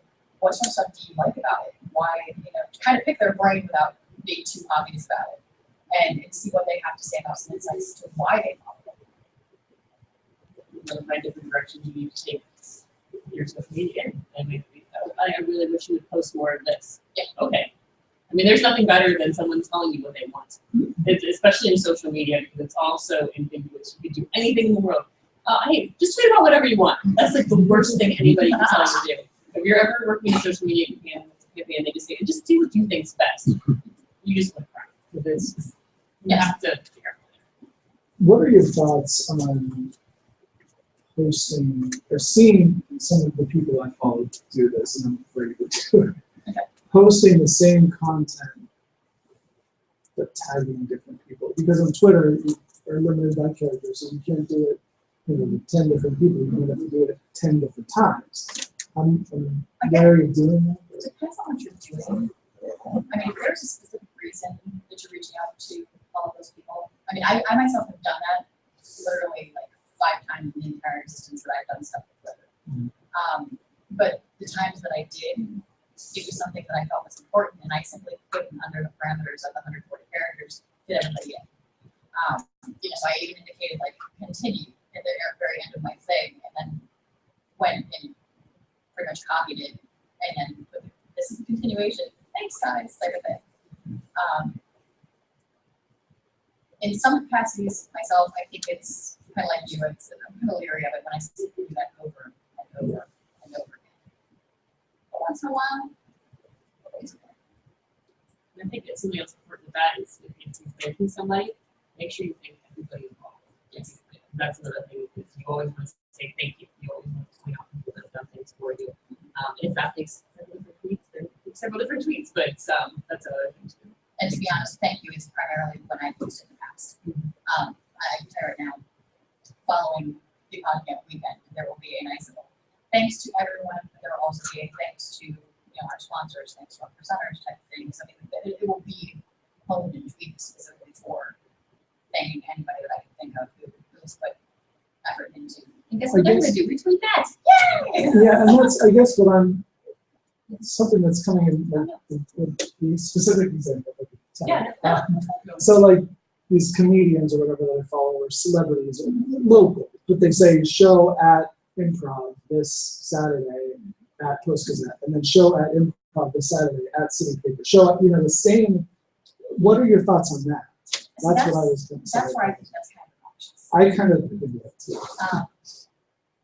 Yeah, I Because their goal is just to get those outlets to tweet it. yeah, and that's exactly why I think it's But obnoxious. then, I've done it one time. Yeah. We did a crowdsourcing campaign, and I reached out to 100 people individually because I knew these were fully donated to our crowdsourcing campaign. So I gave them links so that it went to them specifically at the end of the campaign instead of doing it that way. I just direct messaged them. But I did it one time, so it got out there. 100 times you did it that first time? That first time, to 100 different people. And you didn't get much backlash on that? No, because at the beginning of it, I did put down, this is what I'm doing, this is why I'm doing it. I'm really sorry if it annoys you, but it's important to me. Okay.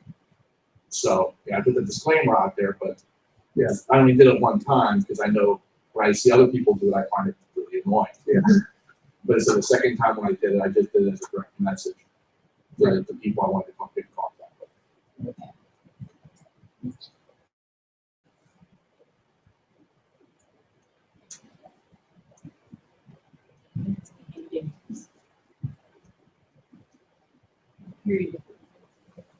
That was your name until last time. One thing you said was like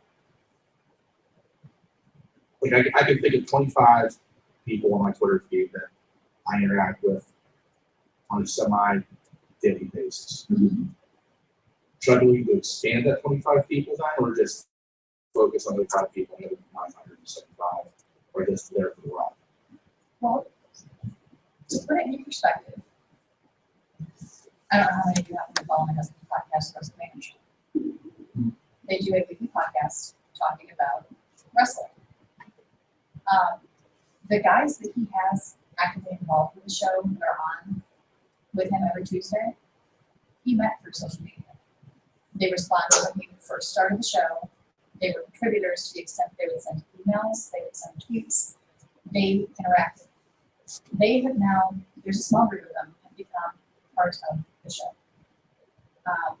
We tried to do a, hey, thanks for everything awesome that you've done toward the end of the year for like Christmas. And I did. So I will make you guys a little tin of cookies and a little Christmas card and say, thank you for being awesome. Now that's different because that's what we do with these guys. They've become friends, not just followers, not just contributors. They've become friends. And it's all because of nurturing those relationships that we had initially through social media. Content has grown since then. We still have new contributors each week that are sending in emails. We have the same contributors that are sending in emails. We have people who come in and watch the show live and pull it up in the chat room, and we have chat conversations going on. It depends on what you're doing, but I would suggest nurturing whatever you can from your grassroots type of followers. Right. Because if you stop paying attention to them, right. Well, I'm not saying stop paying attention, but try to focus on expanding that 25 to 50, or just focus on those 25 and let them do the work for you, maybe. They become your brand ambassadors, essentially. Yeah, that's what those guys have turned into for you. And depending on, I guess it would depend on their reach, would be a question, first of all. If your 25 your 25 brand ambassadors each have 5 followers and they don't talk to anybody but you, not saying disclude them, but then you're going to want to change your reach out further to see who else you can bring in, and then creating new content and looking for new. I would be looking to look for new people for you to follow, follow back, and then you'll find people that way and engage people that way. But you may just look and see what kind of engagement rate they have with other people, and if they're if that 50,000 followers, or 5,000 followers, it's whatever random number that 100 followers, and they're active with those 100 followers, then you're definitely going to nurture those guys. Those guys are the brand ambassadors. Right. But like I said, if it's 5 guys and 5 followers and they just talk to you, it's not the same kind of reach that you're going to want to look for. You're going to want to reach out to other individuals. Look at your options, and again, create conversation to interact with those additional people. Find something common you can discuss, and it doesn't turn into a one-sided conversation. Right. I mean, if you see somebody, maybe you see somebody who follows you who's really active in your particular community, really into whatever you're doing, and they never interact with you, and they tweet something, make it a point to tweet at them and ask them, further, maybe it's an interest. Be like, oh, I like comic books too, or something along the lines where they can identify with you and then kind of build a relationship that way. Sure. That's another way to build.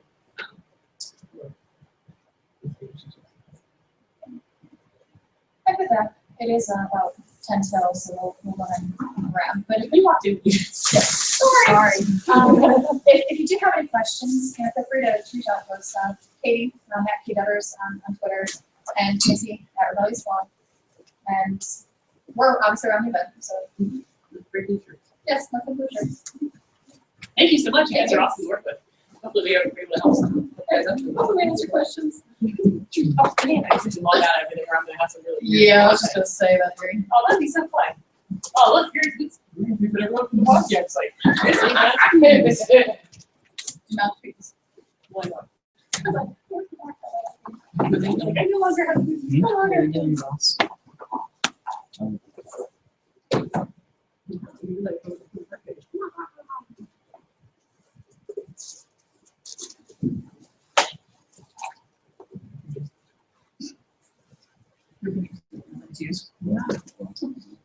Yeah, like I.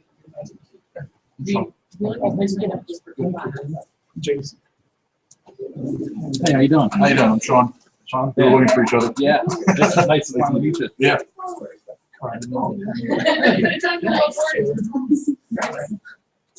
What's your Well, it's pop culture based. That's the best way I describe it. Oh, okay. It's me and my cousin. And we talk about our week and then stories, or sometimes we just go off on rants about Metallica. It all depends on what our mood is that day. That's, sometimes that outline of the show and we don't even touch it. Yeah.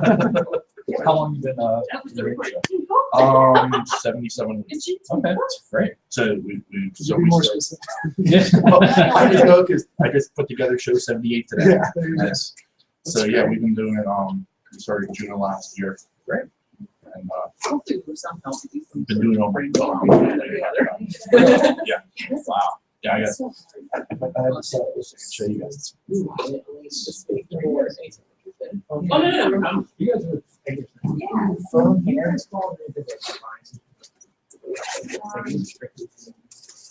Yes. What do you mean? What do you mean? Well, like, I'm a financial I rig and right. Oh, right. Okay, absolutely. Yeah. That just plugs into the port there. And I use Spreaker for my hosting. Okay. And they have an app that I just literally record right onto the app. And then Sundays at like 12:30 at night, I upload the show after it's done recording.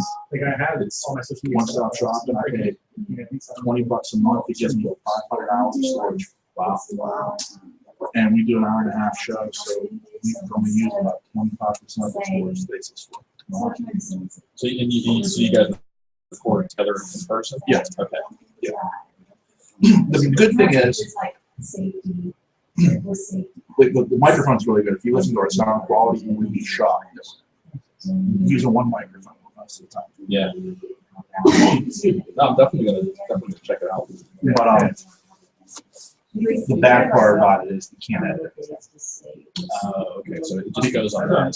Yeah. So I can record it, I can listen to it, but I can't edit it. before the post. You can't, so you can't download it before, like, from Spreaker? No, okay, because I'm recording it right onto the. Oh, okay, I got you. Yeah, so that's been my complaint. I've mentioned that to them, I like to have the ability to edit it. They have like a web interface, so you can go, you can't just, can you download it from there? Well, I mean, it would be after the fact. The goal at this point is we've invested money to do the crowdsourcing campaign. I've got giving microphones, so I have everything I need to do it. I'm learning how to use Audacity, and it's completely baffling me. I use that too. Yeah. So and that's where my struggle is. Somebody else. I'm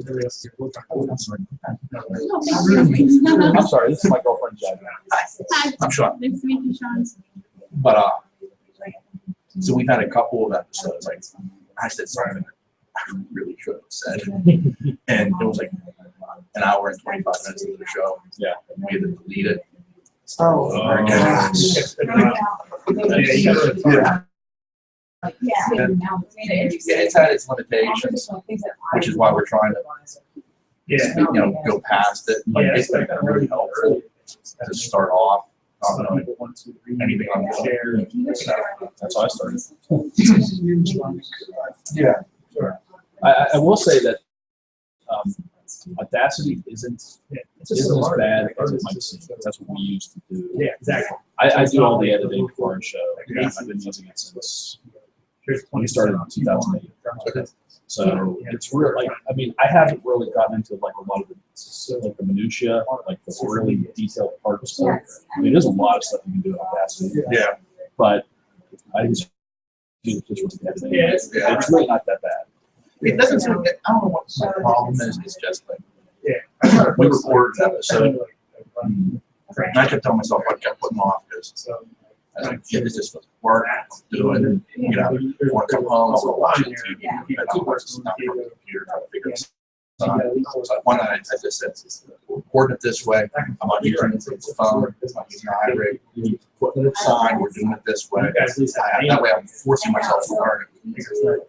We recorded the show. I backed up. Everything I was supposed to do, I figured everything out. Went to upload it to Spreaker. There was nothing there. The MP3 was nothing besides. And then when I went back in, I couldn't find any of my files. Like it was like somehow I screwed up everything. That's happened to me probably about. I've probably done that about a half dozen times. Yeah. In the past 6 years, where I just made a mistake in editing, or I'll close it before something, whatever. And then, and it's like I'll lose the entire episode. So it's like, it's like I feel like a kick in the gut. Yeah. Like literally, like, Ian was working the next day, so he couldn't come in. So me and my girlfriend had to do the show, and it was like me ranting about myself for 10 minutes. My co-host and I, we always joke, we always reminisce about our first episode that it took us, because we did it in person. We do it all Skype now. We did it in person for the first couple of years. We joked that it took us an hour to figure out how to podcast, an hour that we recorded the show, and it took us an hour to figure out how to edit. Yeah, I don't plan on editing. And I like it. The only thing I really want is that ability. Like, if one of us says something that shouldn't have been said, the ability to take it off. I don't know myself about that. I've only done 2 podcasts so far. It's kind of the same 2 weeks. 2 weeks ago. A little newer than you guys. Yeah. So I'm trying to do websites. The first week, my first weekend, I was teaching myself. It took me 10 hours to edit all stuff. And then last week was 5 hours. So I'm cutting in half. Yeah, you definitely start getting better at it. Really, And I feel like the content itself from the beginning needs to be tighter. We've got to work on that. Sure. Yeah, and that just comes with just doing it. Well, there were 2 things that I had working my advantage. One, I'm with my cousin. So the rapport there is extremely natural. Me and my accomplice need that conversation. My mother says it's like listening to us in the living room. So that's not a problem. The other side of it was we both decided to get used to talking in front of a microphone. So we recorded for a month without a post. We did 4 episodes. And then, just recorded it, and listened to it like watching a game tape. Sure. We just kind of like reviewed ourselves. Like, you guys stop doing that, I stop doing that. stepping on here. I got It's stuck. amazing what you don't notice until you listen to Yeah. yourself. Especially when you go back and listen to all the uhs Oh, and no's. That's all what the took me so dead long to air. edit was I edited all that out. Yeah. And then I had probably 15 minutes of raw content down to 20. Right. It was insane. I mean, some of it was just like we said stuff we probably shouldn't have said. So Yeah. there's that too. But it's, I mean, it's. I'm gonna try to get to another session. Yeah. Yeah. Oh, great. Yeah. We've been around for 4 years, but I just started a podcast. All right. That's great. Cool. Thanks. Nice You probably don't want it, but if you do. Absolutely. Thank you. Yeah, nice to meet you guys. Good to meet All you. right, great to see you. So what are we doing? I think before we talked about either this one or this one, I think we narrowed it to those two. I mean, we can, but I kind of forget. I thought that one was like it was very just like. I think I'm getting to that one. Myself, and it said, when I go home, large business, small business, tiny business. I started to make me think, well, we're not a business. Yeah. Okay. Well, then let's go. I mean, it's not too nice. Yeah. Come back here, whatever, but just what I see. It's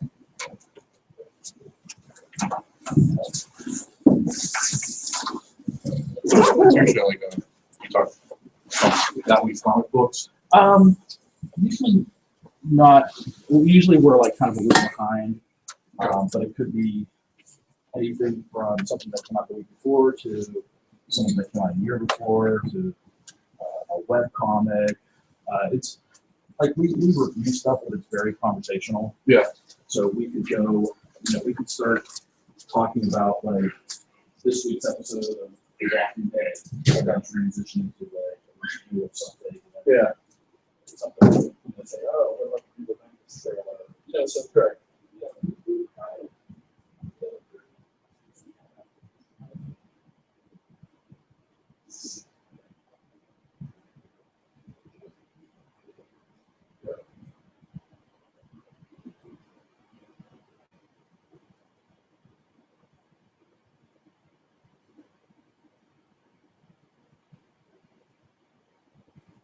Hello.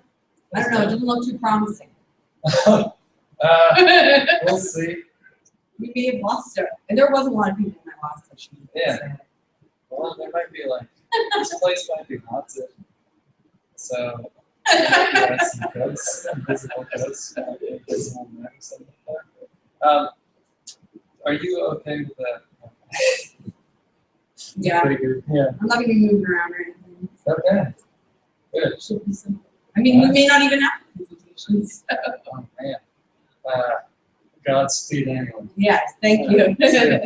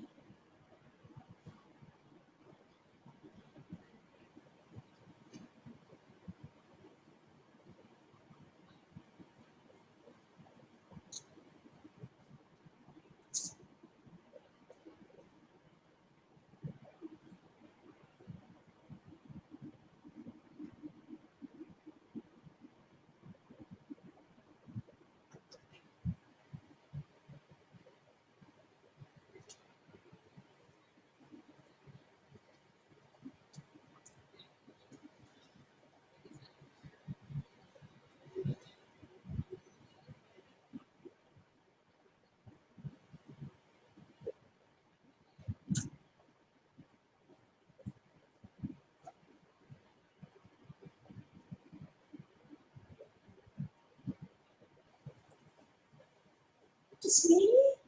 I don't know where everyone went. Stand.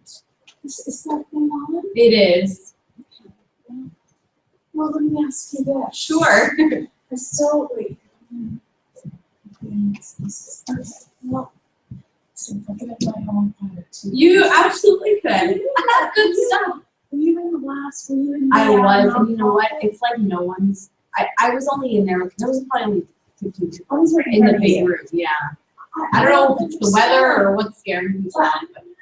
But we're just talking about how there's like no one. Even in my last session, after lunch, it was like no one. Really? Even before? I mean, this is the best thing since sliced bread. I can't believe it. This is a rough weekend. Well, even 1 and 2 wasn't bad, but. Yeah. Really, are people, I'm just curious, not that I'm trying to lead this, but the noises that fall out of the front of your face, Yes. what the heck is that about? It was about, the description was something like, even though you're typing,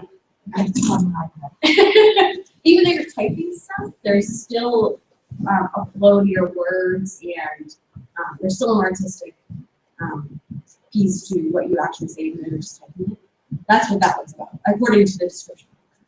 Where did you find the description? So if you go to the website, Pittsburgh Podcamp.com. And so it's Pittsburgh or is it Podcamp? I don't want to give you that.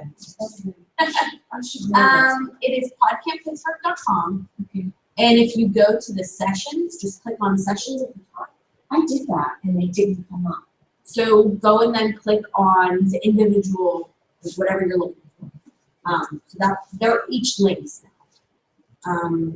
So that I don't know why you couldn't get it. So when we talk or write, we're asking others to read and listen. We want them to engage and remember what we do. Even in writing, the sound of words can matter, particularly when they form patterns. We can use these patterns to inform how we choose which words to use to get a desired effect, something that needs to be thinking about. Interesting. And yours, what is your description? So, I don't know what my description is. But What is yours? so basically, I've been coming to Podcamp for a few years, and every time I sit in the audience and I hear questions at the end of each session about people who have these tiny businesses or small businesses, and they have a Facebook page, right? But they just don't know what happened next. We have a really, really cool group of experts, social media experts in Pittsburgh, but not everyone is going to be using marketing firms to have their social media companies. That sort of thing. So mine is truly about social media is 10% of my job on paper, and yet it drives pretty much everything I do in my job. So if you guys are in, we're in. With skiing? I do not. I actually,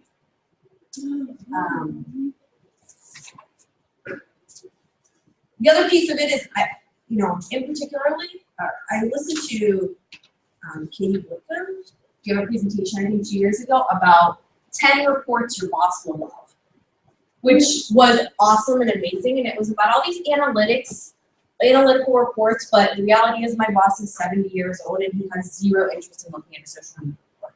So it was really about how I merged these two worlds. We believe social media works, right? Everyone tells us social media works, but the reality is not everyone has the time to go and become an expert or pay an expert to manage their pages. So that's where I got the idea from this. I know there's only a few of us, but I'm a huge believer in the rule of 2 feet. So if you're not getting anything out of the session, I will not be offended if you move on, seriously. There's 3 really cool sessions right now, and I'm upset that I'm missing 2 of them. So, which ones are you saying? I'm just kidding. The ones you mentioned. And they haven't zoomed back, so you're taking a whole empty room. Yeah, I instead know, of bringing so- it up. I'm trying to say to them, why don't you? You don't need to see it back with everybody else. It's populated. True. Empty, Yes. And I'm saying that because then you could at least get it as a podcast. Yeah, you're right. Well, we may have some people watching at home too. So Might as well go. But the question is whether they can see the True. graphics as well. When it's True. so zoomed out. Well, I will post my slides online. If anybody's out there, we'll get it online.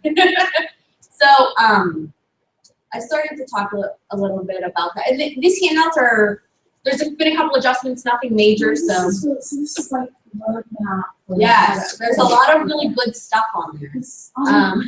I'm just like beginning to think, oh, this is fabulous. Thank you. Yes. So, okay, so I wanted to, I know you're out here at Podcamp, so we all know and believe that social media works.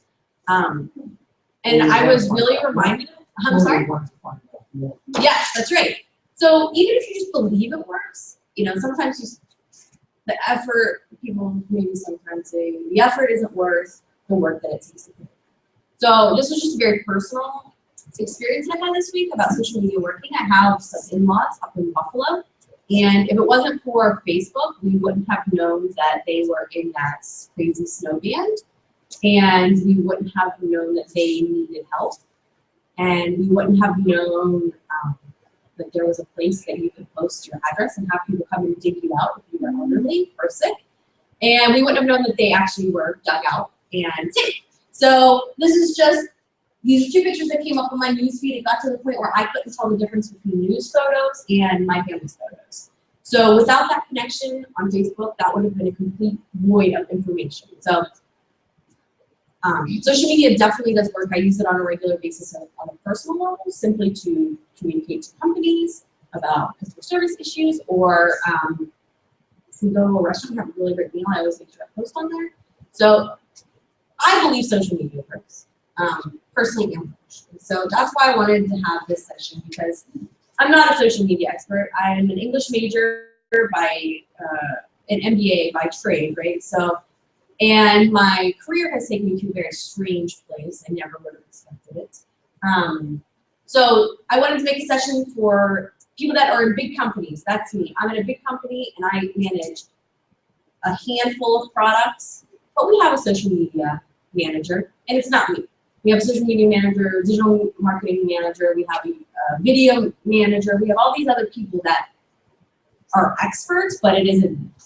So this session really is geared for anybody who believes social media can help, but there's always an excuse, right? I will go over a few of those later, but maybe it won't work. There's a fear maybe it won't work. Why would I waste so much time and effort if it doesn't work? So don't worry, I'm not a social media expert either. I'm really not. I'm a personal user of social media. I've seen it work. I've had the privilege of working under Chad Herman, who's currently at Plus Pediatrics, who really shaped me and trained me on how to make social media work for me. Sorry to the people at home, I'm gonna step away from the camera. Hi everyone. Real quick recap. If you're not a social media expert, you're in the right place.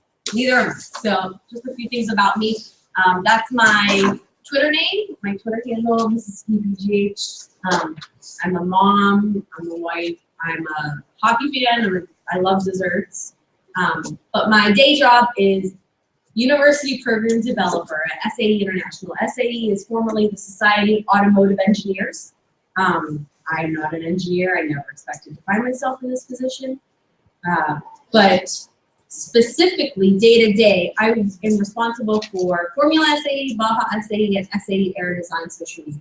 So what does that mean? So I work with college students who have spent a year building something that moves, and typically is a senior design project or something like that. And then they come to our events and they compete. So we register our teams in October, and then in the spring semester, they come and compete. So this is our Formula SAE project. That's our Baja SAE. They're literally roll cages on wheels. And this is the aero design. So when I came into my position a year and a half ago, my company, my brands, our brands, had no social media whatsoever. And we were dealing with college students. They were blowing us out of the water in terms of information. A year and a half in, they're still blowing us out of the water. Their Facebook pages are so much more engaged than where we are, because the reality is this really is only 10% of my job, and there are other program management responsibilities that we have, etc. So I knew there was a way that we had to build social media, and then, you know, of course, all the fear comes in, right? So 10% of my job, how am I going to possibly make that work? So these are all the different excuses I started to, that popped in my head, right? I don't know where to start. I don't know which networks to use. I don't know what to post. I don't have the time. That's a huge one for tiny businesses and for small businesses. I don't know what to do if someone complains. This is a really big one, right? How do you handle that? How do you mitigate that? I don't even know why someone would follow me on social media. That's a big one too. We tend to think of ourselves as boring, and the reality is you have customers and followers for a reason. How do I know if it's working? And I don't know. I have a Facebook page, but I don't know what to do next. I can post, but what's next? So in my case, there was a social media manager that I mentioned before. And there were no set policies, but there was still a gatekeeper that I needed to get my project next. So we created a very simple plan, the who, what, why, where, when, all that stuff of why we needed social media. And it took a few months to get approved, but it was approved because we justified our need. There's no, it's very hard to argue against the power of social media, especially to a social media manager. So, right, so you have to make sure you're following any rules that are set up if you're working within a corporation. Any of the content rules. I had a very interesting moment last December when we posted a stocking picture, like Christmas stockings, that had all of our brands on it. So we have 7, I mentioned 3, but we have 7 different brands. Well, it was taken down immediately within an hour of me posting, and it wasn't by me. So our social media manager had seen it, and it was decided that was too religious of content for us to have on a page that for a clothing. So again, there wasn't necessarily a policy in place that needed to be taken down, or that it was against the policy, but it was taken down nonetheless. So follow the rules. Maintenance, if my social media manager requested that I send her reports on a regular basis, send the reports. I'm lucky in that mine doesn't, but we still do the reports for our internal staff. So who already has social media set up that you're using? Just 2? Just have Facebook and LinkedIn. Just Facebook and LinkedIn. Okay, so we have a good mix. So I get this question a lot. Well, Facebook's the biggest network, right? There's in your packet, there is a list of what the monthly users are for the top 10, I think, most popular social networking sites. Facebook is obviously the biggest. People are using it for personal and professional reasons. But that doesn't necessarily mean that's where your business is. We happen to use Facebook mostly. We cross-pollinate over to Twitter, but on site, when we're at our competitions, we use Twitter almost exclusively. And our teams seem to have made that transition with us, interestingly. We weren't sure how that was going to go the first year, but they seem to have jumped right on. Yeah, there's ones you've never even heard of on that list. I stopped at 10 because I didn't know 11 through 15. Yes, that's right. So, why, obviously. Yes. So the people are there, right? Facebook, Twitter, Instagram. If you have a visual product, like I think of Burgatory every time I think of like Instagram. A picture of a burger of the day is going to get so much more play than a description of the burger of the day. And you can, I'm sure that when they go back to their analytics, it's night and day. Pinterest, if you're selling something that's a product for moms, if you have an Etsy shop, that should be on Pinterest just as much as it should be on Etsy or Facebook. YouTube, if you're creating any kind of video content, that sort of thing. I just wanted to include this because, like I mentioned with our events, we are very busy on site. I am spending maybe an hour of the 12-hour chunk of the day on social media, tweeting or whatever, getting content. When you have that sort of role when you're not the social media person and you're doing an event, trust your people. But to do that, you need to make sure you're giving them something to work with. So, like I said, we use Twitter. And it's not all or nothing, right? So you don't have to do all of these. In fact, you should not do all of these. You will go crazy, especially if you're just starting out. So the goal is just to get in, start moving, and you'll fumble your way through the first few months, but you'll figure it out. You'll know where your people are. You'll see where you're getting the most play. There are tons of social media 101 Podcamp videos on the YouTube channel. They also had them earlier today. I'm not going to talk about how to post on these different things or why you would choose each one of these, but I suggest going back to the YouTube channel to really look at those 101 and 201 sessions that really plow through some of this stuff. It's really good stuff. The next one was, I don't know what to post. And I'm going to reiterate probably what they say in every 101 session. Content is king. You can post all kinds of things. You can post your thoughts. You can post photos. You can post videos, polls. We do this all the time. Announcements. We play up our announcements. An announcement's good for at least 3 different posts. What's coming, the announcement, and a step back and revisit in case you missed it, sort of thing. Frequently asked questions. The frequently asked questions is a big one for us. 10% of my job is social media, but I don't know, 40% of my time is spent answering email questions, the same email questions over and over and over again. So when I see a question come in more than twice, it immediately gets posted as a frequently asked question on our social media. It's all about hacking your content to make it work for you, especially if you're in a tiny or a small business. This is one of those places where the fear pops in.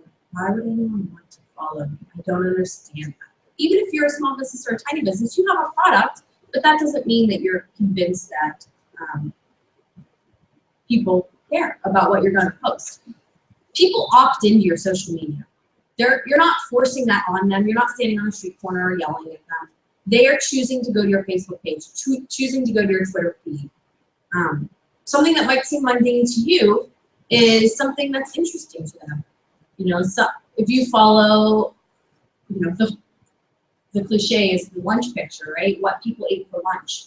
Well, that matters if you know someone who works downtown at a digital marketing firm, and they're posting what they had for lunch at this new restaurant downtown. Well, it's all part of the same, what people like, or what they like about you is also what they want to see. So the next excuse I always hear, this is probably the biggest one, is I don't have the time. No one has the time unless you're working. If you have the time and you work at a digital marketing firm, that's the reality. So for small businesses and tiny businesses, it's all about hacking your process. It's all about cross-pollinating. If you post something on Twitter, it should be posting on Facebook. Maybe not necessarily automatically, but if you're creating content, that content should be used across, especially when you're starting out and getting started, you have this much time, so you need to maximize that time and that effort. I personally use Hootsuite. There are a couple of them that you can use, and you can Google this. There are tons and tons of resources out there about which one to use for what purpose. But Hootsuite allows me to see all 3 of my brands at once in posts, as we sometimes do have announcements across all 3 brands at once. So Hootsuite is a tool that will allow you to post as well as see all of the content. You can see your news feed, you can see your mentions, you can see your shares, you can see search if you're looking for a particular keyword that's relevant to you or your business. You can watch that happening. It's also really good for events. We use it, we always set out at our events, we always set out a hashtag, and I can watch that hashtag within Hootsuite the whole time without going in and searching for it every single time. So look that one up. There's also been a few Hootsuite sessions that are on the Podcamp YouTube channel that are really good. Crowdsourced content. This is a huge one. I tweeted earlier today that while I was sitting in another session, that crowdsourced content is underrated. My job on Sunday at the Baja events, which are the World Cage on Wheels, is to count the number of times cars roll in. That is my job. I have a spreadsheet and I sit in front of a computer in a car and count the number of times a car rolls in. For the record, it is 3 before you get kicked out. So it's a constant thing that I'm doing. I have no time to post. I literally do not look at social media during that entire 4-hour endurance race. So I rely on my teams that are out there tweeting the standings, tweeting what's going on, tweeting about the event to create content. And I have people who watch, and if there's good stuff, we retweet it. But the reality is social media isn't my main job during that time, and I need to find other ways to get that content out there. It's the biggest day of our event. So I can't just let it go blank. So I rely heavily on our teams to do it. Like I said, they're doing a better job of it anyways than we are. So auto posting.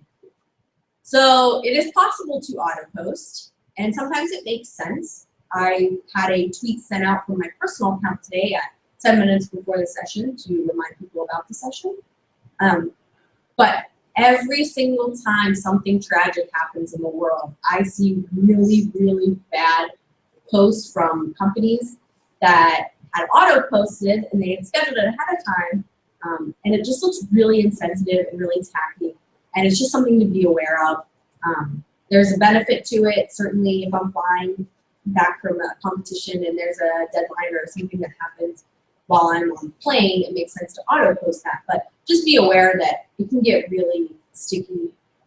You can do searches about companies that really blew it in this case, having really bad posts during hurricanes and that sort of thing. So fan generated content.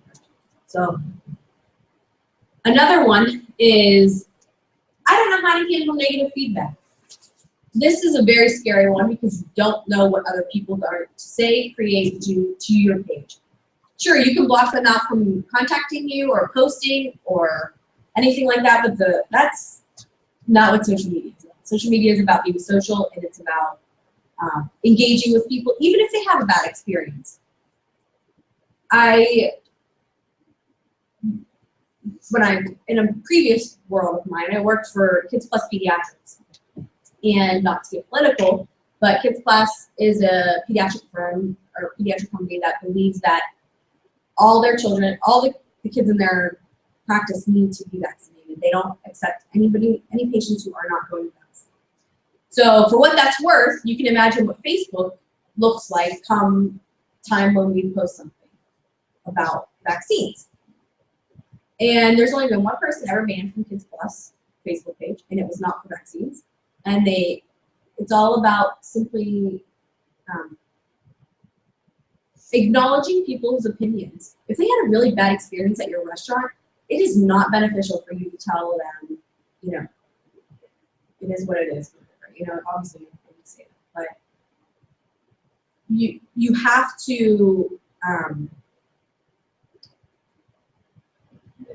have to acknowledge that people have a bad experience. It's going to happen in every business, right? So there's a couple ways that you can work around this. Trust your people. Trust your other people, your other fans, to see that and respond, right? Oh, I've never had a bad experience with the waffles. That really sucks.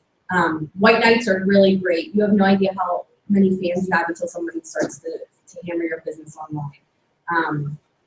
Use the negative feedback to your advantage. You know, if, for example, if one of my teams has a really bad experience online registration, I'm going to keep track of that bad experience. I track that every year, and next year we work to mitigate those specific negative feedbacks. Every year we try to make things better. So keep a log of that. Maybe you'll find out that maybe it's not an isolated incident. You really need to go back and check, you know, a particular product manufacturing or something like that. Don't delete the negative posts. This is really, really bad. And big companies get hammered for this all the time. It is the internet. Everything is trackable at this point. There are screen caps. It's very simple to do a screen cap. It's very simple to create a blog post that you deleted this post, and then you get into a war with you. Don't do it. Google will always win. And be flexible, adjust if necessary. When something's not working, you adjust. For example, I'm going to talk later about a couple of my social media heroes, but one of them is Whole30, which Whole30 is this particular way of eating. So I won't get into that, but it's about eating real food. And a couple of weeks ago, they posted this post, or they posted something about, do you think it's immoral to send kind of junk food to soldiers overseas? Well, they got a ton of negative feedback about politicizing, I mean, everything. This just opened up a whole floodgate of opinions that people just thought they were posting content that was inappropriate, unnecessary, not useful. So they came out and they apologized. You know, we're sorry. We tried to go this route. You guys didn't like it. We're okay with that. We're moving on. We're creating something else. And you can't find that person. So, you know, they did get rid of it because it just turned into such a hot mess. And it wasn't what their purpose. Original, not their yes, apology. correct. Yes. Sorry. So I don't know why I'd even use social media. One of the things that we decided to do as soon as we got the green light for our social media was we needed to know our intention. We're a company of 300 people, and every one of them wants to get to the young professional crowd, right? That's the buzzword. Well, we have 10,000 of them on our Facebook pages. We knew if we opened up social media for anybody in the company to post anything to the young professionals, it was going to be a fun thing. So we made a mission statement about what was important to us.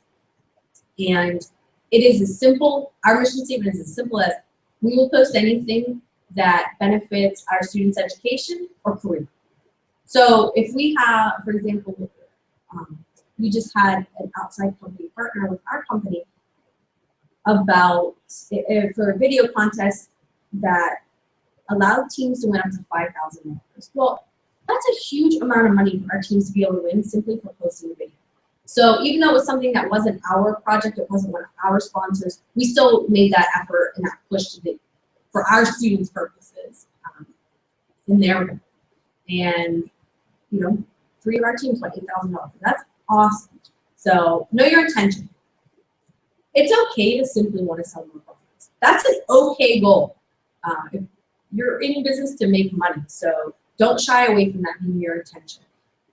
It's okay not to have anything to sell.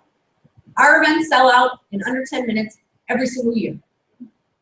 We make like $1 million in one day, which may not be big for huge corporations, but for us it is that we sell out every one of our slots for our major events. I don't have anything to sell the rest of the year. And even if I did nothing on social media, they would still continue to sell out. So our purpose is truly about, you know, getting information out to our teams. Gaining followers has no value if you aren't engaging. You can have 10,000 followers, you can have 1 million followers, but if you aren't posting anything, there's no value to it. So gaining followers, while it is a goal, it's not necessarily your true goal. It's a symptom. So it's okay for your intention to be making your life easier. My goal for social media is to make my inbox on Monday morning smaller of the same questions that I'm answering over and over and over. That's okay. It's a selfish goal, but it's okay if we go. How do I know if it's working? This was a really important one because it was something I had no experience in doing prior to when I started the SAE Facebook pages. You want to show something, even if it's just yourself.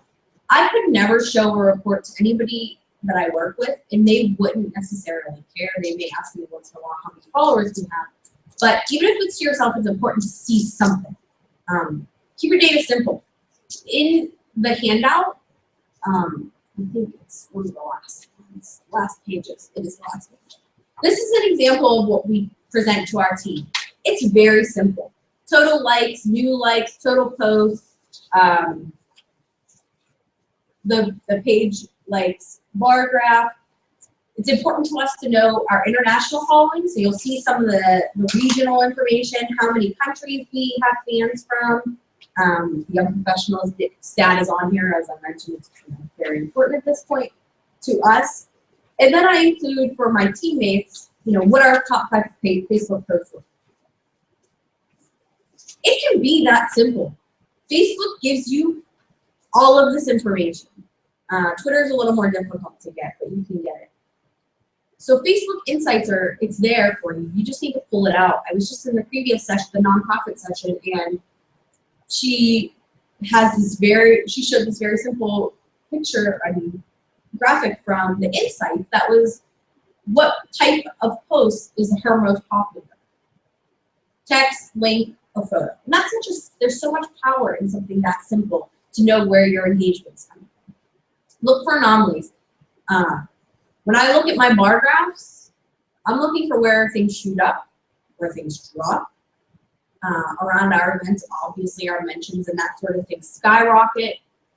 But we had this one really weird one in the middle of January. Well, students aren't even back in school in the middle of January. So I went back and looked, and it was this ridiculous post that my 75-year-old boss asked me to post about what music people listen to in the shop.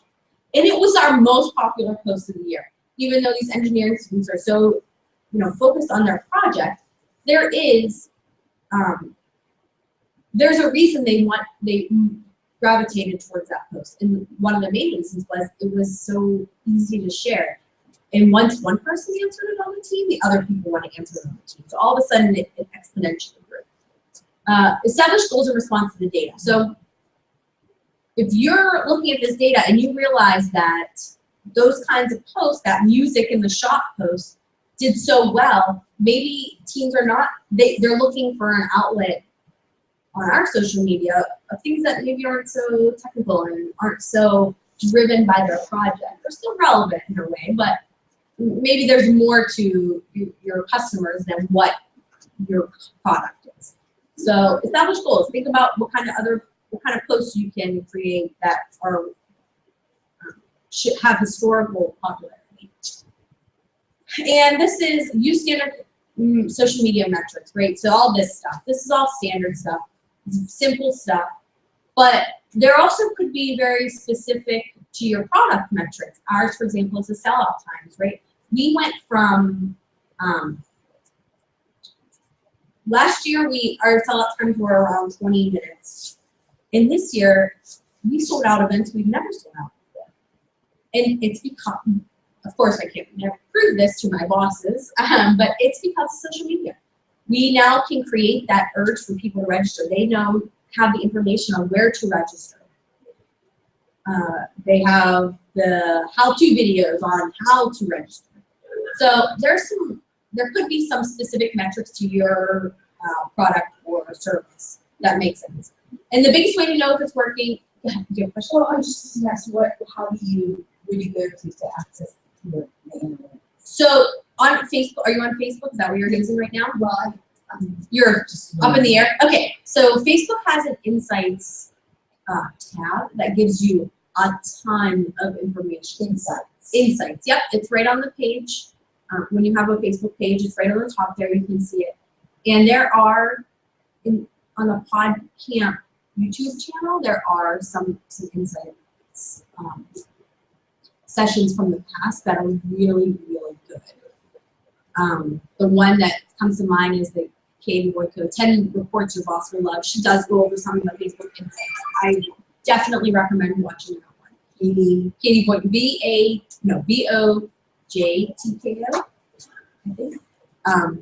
But it's called 10 Reports Your Boss Will Love. T-K-O, I think. And she goes in depth on how to get some of that data. Yep. Twitter's a little harder. We use Hootsuite to get ours, very basic, simple stuff, but we also pay for it. But you can get some free analytics on there too, especially if you're just looking for the basics. The biggest way to know if it's working is if you ask your fans.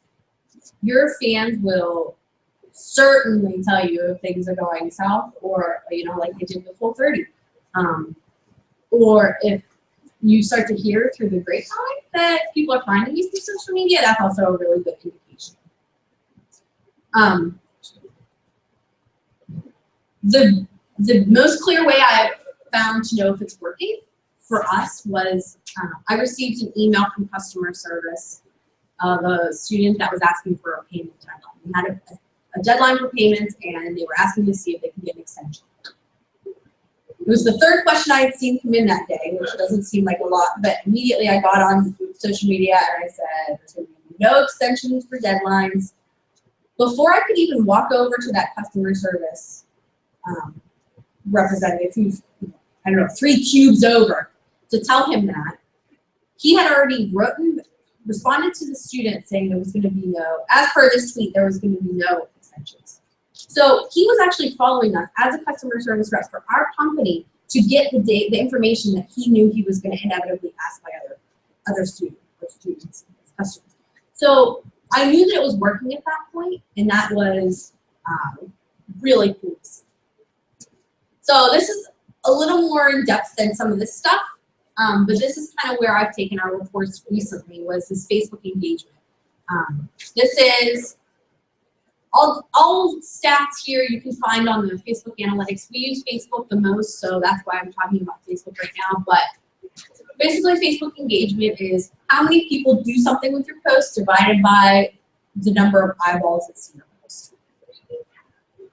Like I said, all available within the analytics, but this is our engagement. So when I just started doing research on the engagement formula, I wanted to know, okay, so what's the benchmark, right? What's the industry benchmark? This line right here is the industry benchmark. It's at 1%. 1% of the people that see your post engage, you're doing okay. That's a standard. This is ours. So I would imagine that is, on a big brand, if Old Navy gets 1% of their Facebook fans to engage with their post, like, comment, share, they're doing okay. As you can see, we have a very engaged group. I mean, that is this is a good example of the anomalies that I was talking about earlier. So this right here, we asked our students to tell us why they were thankful for whatever the program was, football or formula, and we put them all on these little graphics and posted them all day during Thanksgiving last year. And you can see that was 30% engagement on that thing. That's pretty good. We were really happy with that and kind of surprised. We didn't expect that at all. But again, that was a post that was not technical and it wasn't geared towards their projects necessarily. A lot of them gave, soft skills like, I became a better project manager because of formula essays. Got a girlfriend because of formula essays. Like these really silly things that were a break from what they're used to doing. So we had like half people that have Facebook pages or social media, they just didn't know what to do. So I mentioned this a little earlier. Develop a content mission statement. How are you going to determine what content is posted? How are you going to determine which is a priority? We have a lot of time-sensitive stuff, and it may pop up out of nowhere that it needs to go on a meeting. So how do you know which is going to be the priority? And this is my favorite one because I'm in a company and I have a boss who's been there for 30 years. How are we going to handle favors that get called in? Oh, can you post this? It may have nothing to do with our students. But, so again, that very simple. We will post anything that benefits our students' career or education. So create a system that works for you. This is really important. Develop a calendar. It can be weekly, monthly, quarterly, whatever you're comfortable with posting. You don't have to post every day. It's okay not to post every day, especially when you're first getting started and you have a tiny business. If you post it every day, your other things are going to fall. So there's Patty Swisher this morning talked about calendars a lot, and one thing she said, which just resonated to me, was don't reinvent the wheel, right? A calendar is a calendar. It's just a way to organize the information. And in the packet, I do have a couple calendars that are, I think I did a weekly one, very simple, right? and then I did a monthly one. They're pretty simple.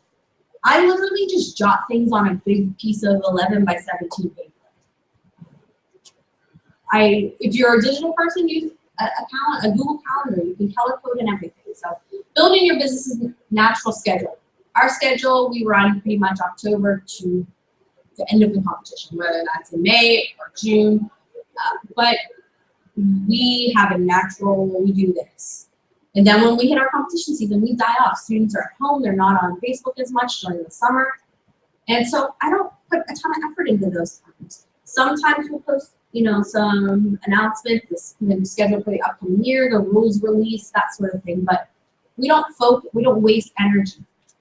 The month of December, students are away, they're not at school, they're busy, they're doing stuff. So again, we actually shut down our social media for 2 weeks. We post out there that we're shutting down for 2 weeks, and so I don't post anything. Now I still monitor, and when questions come in, I still answer questions and that sort of thing, but no reason to kill yourself if you know the people are. Maybe you have a really busy schedule. I would imagine the CSA social medias are really busy when that sign-up time is happening, and maybe even through CSA season, where they're answering some customer service questions. So just know your business's natural schedule. Hold a meeting with your team. If you have a team, hold a meeting with them. This is what I did.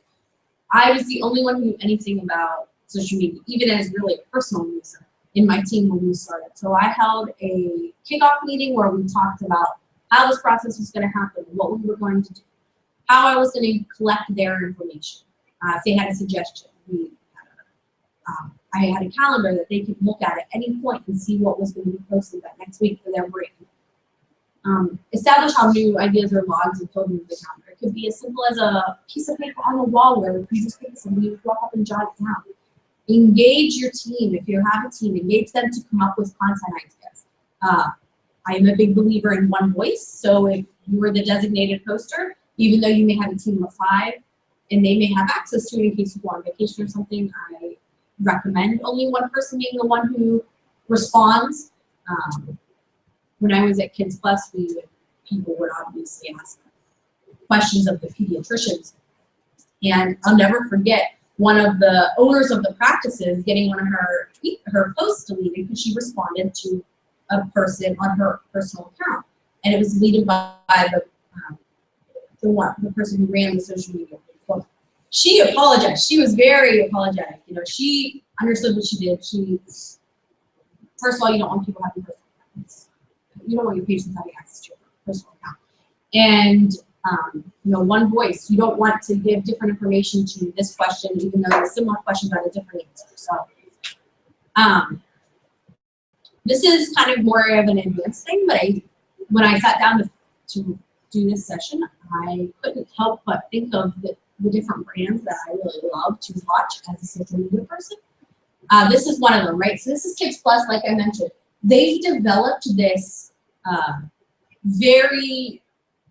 as soon as I see one of these in my newsfeed, I know exactly who it belongs to, even though they're all very different, right? So this is for a class. This is just fun. That one was for their anniversary, and that one was to launch, to announce a new feature that they had where people could auto pay their bills and that sort of thing. So they've kind of taken this green, red, purple, yellow, blue thing, and that's their logo, but they've also pulled it through the rest of the year.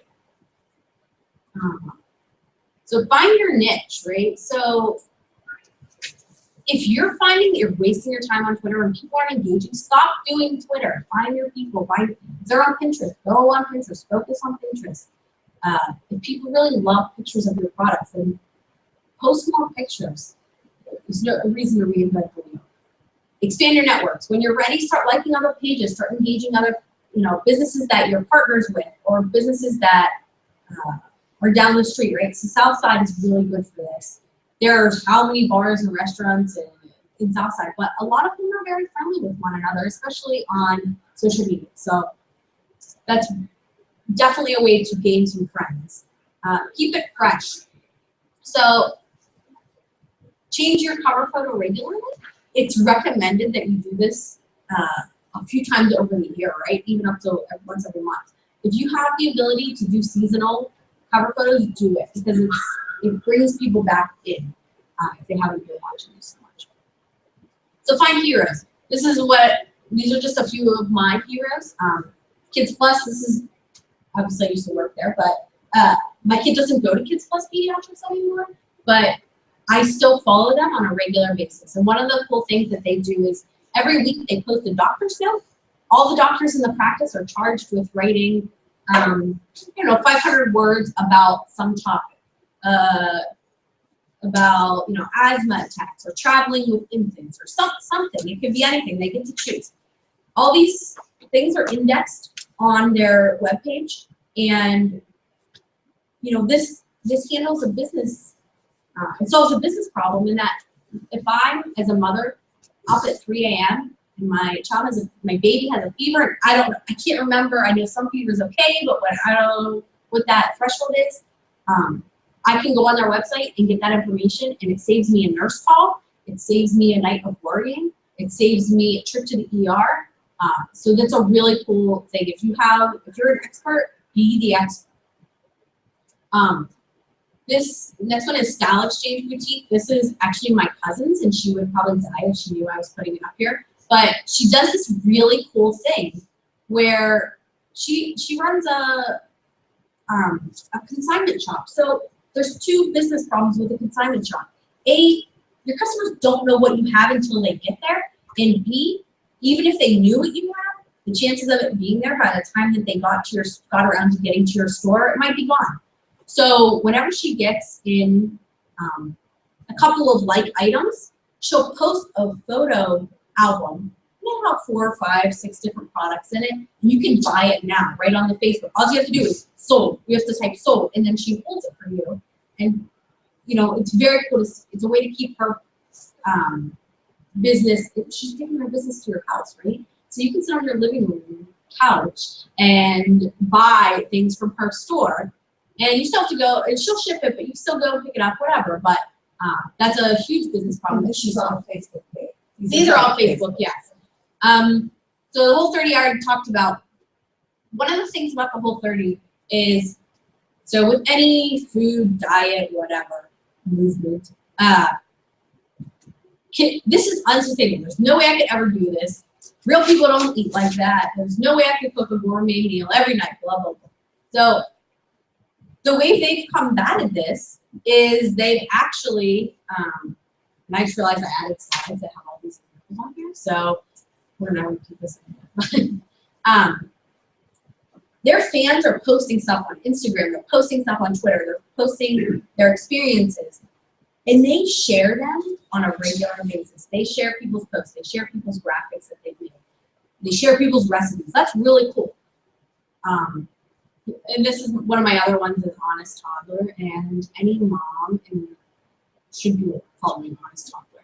So Honest Toddler doesn't really have any products. It's just a mom who posts really, really, really funny stuff that her, it's supposedly the toddler typing. It's very funny.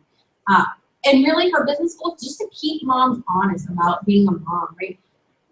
They play with pop culture a ton. So this is an example of the doctor's note that I mentioned earlier.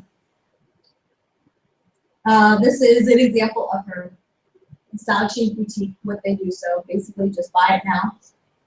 She includes the prices down here on all of her pictures too, which is really cool. This is the Whole30. Somebody else created this graphic. They did not create this graphic. So they called them out by name or by Twitter handle, I guess. And then this is the Honest Toddler. So my favorite part of Honest Toddler is like they nail the hashtag usage and the over hashtag usage. In the So Blessed hashtag, which is one of my favorites that moms always post, right? So this is a picture that was making its rounds around Facebook and Twitter a couple weeks ago, and then so they just put it up there and put their own little twist on it. It's very fun.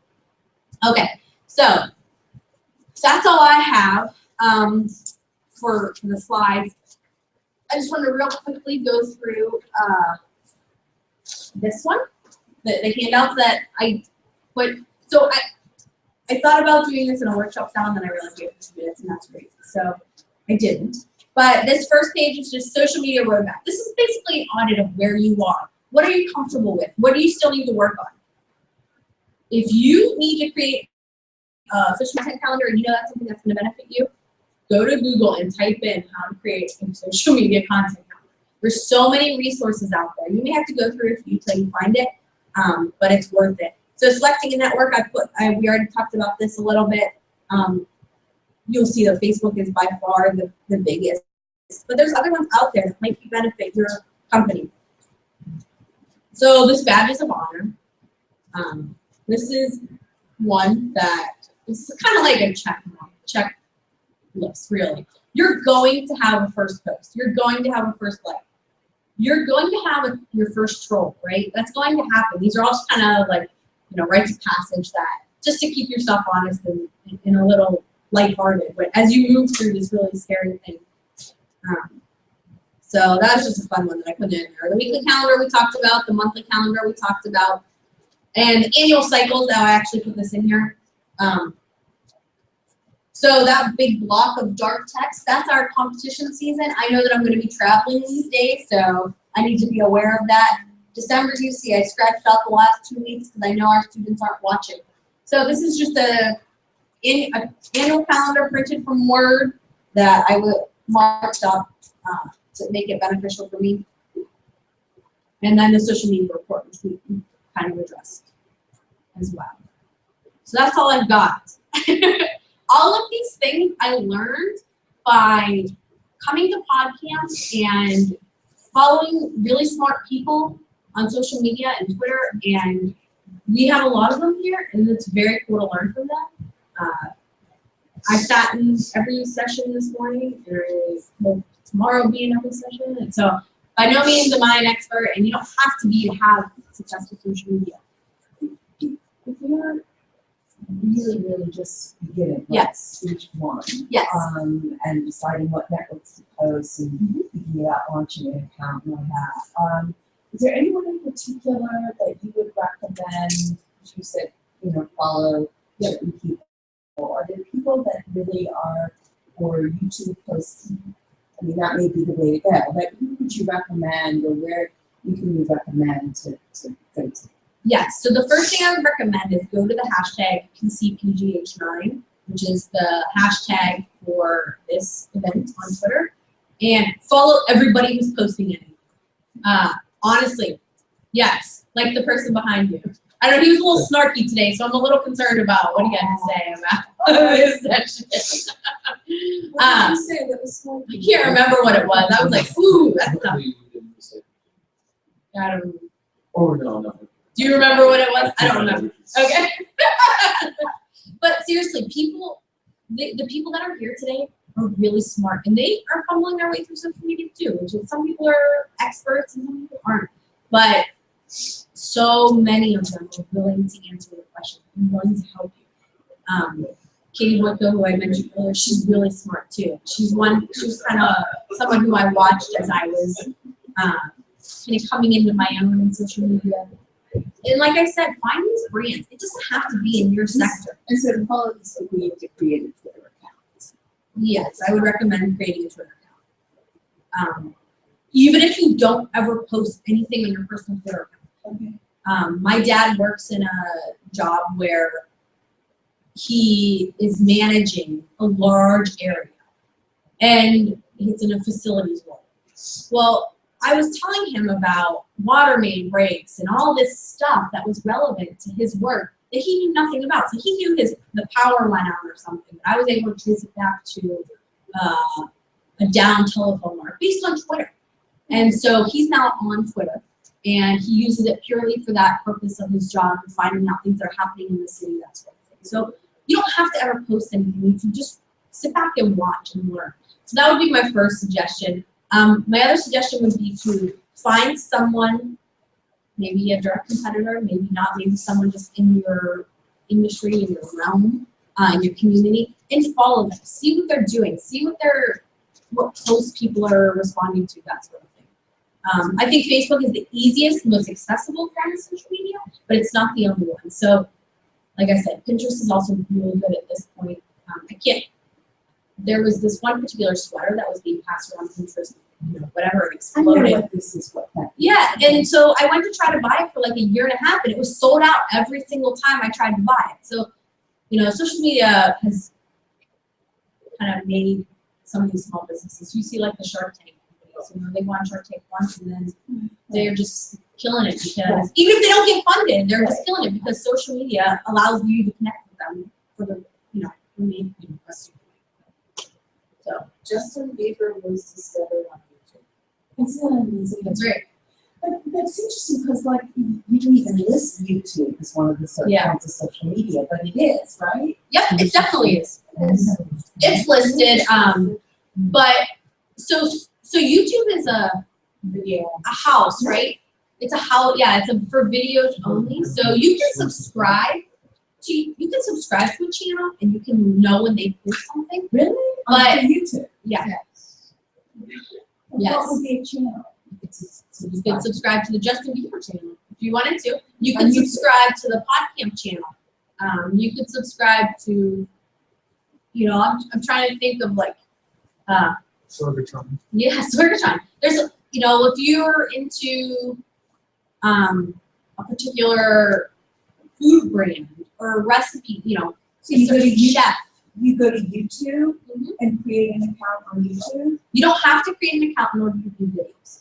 But you do need to create an account if you want to subscribe to it. So if you want to subscribe to a particular YouTube account or whatever, I don't know the terminology. Yep. You go to Channel. YouTube, to a YouTube channel. Yep.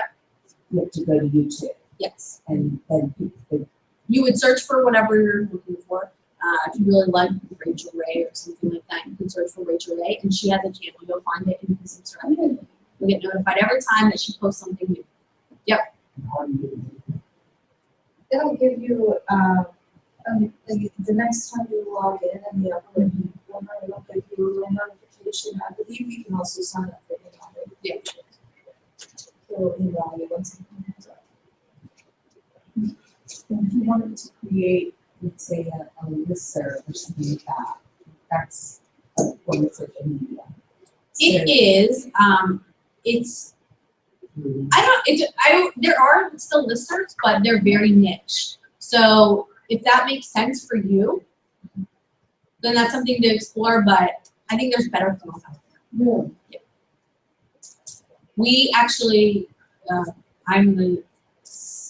One example is you have to kind of know someone to get into it, but the Southside Secrets Facebook group, it's like literally just a very casual group of people live in Southside or have some work in Southside, that sort of thing. They do a really good job, maybe too good of a job sometimes, of communicating with people.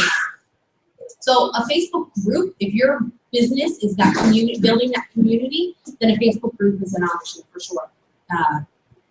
That's where we've moved to in our civic association. It just makes more sense if that conversation is really important. And Facebook's starting to love groups. They started to kill them for a while there. It's coming back. Versus if it were a listserv, you'd have to do like Yahoo groups or something. Yeah, I mean, like I said, it still exists. It's kind of a dying breed. Yeah, and there really are some people who still use it. Yeah, that's what I mean. But if you're people on the street, if you walked up to them and said, hey, I have a listserv, there is a yeah. But if you say, hey, are you on Facebook? Then you'd be like, I talk to my granddaughter on Facebook. Yeah. I'm not that young, and I've never participated in the list. So, never in my life. So, yeah, exactly. They're kind of cumbersome and they're difficult. Especially when somebody responds, oh, good. And then you get this big long thing because they don't clip it. That's right. They send great or whatever, and everyone gets thanks, and everybody gets to so that all the mail and then people complain. And then somebody doesn't reply all and says, please don't reply all, and then please don't reply all, reply all. No, see. No, I'm only One thing worse than that is really? Yeah. Maybe you should be responsible for moving them to Facebook. For what? Moving them to Facebook. No, but from like another city, I just moved out here in Pittsburgh, from another city, so community listservs, all kinds of fabulous. And I think that may be because a lot of people in that particular community may not even be on Facebook. Yeah, that's so possible. it opens it up to join. Anybody can join the community listserv, or or an association of it, this listserv, and you join. You have moderated acceptance. Yes, you can be, it's moderated, so that, I guess But that's. you can choose who you want to enter. Right, exactly. That's what it is. So what are you looking to market? Well, no, I'm just kind of thinking of a few different things, but again, I was thinking this particular community, listserv, and it's really nice that they get. It's just I'm surprised because when I came back to Pittsburgh, nobody's ever heard of a listserv. Yeah. Well, it doesn't seem to exist. Well, it's very niche. It's very industry specific. I think one of the yeah. And then the person can be notified by email if they want to sort of the first page, and you can be notified by email on particular threads if you want. Or when you can have, so when you go back, you can find out that there's comments on that, and you can go and check it out. And then that good. A website form. The only downfall to that is a lot of people don't know how to necessarily install software to make those things work. And they're not knowledge. So there's more technical knowledge required. So that's a good point. It's even with the listserv, right? So the cool thing about social media is it looks so much better than a listserv does. I mean, just aesthetically and visually. Yes. And it's so much easier to set up. Someone who has no technical knowledge can set it up. It's not hard to set up a Facebook group or whatever. So there could be interaction on the Facebook page. And it's opt-in, like you mentioned, it's opt-in. You can follow a particular post or whatever. So even forums, I think, are really kind of, again, they're niche-y, but you have to really seek it out. There's certain groups that prefer them. Yeah. When you start getting political, some of them don't really like putting their stuff out there on social. You run into some of that, or if you really want to keep it really private, you really want to keep that control. Or for all those posts that are made on the forum, if those posts are publicly available and you have that on the website, then that's your website. So there are reasons to have forums, but it's. You may have, for example, a committee that's working on something. Yeah. It's an easy way. You can control who has access to that particular set of topics. You wouldn't necessarily use that if you're marketing or branding, or in this case, you're trying to engage with a larger community and grow that community. You're not going to do that through a certain. That's more for us. I would say more internal working with an organization. I think both the forum and the listservs, and I prefer using the forum, unfortunately. The groups that I'm involved with, I don't want to use the listserv or the groups and all these different forums. And that just more email meetings. Yeah, we're just chatting. Okay.